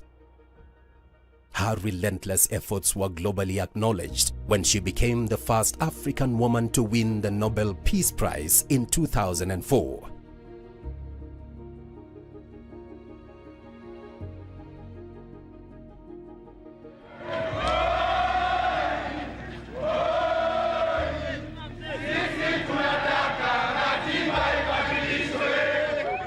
The 1990s also saw the formation of the Forum for the Restoration of Democracy, FORD, that led to the iconic July 7, 1990 Sabasaba revolt.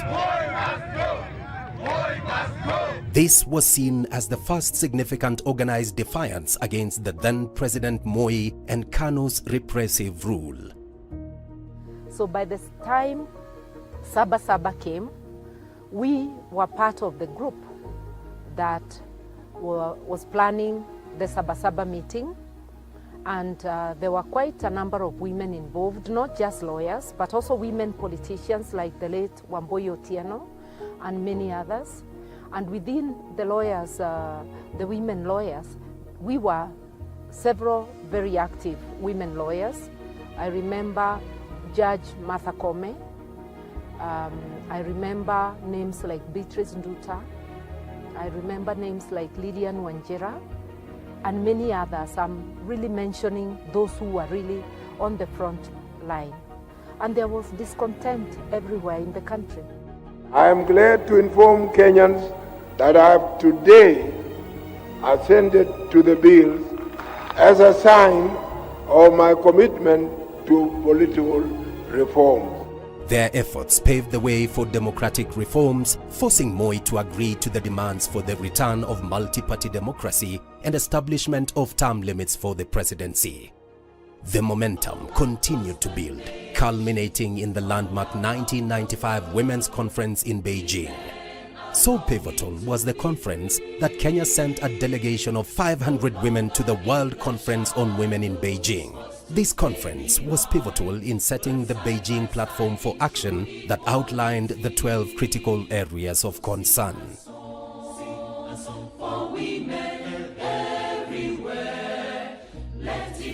So after that conference, the women just kept on organizing and trying to find ways and means of bringing their issues onto the negotiating table. That's why Tfgbv brought an affirmative action motion in Parliament in 1987, which was lost on the floor of Parliament. And as the women sat there to mourn this failure of this motion to be passed, for them it was a loss of a battle, but the beginning of the war. They left that place with one decision: we are going into politics, and we are going to organize around politics.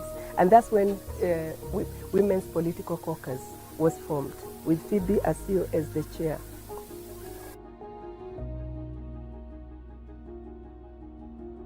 By 1998, the Ufungamano Initiative emerged, pushing for a people-driven constitutional reform process. It aimed to counter the government's unilateral move to form a commission to undertake constitutional reforms at that time. This led to the adoption of the Ufungamano commissioners to the government-led commission, ensuring that a third of the commissioners of the CKRC and delegates to the Constitutional Conference were women. When Mwai Kibaki won the 2002 election with a landslide, the Bomas of Kenya constitutional review process was relaunched. On August 27, 2010, the new constitution was promulgated at Uhuru Park, marking a historic moment in Kenya's journey towards a brighter future.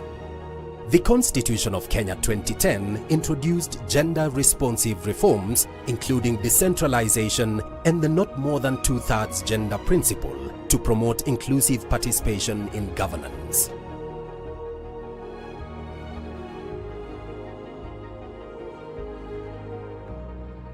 The first elections under the new constitution in 2013 saw a significant rise in women holding positions in both the legislature and executive. Notable among them, Peris Tobiko, who rose to become the first woman elected from the conservative Maasai community on a dual-gender seat. In 2017, the number of women leaders increased. Remarkable was Sophia Abdi Noor, who broke through to become the first female Somali MP from Ijara constituency, a dual-gender seat. 2017 also saw 3 women elected for the first time ever as governors: Joyce Laboso of Bomet, Anne Waiguru of Kirinyaga, and Charity Ngilo of Kitui. In the 2022 election, a surge of women stepped forward to contest elective positions, resulting in a marked increase in those successfully elected on dual-gender seats. 7 women emerged victorious as county governors, marking a historic achievement. They were Anne Waiguru, who recaptured her seat, Gladys Wanga, Fatuma Achani, Cecily Mbarire, Kawera Mwangaza, Wavinya Ndeti, and Susan Kihika. The cabinet included 7 women as cabinet secretaries, with a female secretary to the cabinet, another important step towards gender inclusivity. Yet, despite these significant milestones, women's representation in both the parliament and the executive still falls short of the constitutional requirement of not more than 2/3 gender principle in elective and appointive positions. But the push for gender equality in leadership has remained continuous and sustained. On September 5, 2016, 2 civil society organizations, Crew and Crown, filed High Court Petition number 371 of 2016, seeking to declare Parliament's failure to enact legislation for the 2/3 gender principle a violation of the Constitution. On March 29, 2017, the High Court ruled in favor of the petitioners, ordering Parliament to pass the necessary laws within 60 days, failure to which anyone could petition for the dissolution of Parliament. The deadline passed and Parliament recessed without taking action.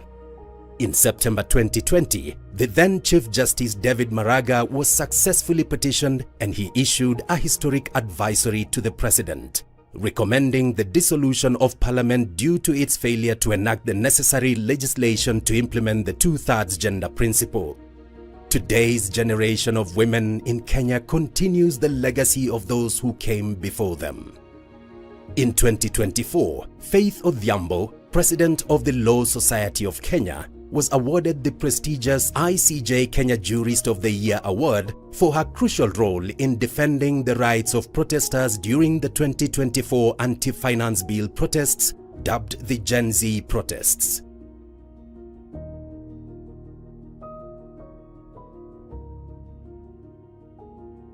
Among the leading women in the Gen Z protest include Shakira Wafula, Mercy Jebet Tarus, Njoki Njanya, Wanjiru Wanjira, Dr. Stella Wanjiru Bosire, Shiko Kehika, Hope Mwinzi, Njeri Migwi, Beverlyn Kwamboka, Adele Onyango, Nyandi Agashago, and Hanifa Farsafi, among many other young women.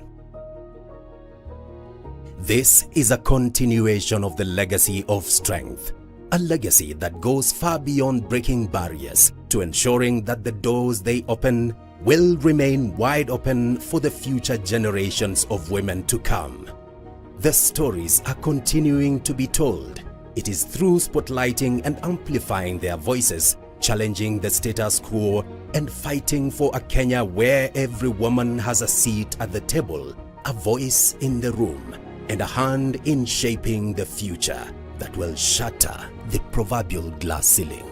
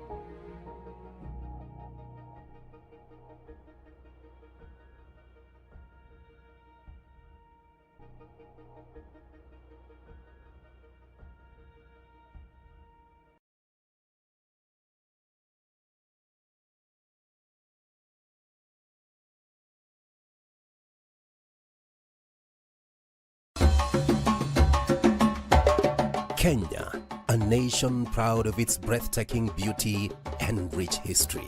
A history that whispers of its equal opportunities, yet within its fabric lie the untold stories of women whose courage and resilience helped shape its destiny.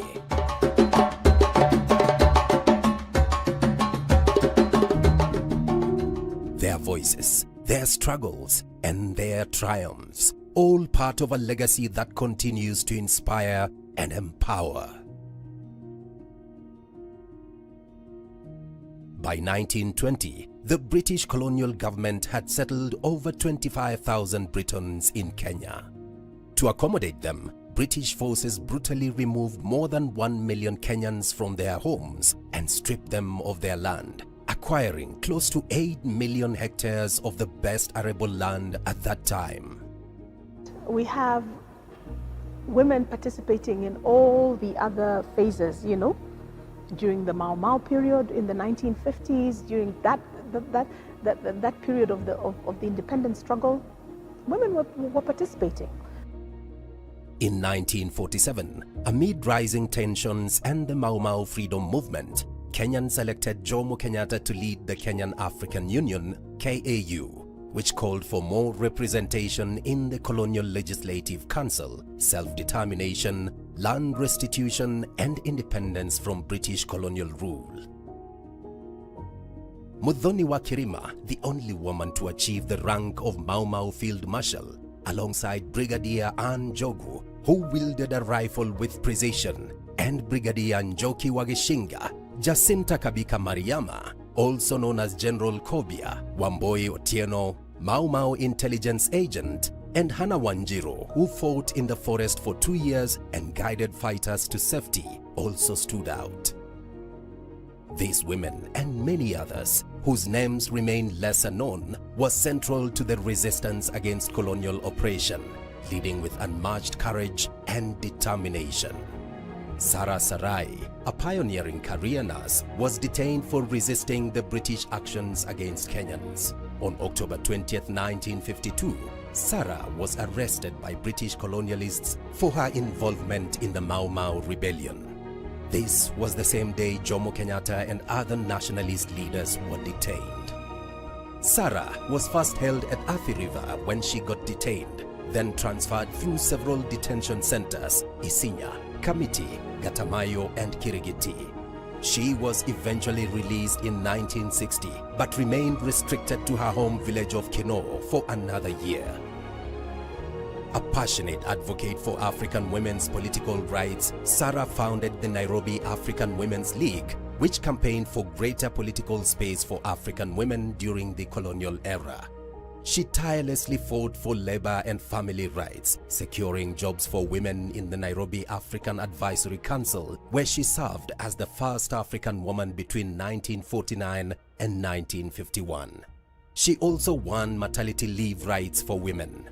Sarah's courage and leadership remain an integral part of Kenya's independence story. The 1950s also saw the birth of Maendeleo ya Wanawake, Kenya's oldest and largest women's voluntary organization. Initially led by colonial figures, it failed to address the pressing concerns of Kenyan women, such as independence, political representation, equality, and economic empowerment.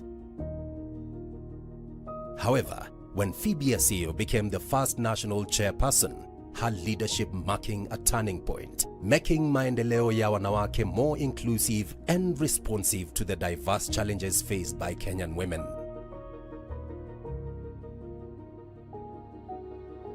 As the African independence movement gained momentum, the Legislative Council, LegCo, emerged as a vital platform for Kenyans to voice their demands and fight for their freedom. The British government called for constitutional negotiations at the Lancaster House Conference in the UK, presenting a glimmer of hope for a new beginning for Kenya as it moved closer to independence. So the Independence Constitution was drafted at Lancaster House. It was part of what are known as the Lancaster House Constitutions. Its primary purpose was to negotiate independence. There was a woman that was there. They just didn't allow her to speak. She was called Priscilla Abwao. Priscilla Abwao, who until then was a social worker, was nominated by Governor Sir Patrick Renison and became the only female Kenyan representative to the Lancaster House Constitutional Conference in London in 1962. She presented a memorandum on the rights of the African woman. That memorandum made several demands around women's socio-economic rights. But Priscilla was a lone voice. She was not allowed to speak. And so the demands around women's rights were not captured in the new constitution. In her memorandum, she argued that women sought no special privileges, only equal partnership in the nation they were building, as well as the endeavors to create that society. Sadly, her suggestions were ignored, and the final constitution failed to recognize women as bona fide citizens of Kenya, denying them equal rights and entitlements as their male counterparts. Disheartened, Priscilla Abwao resigned from the council on June 15, 1962, returning to her work in social service.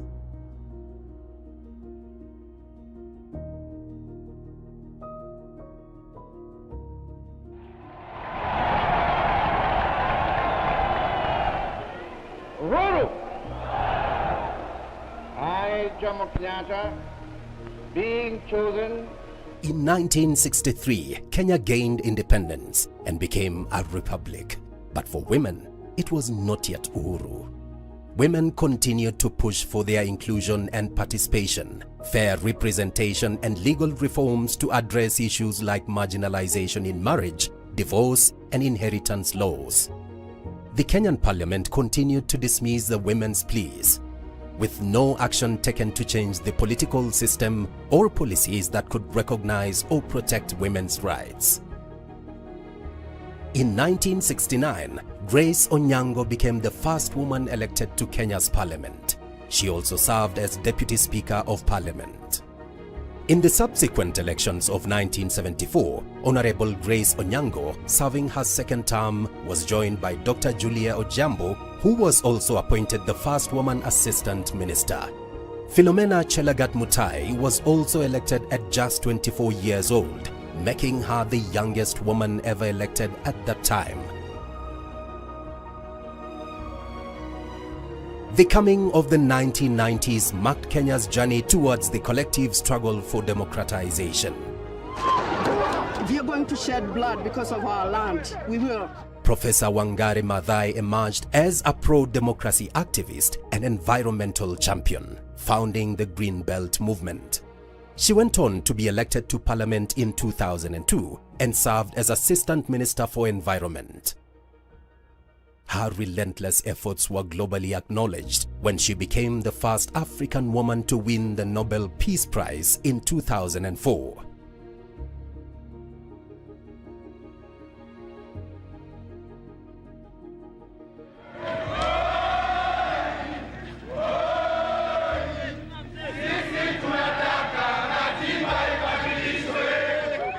The 1990s also saw the formation of the Forum for the Restoration of Democracy, FORD, that led to the iconic July 7, 1990 Sabasaba revolt.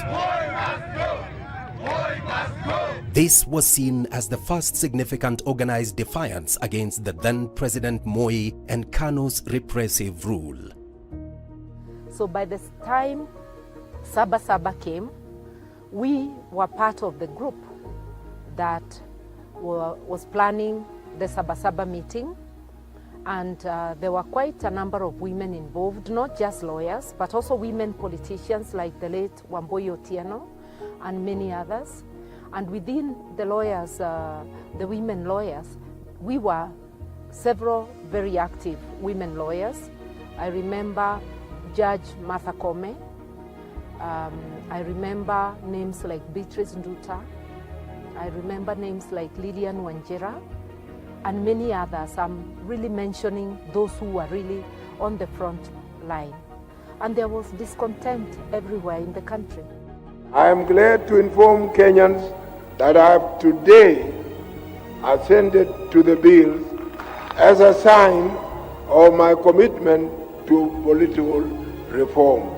Their efforts paved the way for democratic reforms, forcing Moi to agree to the demands for the return of multi-party democracy and establishment of term limits for the presidency. The momentum continued to build, culminating in the landmark 1995 Women's Conference in Beijing. So pivotal was the conference that Kenya sent a delegation of 500 women to the World Conference on Women in Beijing. This conference was pivotal in setting the Beijing platform for action that outlined the 12 critical areas of concern.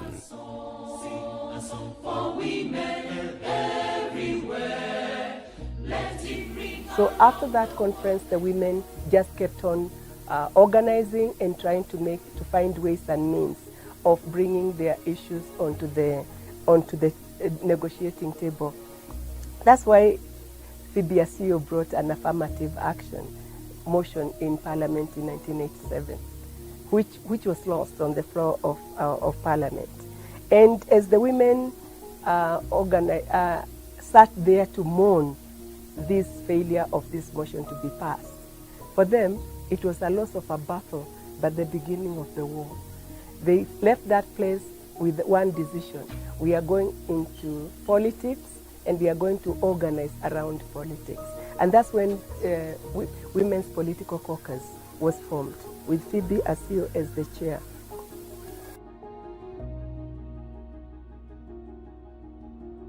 By 1998, the Ufungamano Initiative emerged, pushing for a people-driven constitutional reform process. It aimed to counter the government's unilateral move to form a commission to undertake constitutional reforms at that time. This led to the adoption of the Ufungamano commissioners to the government-led commission, ensuring that a third of the commissioners of the CKRC and delegates to the Constitutional Conference were women. When Mwai Kibaki won the 2002 election with a landslide, the Bomas of Kenya constitutional review process was relaunched. On August 27, 2010, the new constitution was promulgated at Uhuru Park, marking a historic moment in Kenya's journey towards a brighter future. The Constitution of Kenya 2010 introduced gender-responsive reforms, including decentralization and the not more than two-thirds gender principle, to promote inclusive participation in governance.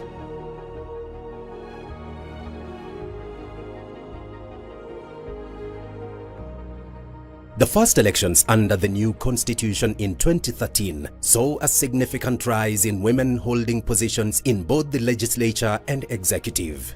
Notable among them, Peris Tobiko, who rose to become the first woman elected from the conservative Maasai community on a dual-gender seat. In 2017, the number of women leaders increased. Remarkable was Sophia Abdi Noor, who broke through to become the first female Somali MP from Ijara constituency, a dual-gender seat. 2017 also saw 3 women elected for the first time ever as governors: Joyce Laboso of Bomet, Anne Waiguru of Kirinyaga, and Charity Ngilo of Kitui. In the 2022 election, a surge of women stepped forward to contest elective positions, resulting in a marked increase in those successfully elected on dual-gender seats. 7 women emerged victorious as county governors, marking a historic achievement. They were Anne Waiguru, who recaptured her seat, Gladys Wanga, Fatuma Achani, Cecily Mbarire, Kawera Mwangaza, Wavinya Ndeti, and Susan Kihika. The cabinet included 7 women as cabinet secretaries, with a female secretary to the cabinet, another important step towards gender inclusivity. Yet, despite these significant milestones, women's representation in both the parliament and the executive still falls short of the constitutional requirement of not more than two-thirds gender principle in elective and appointive positions. But the push for gender equality in leadership has remained continuous and sustained.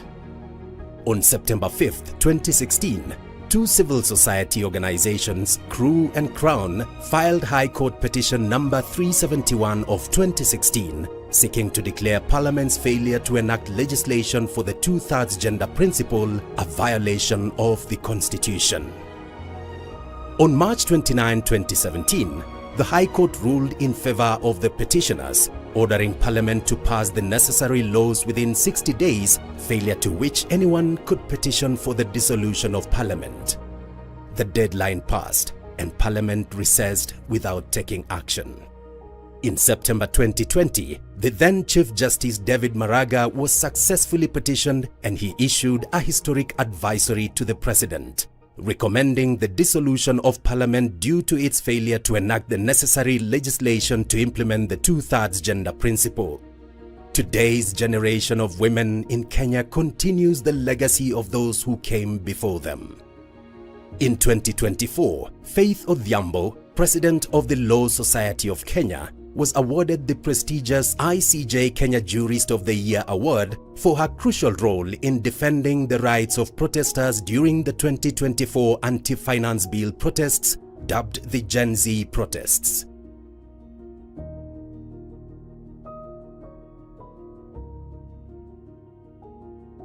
Among the leading women in the Gen Z protest include Shakira Wafula, Mercy Jebet Tarus, Njoki Njanya, Wanjiru Wanjira, Dr. Stella Wanjiru Bosire, Shiko Kehika, Hope Mwinzi, Njeri Migwi, Beverlyn Kwamboka, Adele Onyango, Nyandi Agashago, and Hanifa Farsafi, among many other young women. This is a continuation of the legacy of strength, A legacy that goes far beyond breaking barriers to ensuring that the doors they open will remain wide open for the future generations of women to come. The stories are continuing to be told. It is through spotlighting and amplifying their voices, challenging the status quo, and fighting for a Kenya where every woman has a seat at the table, a voice in the room, and a hand in shaping the future that will shatter the proverbial glass ceiling.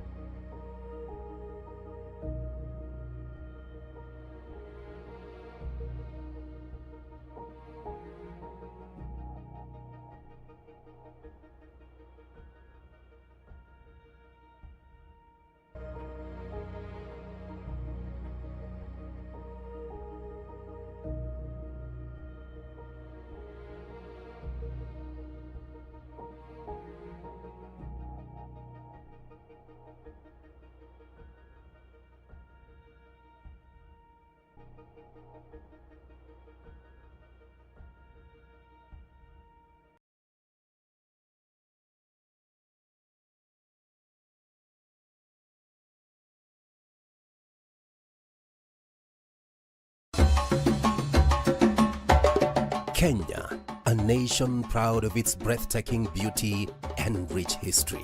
A history that whispers of its equal opportunities, yet within its fabric lie the untold stories of women whose courage and resilience helped shape its destiny.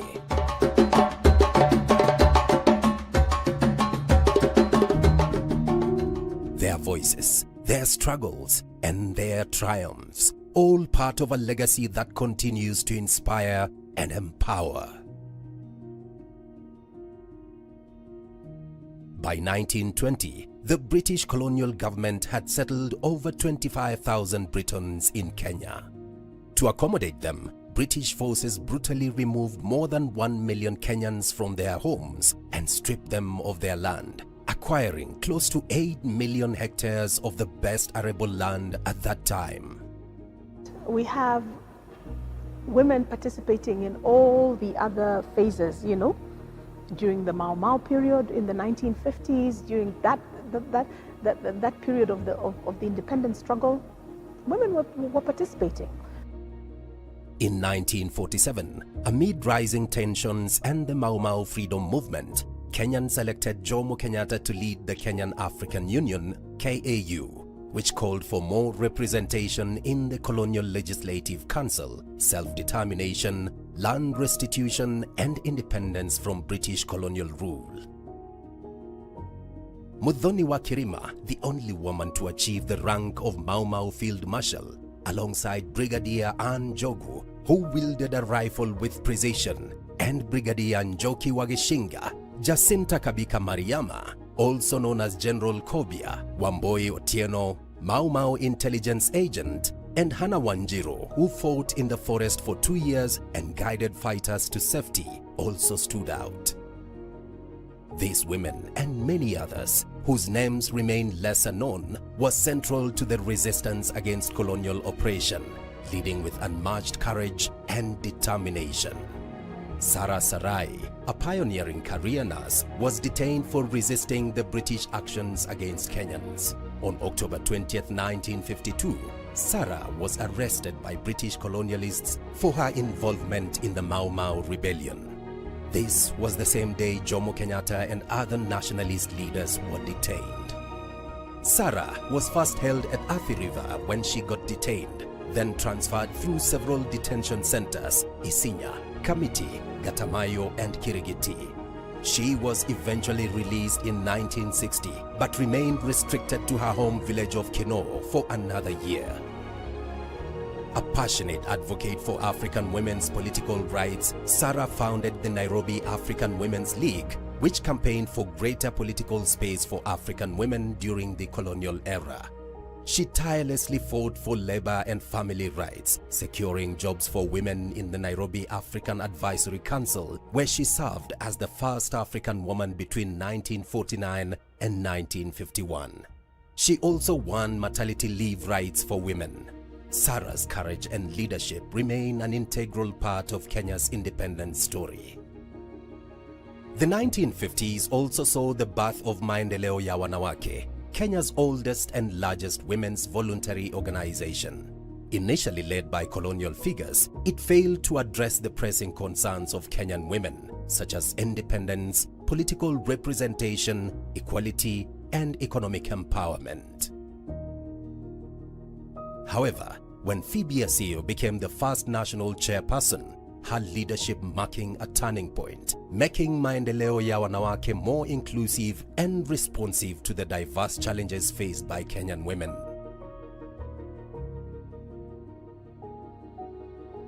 As the African independence movement gained momentum, the Legislative Council, LegCo, emerged as a vital platform for Kenyans to voice their demands and fight for their freedom. The British government called for constitutional negotiations at the Lancaster House Conference in the UK, presenting a glimmer of hope for a new beginning for Kenya as it moved closer to independence. So the Independence Constitution was drafted at Lancaster House. It was part of what are known as the Lancaster House Constitutions. Its primary purpose was to negotiate independence. There was a woman that was there. They just didn't allow her to speak. She was called Priscilla Abwao. Priscilla Abwao, who until then was a social worker, was nominated by Governor Sir Patrick Renison and became the only female Kenyan representative to the Lancaster House Constitutional Conference in London in 1962. She presented a memorandum on the rights of the African woman. That memorandum made several demands around women's socio-economic rights. But Priscilla was a lone voice. She was not allowed to speak. And so the demands around women's rights were not captured in the new constitution. In her memorandum, she argued that women sought no special privileges, only equal partnership in the nation they were building, as well as the endeavors to create that society. Sadly, her suggestions were ignored, and the final constitution failed to recognize women as bona fide citizens of Kenya, denying them equal rights and entitlements as their male counterparts. Disheartened, Priscilla Abwao resigned from the council on June 15, 1962, returning to her work in social service.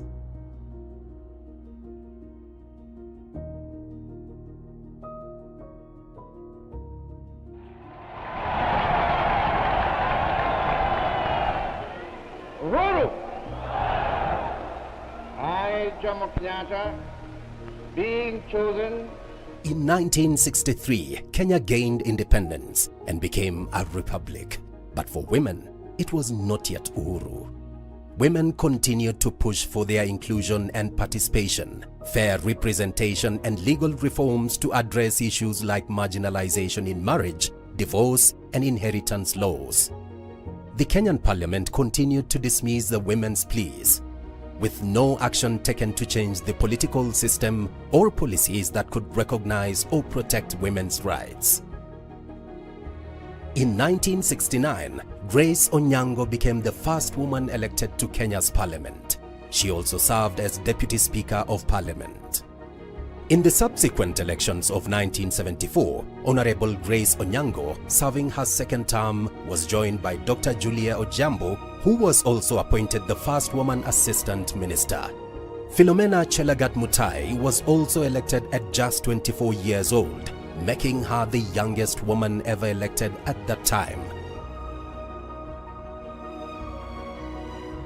The coming of the 1990s marked Kenya's journey towards the collective struggle for democratization. If you're going to shed blood because of our land, we will. Professor Wangari Maathai emerged as a pro-democracy activist and environmental champion, founding the Green Belt movement. She went on to be elected to Parliament in 2002 and served as Assistant Minister for Environment. Her relentless efforts were globally acknowledged when she became the first African woman to win the Nobel Peace Prize in 2004.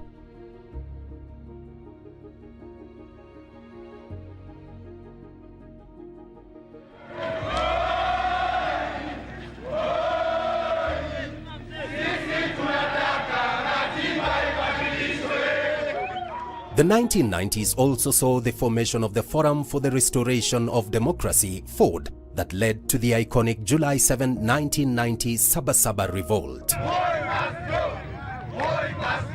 This was seen as the first significant organized defiance against the then President Moi and KANU's repressive rule.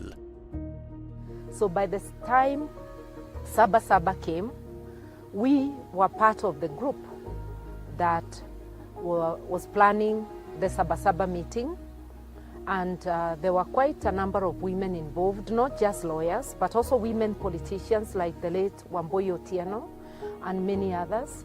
And within the lawyers, the women lawyers, we were several very active women lawyers.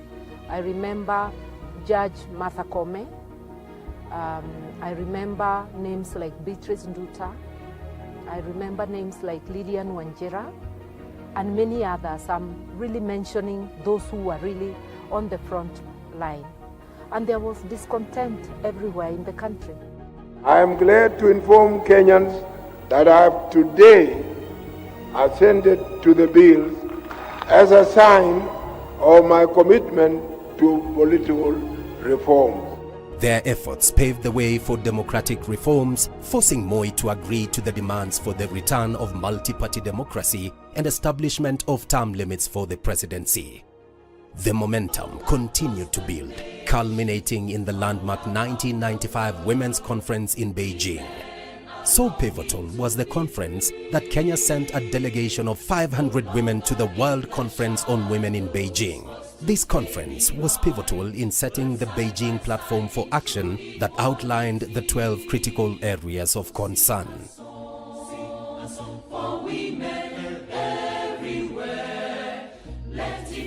So after that conference, the women just kept on organizing and trying to find ways and means of bringing their issues onto the negotiating table. That's why CBSU brought an affirmative action motion in Parliament in 1987, which was lost on the floor of Parliament. And as the women sat there to mourn this failure of this motion to be passed, for them it was a loss of a battle, but the beginning of the war.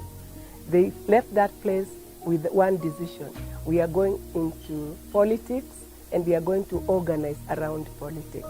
And that's when Women's Political Caucus was formed, with Phoebe Asio as the chair.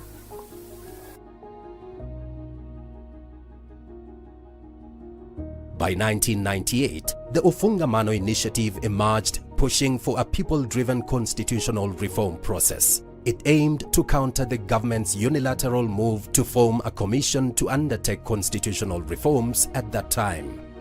This led to the adoption of the Ofungamano commissioners to the government-led commission, ensuring that a third of the commissioners of the CKRC and delegates to the Constitutional Conference were women. When Mwai Kibaki won the 2002 election with a landslide, the bomas of Kenya constitutional review process was relaunched. On August 27, 2010, the new constitution was promulgated at Uhuru Park, marking a historic moment in Kenya's journey towards a brighter future. The Constitution of Kenya 2010 introduced gender-responsive reforms, including decentralization and the not more than two-thirds gender principle, to promote inclusive participation in governance.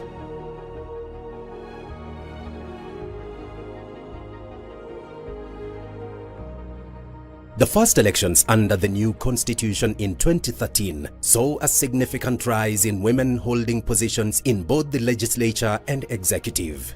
Notable among them, Peris Tobiko, who rose to become the first woman elected from the conservative Maasai community on a dual-gender seat. In 2017, the number of women leaders increased. Remarkable was Sophia Abdi Noor, who broke through to become the first female Somali MP from Ijara constituency, a dual-gender seat. 2017 also saw 3 women elected for the first time ever as governors.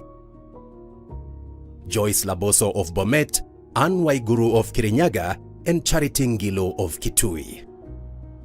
In the 2022 election, a surge of women stepped forward to contest elective positions, resulting in a marked increase in those successfully elected on dual-gender seats. 7 women emerged victorious as county governors, marking a historic achievement. They were Anne Waiguru, who recaptured her seat, Gladys Wanga, Fatuma Achani, Cecily Mbarire, Kawera Mwangaza, Wavinya Ndeti, and Susan Kihika. The cabinet included 7 women as cabinet secretaries, with a female secretary to the cabinet, another important step towards gender inclusivity. Yet, despite these significant milestones, women's representation in both the parliament and the executive still falls short of the constitutional requirement of not more than 2/3 gender principle in elective and appointive positions. But the push for gender equality in leadership has remained continuous and sustained. On September 5, 2016, 2 civil society organizations, CREW and Crown, filed High Court Petition number 371 of 2016, seeking to declare Parliament's failure to enact legislation for the 2/3 gender principle a violation of the Constitution. On March 29, 2017, the High Court ruled in favor of the petitioners, ordering Parliament to pass the necessary laws within 60 days, failure to which anyone could petition for the dissolution of Parliament. The deadline passed, and Parliament recessed without taking action. In September 2020, the then Chief Justice David Maraga was successfully petitioned, and he issued a historic advisory to the President, recommending the dissolution of Parliament due to its failure to enact the necessary legislation to implement the 2/3 gender principle. Today's generation of women in Kenya continues the legacy of those who came before them. In 2024, Faith Odhiambo, President of the Law Society of Kenya, was awarded the prestigious ICJ Kenya Jurist of the Year award for her crucial role in defending the rights of protesters during the 2024 anti-finance bill protests, dubbed the Gen Z protests.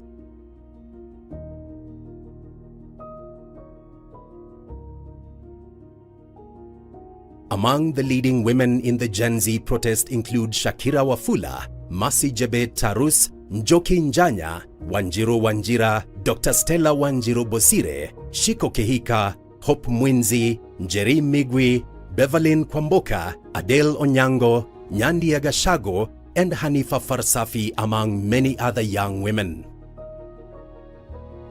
This is a continuation of the legacy of strength, a legacy that goes far beyond breaking barriers to ensuring that the doors they open will remain wide open for the future generations of women to come. The stories are continuing to be told. It is through spotlighting and amplifying their voices, challenging the status quo, and fighting for a Kenya where every woman has a seat at the table, a voice in the room, and a hand in shaping the future that will shatter the proverbial glass ceiling.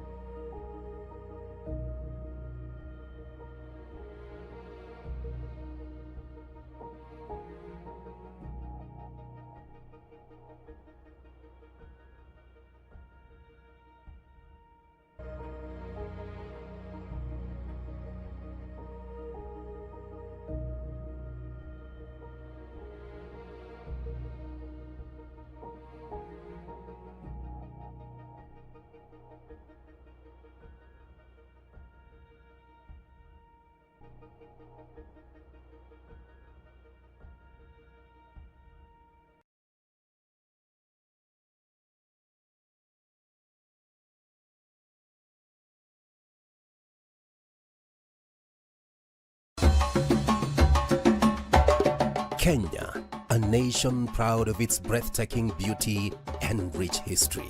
A history that whispers of its equal opportunities, yet within its fabric lie the untold stories of women whose courage and resilience helped shape its destiny.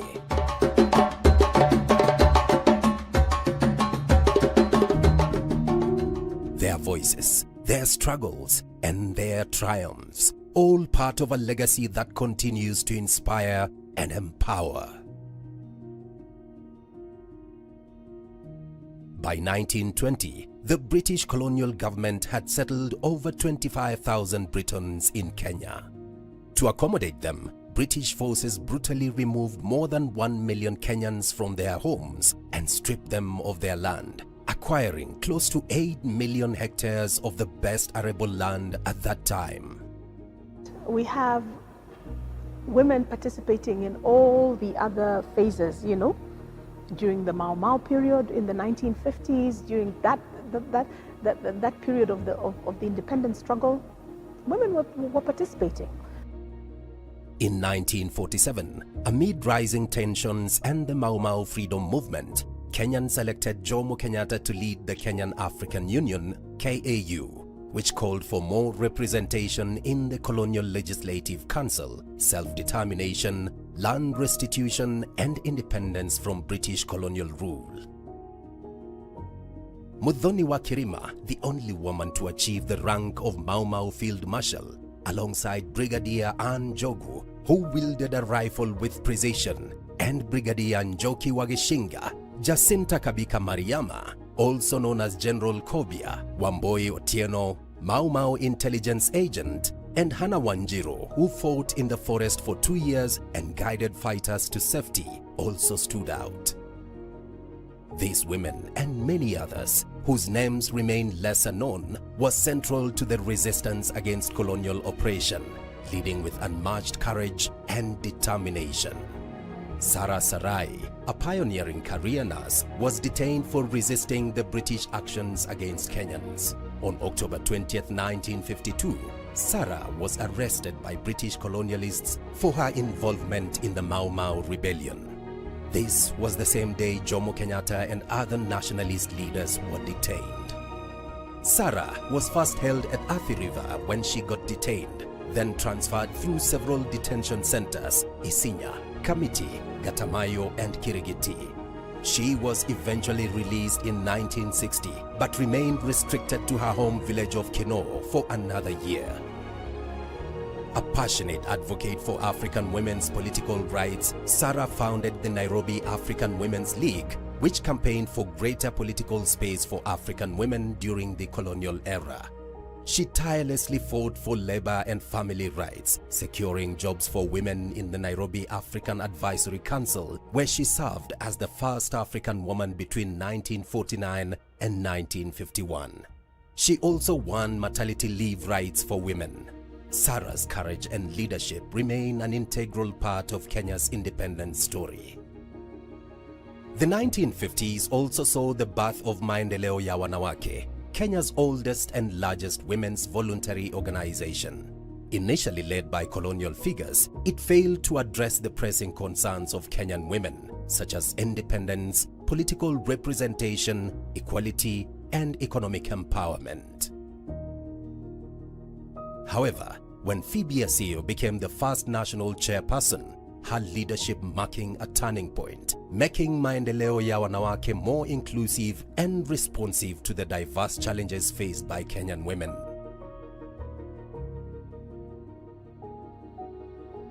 As the African independence movement gained momentum, the Legislative Council, LegCo, emerged as a vital platform for Kenyans to voice their demands and fight for their freedom. The British government called for constitutional negotiations at the Lancaster House Conference in the UK, presenting a glimmer of hope for a new beginning for Kenya as it moved closer to independence. So the Independence Constitution was drafted at Lancaster House. It was part of what are known as the Lancaster House Constitutions. Its primary purpose was to negotiate independence. There was a woman that was there. They just didn't allow her to speak. She was called Priscilla Abwao. Priscilla Abwao, who until then was a social worker, was nominated by Governor Sir Patrick Renison and became the only female Kenyan representative to the Lancaster House Constitutional Conference in London in 1962. She presented a memorandum on the rights of the African woman. That memorandum made several demands around women's socio-economic rights. But Priscilla was a lone voice. She was not allowed to speak. And so the demands around women's rights were not captured in the new constitution. In her memorandum, she argued that women sought no special privileges, only equal partnership in the nation they were building, as well as the endeavors to create that society. Sadly, her suggestions were ignored, and the final constitution failed to recognize women as bona fide citizens of Kenya, denying them equal rights and entitlements as their male counterparts. Disheartened, Priscilla Abwao resigned from the council on June 15, 1962, returning to her work in social service.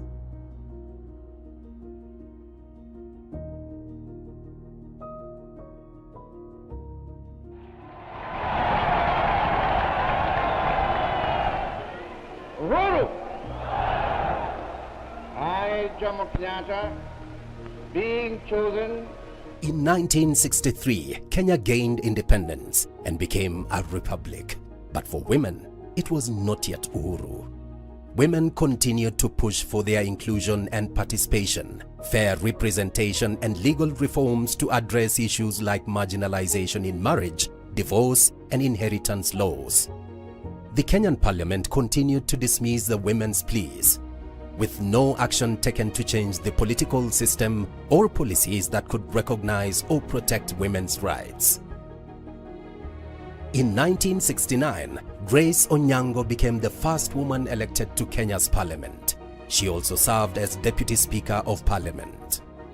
In the subsequent elections of 1974, Honorable Grace Onyango, serving her second term, was joined by Dr. Julia Ojambo, who was also appointed the first woman assistant minister. Philomena Chelagat Mutai was also elected at just 24 years old, making her the youngest woman ever elected at that time. The coming of the 1990s marked Kenya's journey towards the collective struggle for democratization. We are going to shed blood because of our land. We will. Professor Wangari Maathai emerged as a pro-democracy activist and environmental champion, founding the Green Belt movement. She went on to be elected to Parliament in 2002 and served as Assistant Minister for Environment. Her relentless efforts were globally acknowledged when she became the first African woman to win the Nobel Peace Prize in 2004.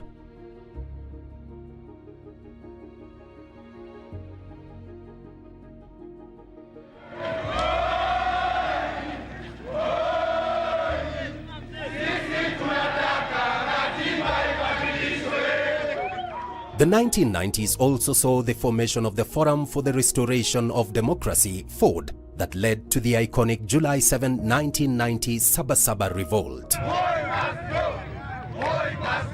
This was seen as the first significant organized defiance against the then President Moi and KANU's repressive rule. So by the time Sabasaba came, we were part of the group that was planning the Sabasaba meeting, and there were quite a number of women involved, not just lawyers, but also women politicians like the late Wambui Otieno and many others. And within the lawyers, the women lawyers, we were several very active women lawyers. I remember Judge Martha Koome. I remember names like Beatrice Nduta. I remember names like Lillian Wanjera.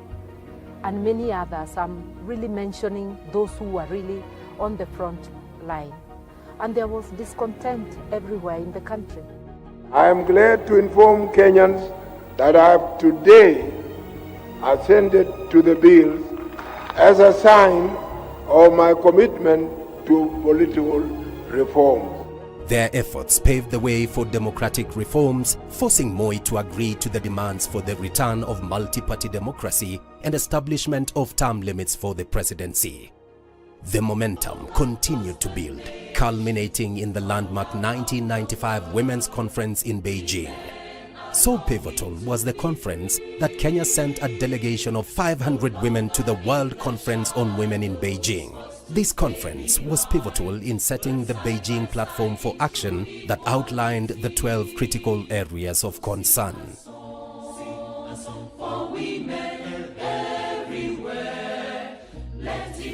So after that conference, the women just kept on organizing and trying to find ways and means of bringing their issues onto the negotiating table. That's why CBSCO brought an affirmative action motion in Parliament in 1987, which was lost on the floor of Parliament. And as the women sat there to mourn this failure of this motion to be passed, for them it was a loss of a battle, but the beginning of the war. They left that place with one decision: we are going into politics, and we are going to organize around politics. And that's when Women's Political Caucus was formed, with Phoebe Asio as the chair.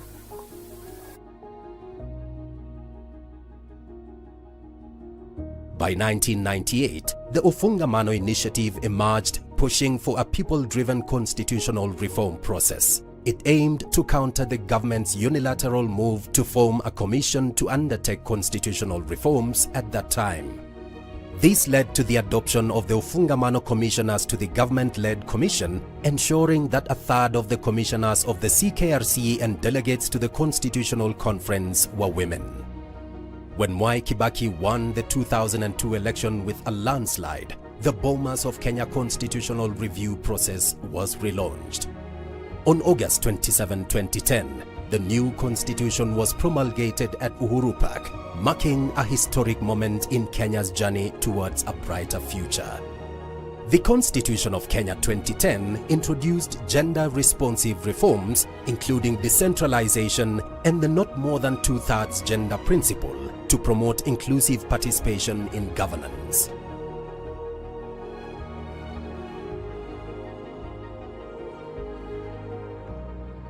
The first elections under the new constitution in 2013 saw a significant rise in women holding positions in both the legislature and executive. Notable among them, Peris Tobiko, who rose to become the first woman elected from the conservative Maasai community on a dual-gender seat. In 2017, the number of women leaders increased. Remarkable was Sophia Abdi Noor, who broke through to become the first female Somali MP from Ijara constituency, a dual-gender seat. 2017 also saw 3 women elected for the first time ever as governors: Joyce Laboso of Bomet, Anne Waiguru of Kirinyaga, and Charity Ngilo of Kitui. In the 2022 election, a surge of women stepped forward to contest elective positions, resulting in a marked increase in those successfully elected on dual-gender seats.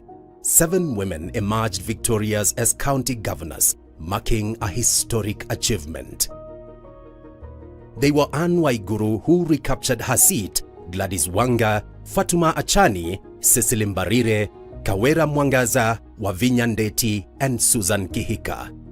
The cabinet included 7 women as cabinet secretaries, with a female secretary to the cabinet, another important step towards gender inclusivity.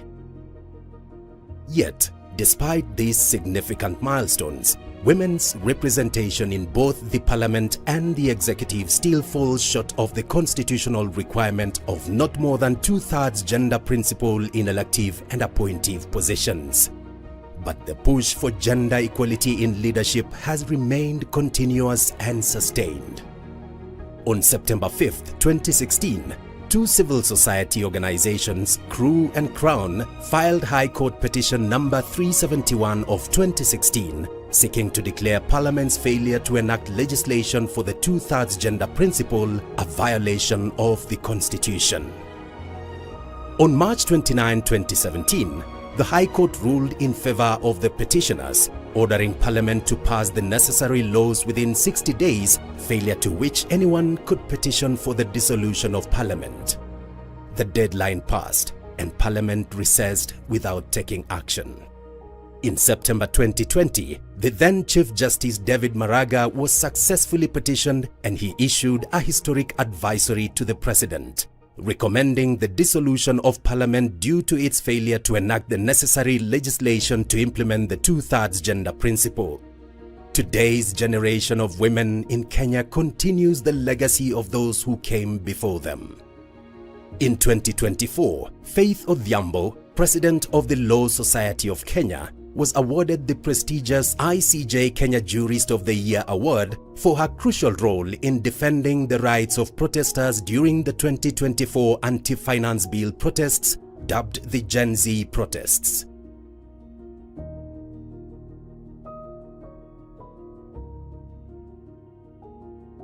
Among the leading women in the Gen Z protest include Shakira Wafula, Mercy Jebet Tarus, Njoki Njanya, Wanjiru Wanjira, Dr. Stella Wanjiru Bosire, Shiko Kehika, Hope Mwinzi, Njeri Migwi, Beverlyn Kwamboka, Adele Onyango, Nyandi Agashago, and Hanifa Farsafi, among many other young women. This is a continuation of the legacy of strength, a legacy that goes far beyond breaking barriers to ensuring that the doors they open will remain wide open for the future generations of women to come. The stories are continuing to be told. It is through spotlighting and amplifying their voices, challenging the status quo, and fighting for a Kenya where every woman has a seat at the table, a voice in the room, and a hand in shaping the future that will shatter the proverbial glass ceiling.